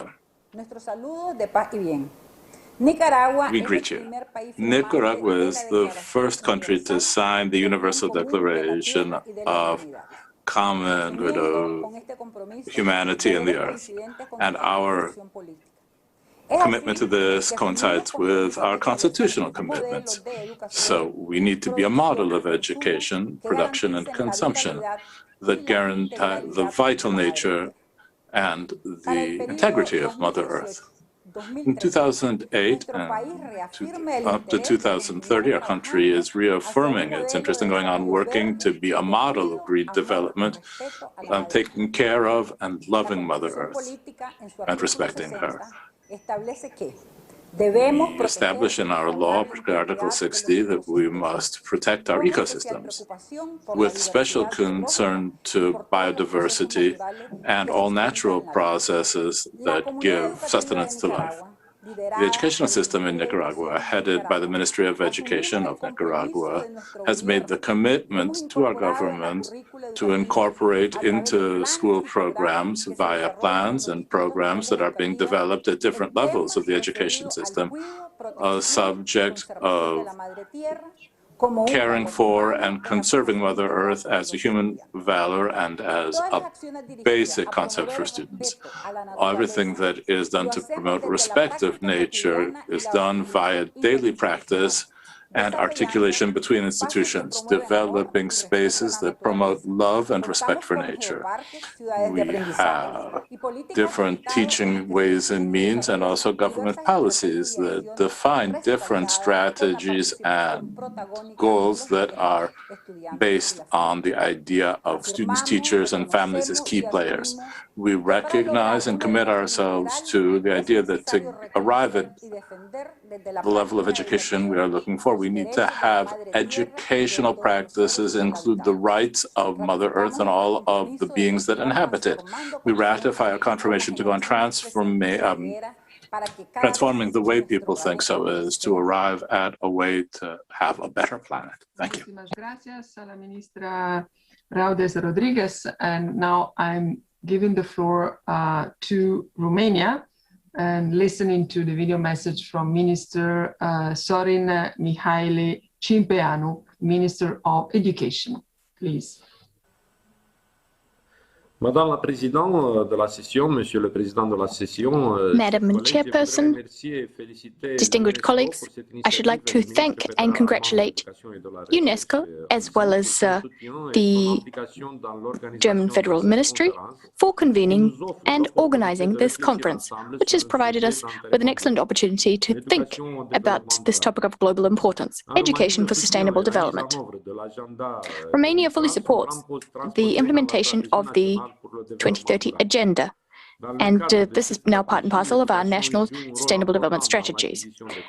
In these strategies, sustainable development and ESG specifically takes pride of place. Currently, we are making some systemic changes, including changes to our curriculum to ensure that education is available to all. We are training more primary and secondary school teachers. The objective is to help these teachers take ownership of this new philosophy to mainstream it throughout their teaching, that is, education for sustainable development. Based on the experience we've accumulated as part of this project, we've made headway, and this despite the public health crisis. Teachers have undergone training on how to modify their teaching. We have a post-pandemic plan, which the government has come up with, and the first thing that we're going to do as part of that plan is to ensure that we preserve the environment and ensure the digital transformation. That's what we're aiming for. The government has also been participating in various projects and initiatives at the national level, but also at the international level. For instance, as part of the Erasmus Plus program. I wanted to tell you about two relevant examples of the work we've been doing. For instance, we have an open-air laboratory for formal and non-formal education. It's open to students and pupils. Visitors get an opportunity to understand and to come to grips with their cultural values. Thanks to the collaboration underway with other institutions, we've created a whole network of geoparks. Last year, we also started a new project, the goal being giving students an opportunity to really come to terms with this idea of ESD. The setting is absolutely wonderful. And in fact, all sorts of technologies are used there, including images filmed by drones.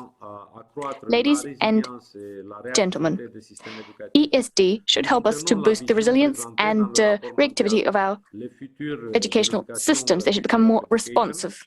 As part of the Futures of Education work that we're doing, we are beefing up the role played by education as a global public good. Thank you very much. Thank you very much, Romania. Thank you, Minister Cimpeanu. To Qatar, listening to the video message from the Under-Secretary of State for Education and Higher Education, Mr. Ibrahim bin Saleh Al-Nuaimi. Please. بسم الله الرحمن الرحيم. سيد الرئيس حضرات السادة والسيدات إنه من دواعي سروري. In the name of God, the merciful, the benevolent. Madam Chairperson, ladies and gentlemen, I'm taking part in this exchange of ideas as part of the virtual World Conference on Education for Sustainable Development. The achievement of sustainable development by means of education requires not just classic educational systems. We also need to promote lifelong learning, such as adult learning, TVET, at higher education, teacher training, so as to ensure that everyone can get access to education on an equal footing, regardless of gender or sex or age. The state of Qatar stands convinced that ESD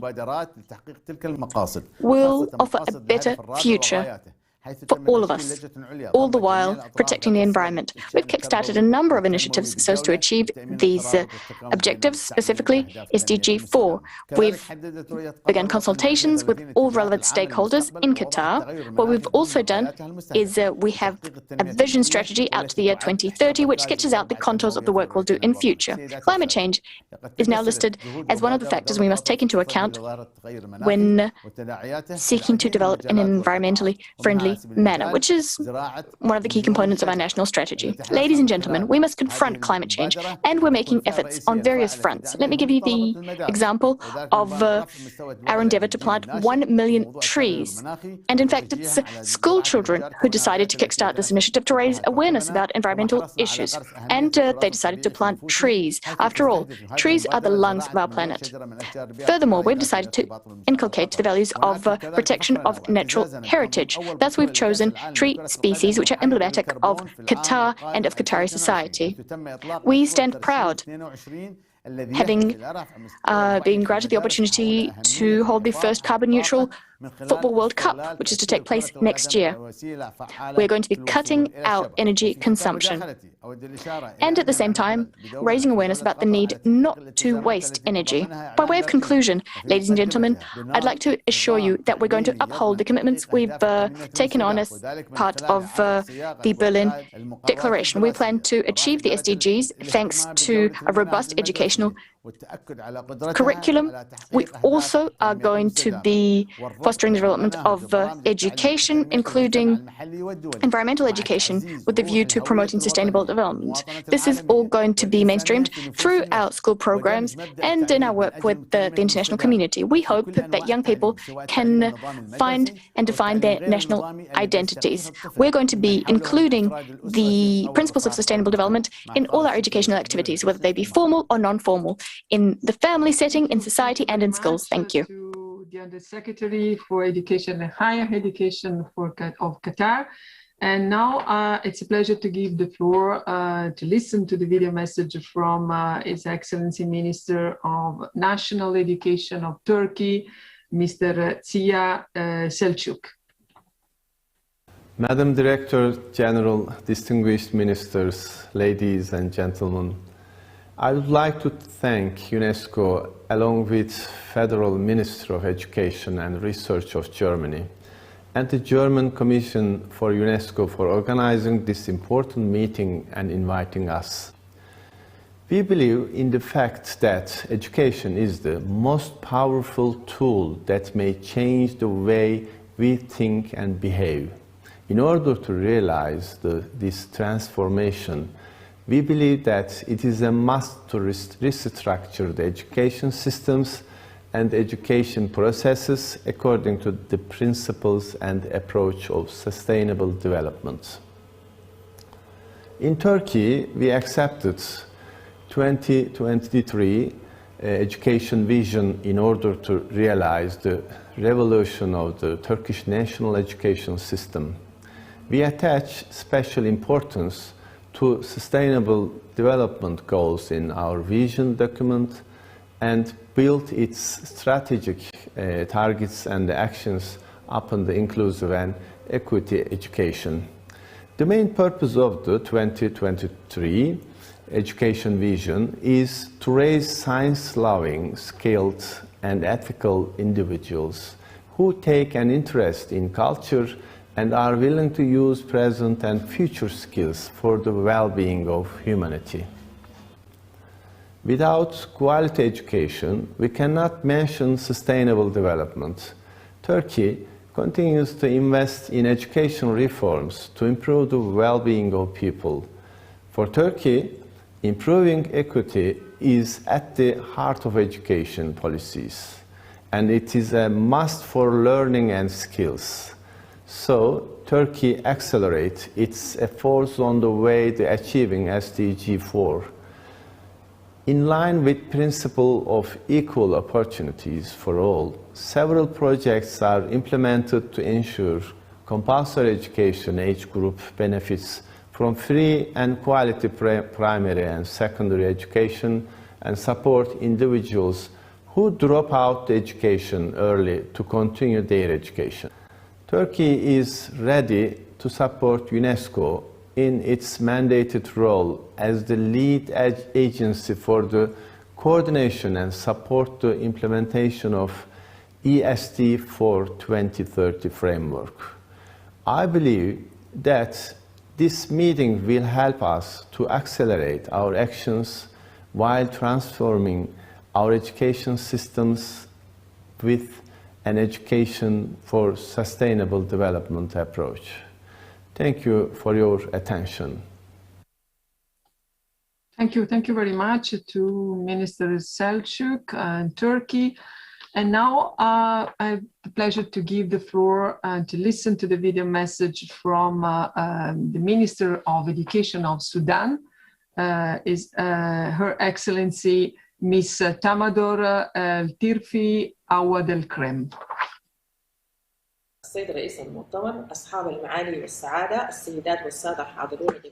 Thank you, Madam Chairperson. Excellencies, ladies and gentlemen.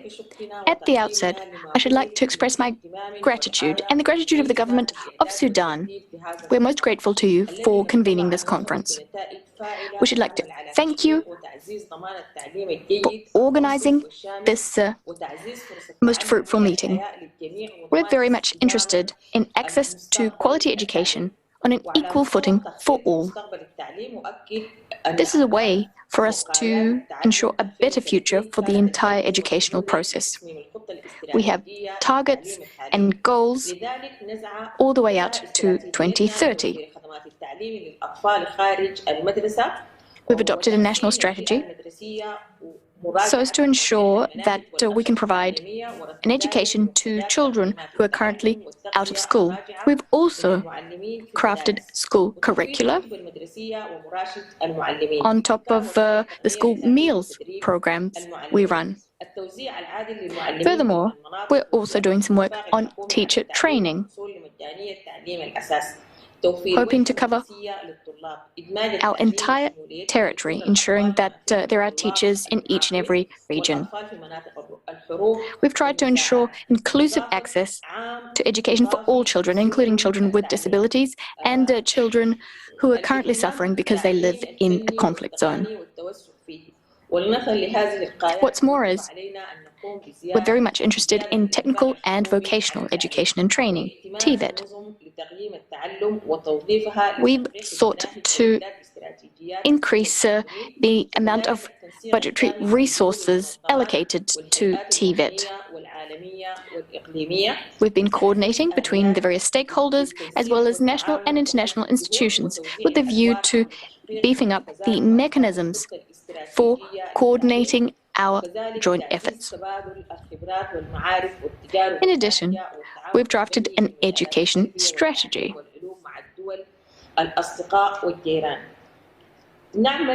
Also, we're trying to cooperate, that's technical cooperation, with a number of brother nations. We stand convinced that we must confront the various challenges we've encountered on the ground.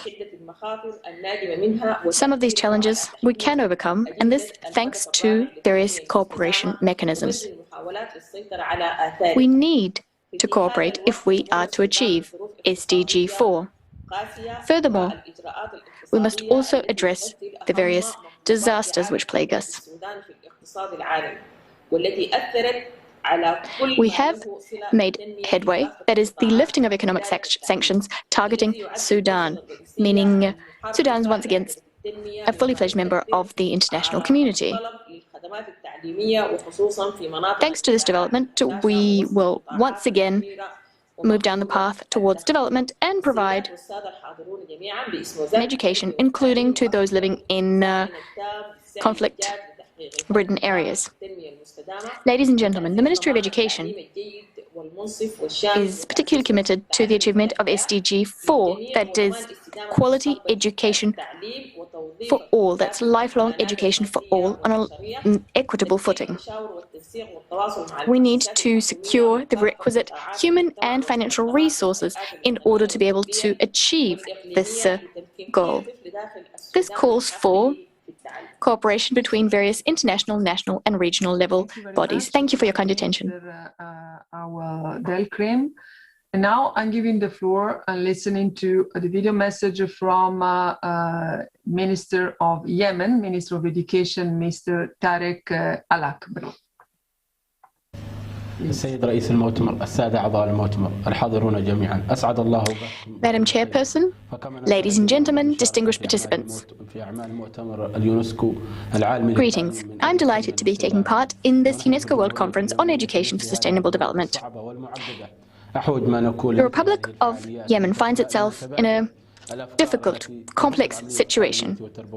And we believe we need events such as this conference to partake in a dialogue with you, to discuss the experience you've accumulated in your various countries, bodies and institutions, and also to take stock of the lessons that have been learnt in order to draw on them. It also serves as an opportunity to tell you a little bit about the challenges we're currently confronted with. Since the coup d'etat of the Houthis against the state, the situation has been most dire. This has affected the educational institutions, especially when it comes to young children. The situation is very difficult as many children have left schools and are not coming back. There is no alternative for them. As a result, these children might encounter socioeconomic difficulties. They might get involved in violence. Very often they're recruited by armed groups or suffer as a result of armed conflict. Ladies and gentlemen, the Ministry of Education of my country has kept schools open despite these very trying circumstances. We've been offering educational services, the bare minimum, and this thanks to our educational partners who've helped us to overcome the various stumbling blocks impeding access to education. Ladies and gentlemen, despite the progress we've made on getting more children attending school over the last decade, we haven't met all of the goals, all of the Millennium Development Goals, nor the SDGs, specifically SDG 4. In fact, we adopted the 2030 SDGs in 2015, the very year that the coup d'etat took place in my country and violence was on the rise. The war that ensued has prevented us from achieving these objectives, but we are making every effort in order to achieve SDG 4, thanks to the various work we're doing under our national plan. We're sparing no effort in adopting policies and legislation with a view to making Agenda 2030 a reality. Ladies and gentlemen, I wish this conference a resounding success, and I hope that you've listened very carefully to everything I said about our educational system so that you can help us to overcome the various challenges we face and establish lasting partnerships. Thank you. And coming now to the last speaker today, Minister Ali Hamid Mukhlif Mukshin, Honorable Minister of Education of Iraq. Please. بسم الله الرحمن الرحيم. السيدات والسادة الحضور مع حفظ الأسماء والألقاب والعناوين. السلام عليكم ورحمة الله وبركاته. Most merciful, most compassionate, ladies and gentlemen. Humanity is facing a challenge today, an enormous one. We're talking about our very survival facing COVID-19. We've seen how many victims there have been. We've seen variants emerge. And this has forced societies to change their ways of life, the habits that they had had up until now. And among the most important measures that we have taken in Iraq was the strengthening of the educational system in our country, so as to allow virtual teaching, hybrid teaching. And this has become a necessity for all schools. And what we wish to do is to give a quality education to all of our children so as to be able to face the challenges of economic development, the fight against climate change. And education allows us to be resilient, to build capacities, to try to meet our sustainable development goals. And we are trying in every way possible to make things possible for our students. We have used technologies that had never been used in the past, and all schools have taken part. The goal was to close schools so as to avoid the propagation of the virus, and that's why we fell back on distance teaching platforms, be they virtual or hybrid. The other goal was to allow the educational system not to have to sacrifice the school year, to allow students to spend a year at school even virtually. And we met those two goals, even though it wasn't easy. We managed to preserve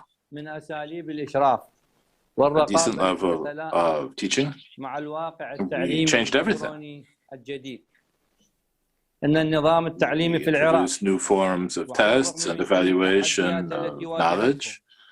Our system in Iraq, in spite of all these challenges, has managed to resist these challenges. And we can say today that educational services are of good quality in our country. This allows us to face the pandemic in a more effective way. We have developed 2 TV channels for education. Students can follow their education using these programs, which are known in advance. The idea is to give the same opportunities to everyone. Not everyone has internet. And this allows knowledge to be transmitted to all students in a timely fashion. So in this way, we have been able to give 100,000 classes to 4 million learners in the first quarter, and 23,000 schools have had recourse to these technologies. Concerning participation by teachers, when we're talking about online teaching, 98% of teachers accepted the idea of giving classes online. Moreover, ladies and gentlemen, we have inaugurated a second television channel, which is more for making content readily available, extension work. And this tends to be centered on science. The ministry itself has more and more recourse to ICTs in its programs. We want to make this a basis for national education. We've created 2 platforms, Newton and Iraq Pedagogy. We have also created a platform for certain magnet schools where science subjects are taught in English.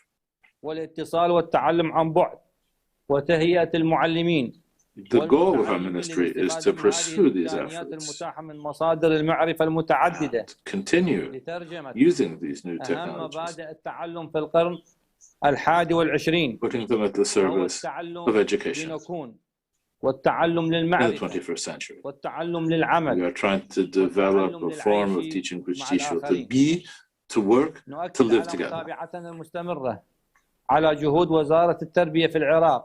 We will step up our efforts so as to make quality education available to all learners. We will do the same for content development, to have content properly adapted to these new needs.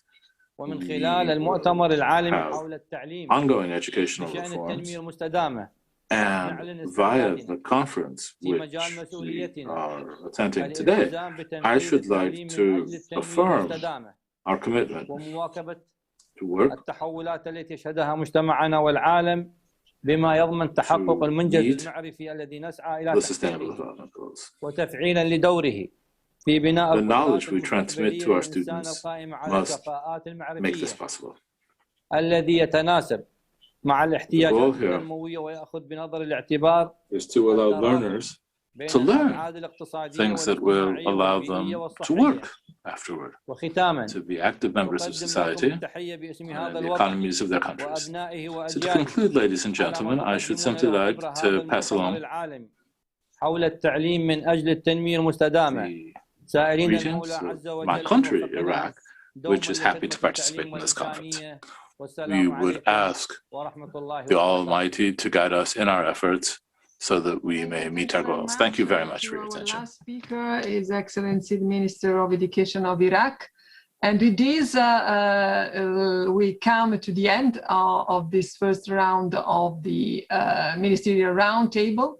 I would say a very inspiring marathon through ESD, and we heard really very much interesting experiences already put in practice and inspiring reflections from the government's perspective.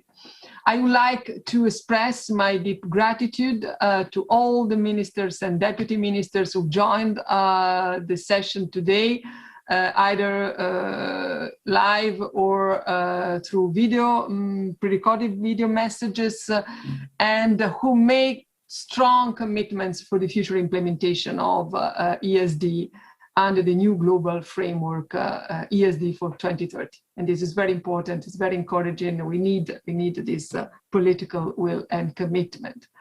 And before concluding, really please, two things I would like to recall of you. First, please note that the statements and video statements made by Minister today will be made available on the conference platform under Countries in Action after the session and later on UNESCO website. And last but not least, really, please visit the SDG Marketplace booths that currently live on the platform. And also we warmly, kindly invite all of you to join the Berlin Night, which is the virtual get-together networking hosted by the government of Germany.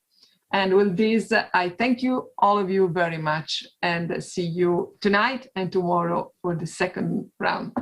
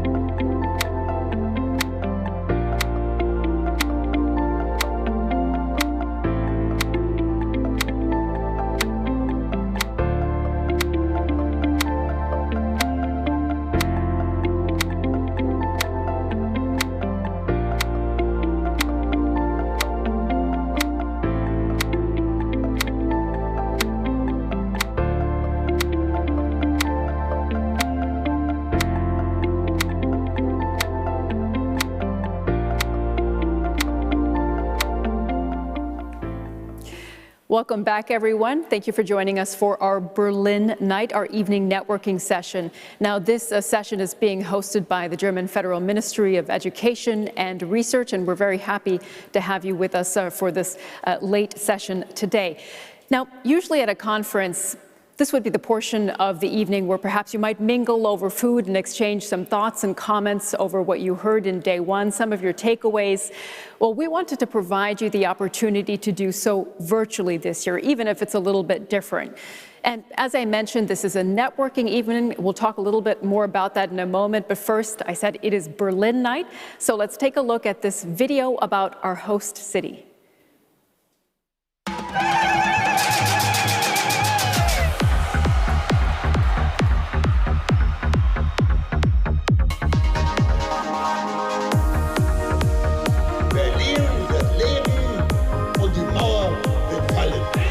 Ich bin ein Berliner.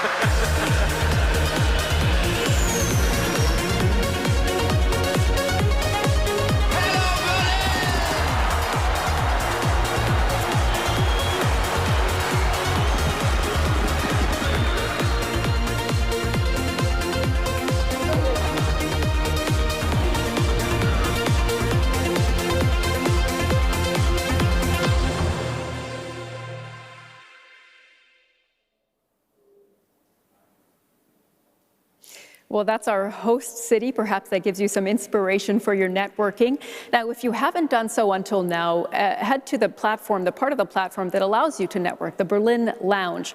And there you'll find a connection to Wonder Me. That allows you to network either informally, so among yourselves, or formally along certain topics that UNESCO and the Ministry have selected that are really key to this conference. Now, this evening is also an opportunity at this point to take stock of day one. What have we heard? What have we seen? Perhaps what have we learned? We heard from ministers, for example, who laid forth their plans to put this roadmap, ESD for 2030, in place. We heard from education experts as well, who talked about some of the challenges that they face to make sustainability part of their core curricula. And we heard from a young student who showed us how young people around the world are really leading by example. So those were some of the takeaways. Now we can hear a message for inaugurating this Berlin night from the State Minister in the Federal Foreign Office, Ms. Michelle Müntefering. Sehr geehrte Stefania Giannini, colleague Minister Karliczek, participants. The countdown is on. The international community has given itself until 2030 to shift its course towards a sustainable world. It's already 2021, so there isn't much time left. What we need now is a decade of action. We need to systematically implement the goals of the Agenda 2030. Sustainability means improving living conditions on the entire planet and preserving natural resources which they are built on for future generations. And we all have a commitment to make this happen. And education is the key to achieving it. Through education, we strengthen our societies, we strengthen democratic participation and social cohesion. And this is why we supported the approval of the new program, Education for Sustainable Development for 2030, right from the beginning. This conference marks the starting shot, and now it's about implementing these goals. I can safely state today that we are strengthening sustainability as a key component of our international cultural and educational policy. This covers things like, for example, stepping up our diplomacy for the academic and scientific communities. Just a few weeks ago, we launched a new program to protect students who are being persecuted. And within our worldwide school network, Schools, Partners of the Future, and in our embassies across the globe, sustainability has been mainstreamed into our activities. With innovative projects and events, we are supporting awareness raising around living sustainable lives and doing business sustainably, like this month's Game Jam on the SDGs, for example. Check out our virtual conference stand, where the Goethe Institute is presenting its many activities in the area of education for sustainable development. Participants, it's the final countdown, as the band Europe sings. And we really only have this one world. And time is running out to change course.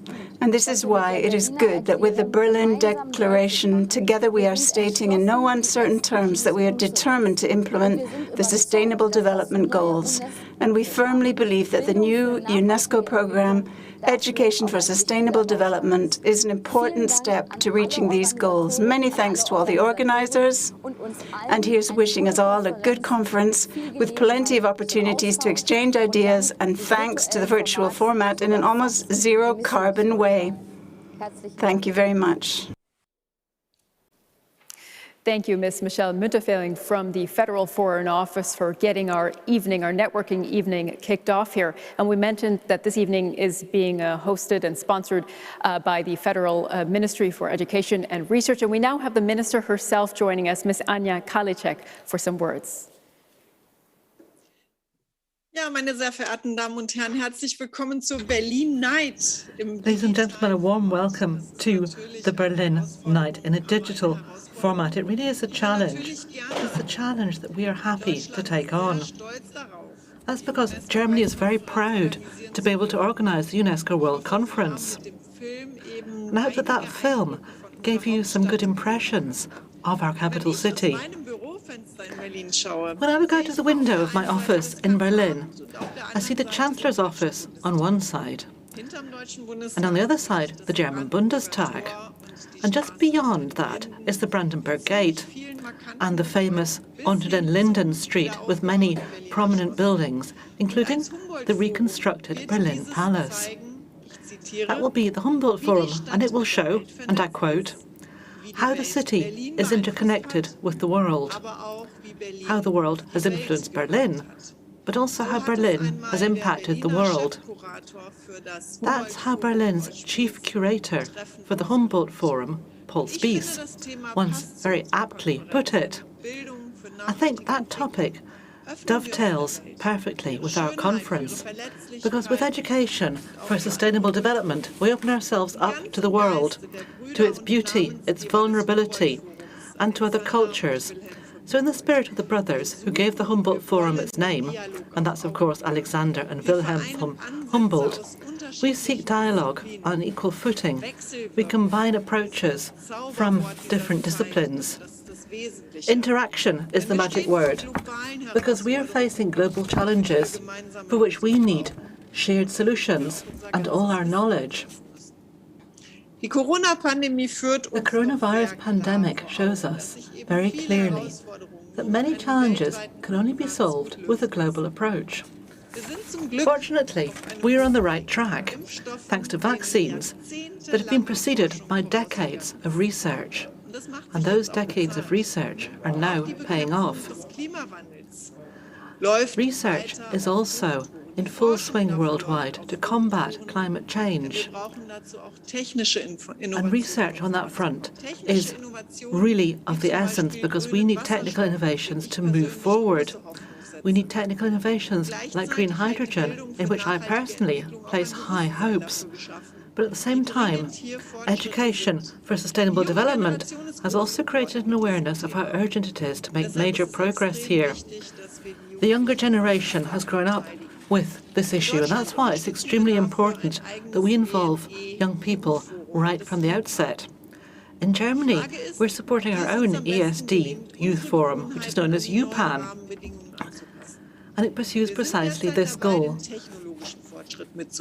And we need to look at technological progress. That is really of the essence. With innovation, we need to create something sustainable for the future. And that's why we'll be focusing on this over the next few years, how we achieve the Sustainable Development Goals and the question of how we deal with conflicts when two goals clash. We want to firmly anchor ESD everywhere in education, in preschool education, in schools, in vocational education, in informal education.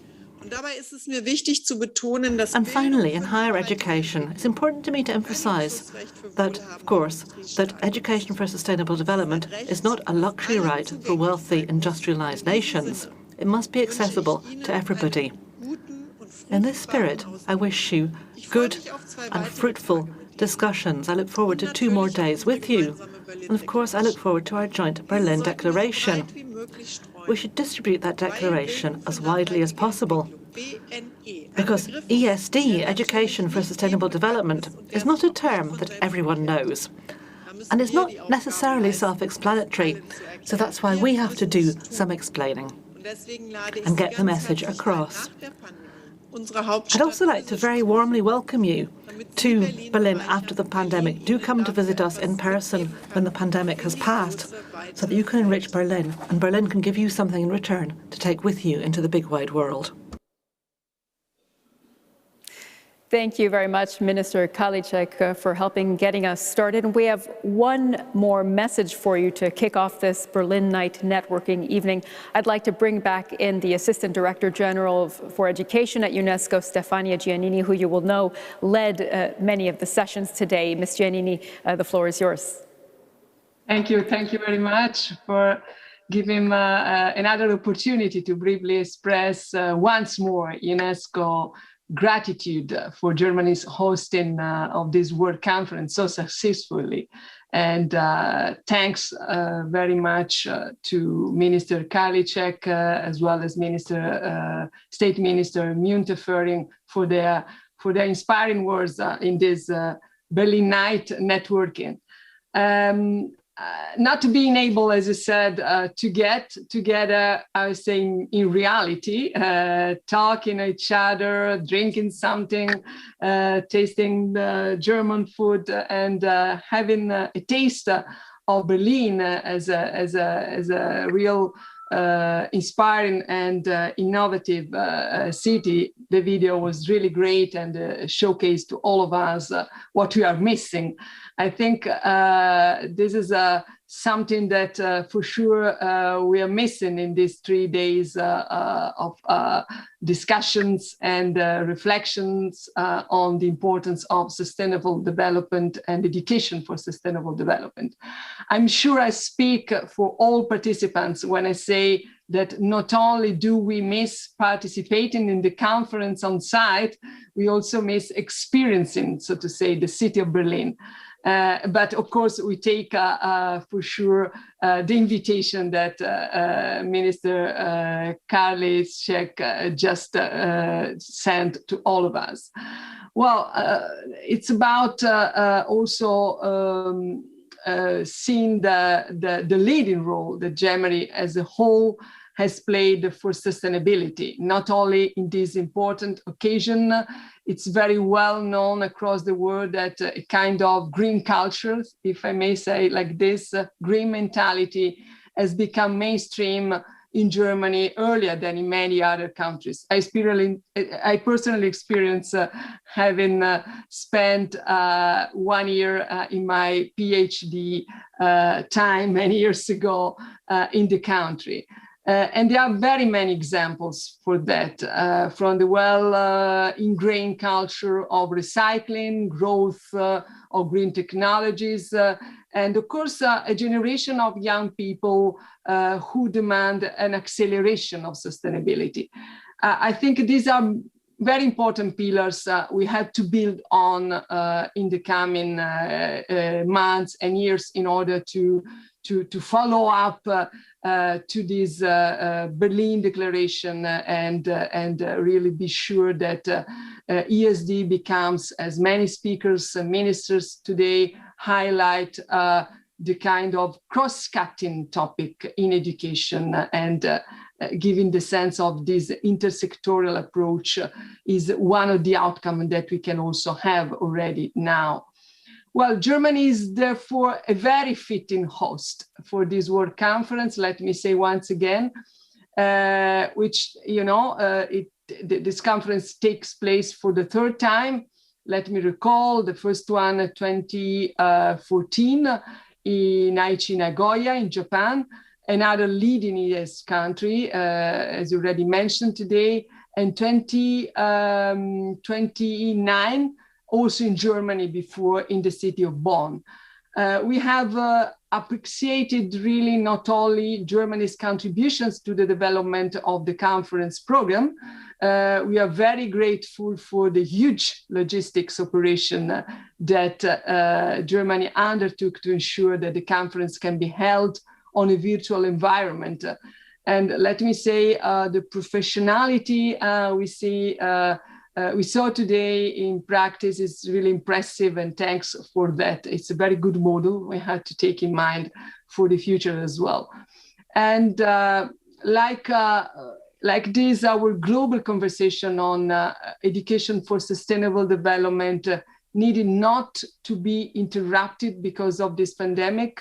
I think that we took the momentum, and our conversation now on ESD is about continuing together in this joint efforts with a strong endorsement from so many countries. We had the first part of the marathon, ministerial marathon today, and happy to recall that tomorrow, early in the morning at 8 o'clock Berlin time, we'll have the second part. We know the challenges of sustainable development from environment to social and economic sides are still there, they remain there, but we know that education, as I said at the beginning of this long day, is the real main powerful tool we have in our hands to address sustainability effectively and transmitting the value, the culture of sustainability to the young generation. So thank you very much, all of you. Thank you, Minister, for making the conference possible and very successful so far, and for your great hospitality. I thank you very much, all of you, and I wish you a nice networking gathering, virtual gathering now. Thank you, Ms. Giannini, for that input. And I think that's a nice way of putting it. Perhaps this evening can be something of a taste of Berlin, even if you can't be here on site. And as Ms. Giannini said, there's been so much input through the course of the day with all of the sessions and panels. Perhaps some of that can inspire and inform your networking. And we encourage you really to take use of this platform, to use the next few hours to network among each other. And we hope that you can have some fruitful discussions there. Now, before we leave you to network, however, we did want to leave you with one more special item, a musical performance from a band that you might have seen a little bit earlier today in our program, Doreen Ben David. And this is a song that was part of the contest, Your Song for One World. And the song is called Lovers of the Earth. Enjoy.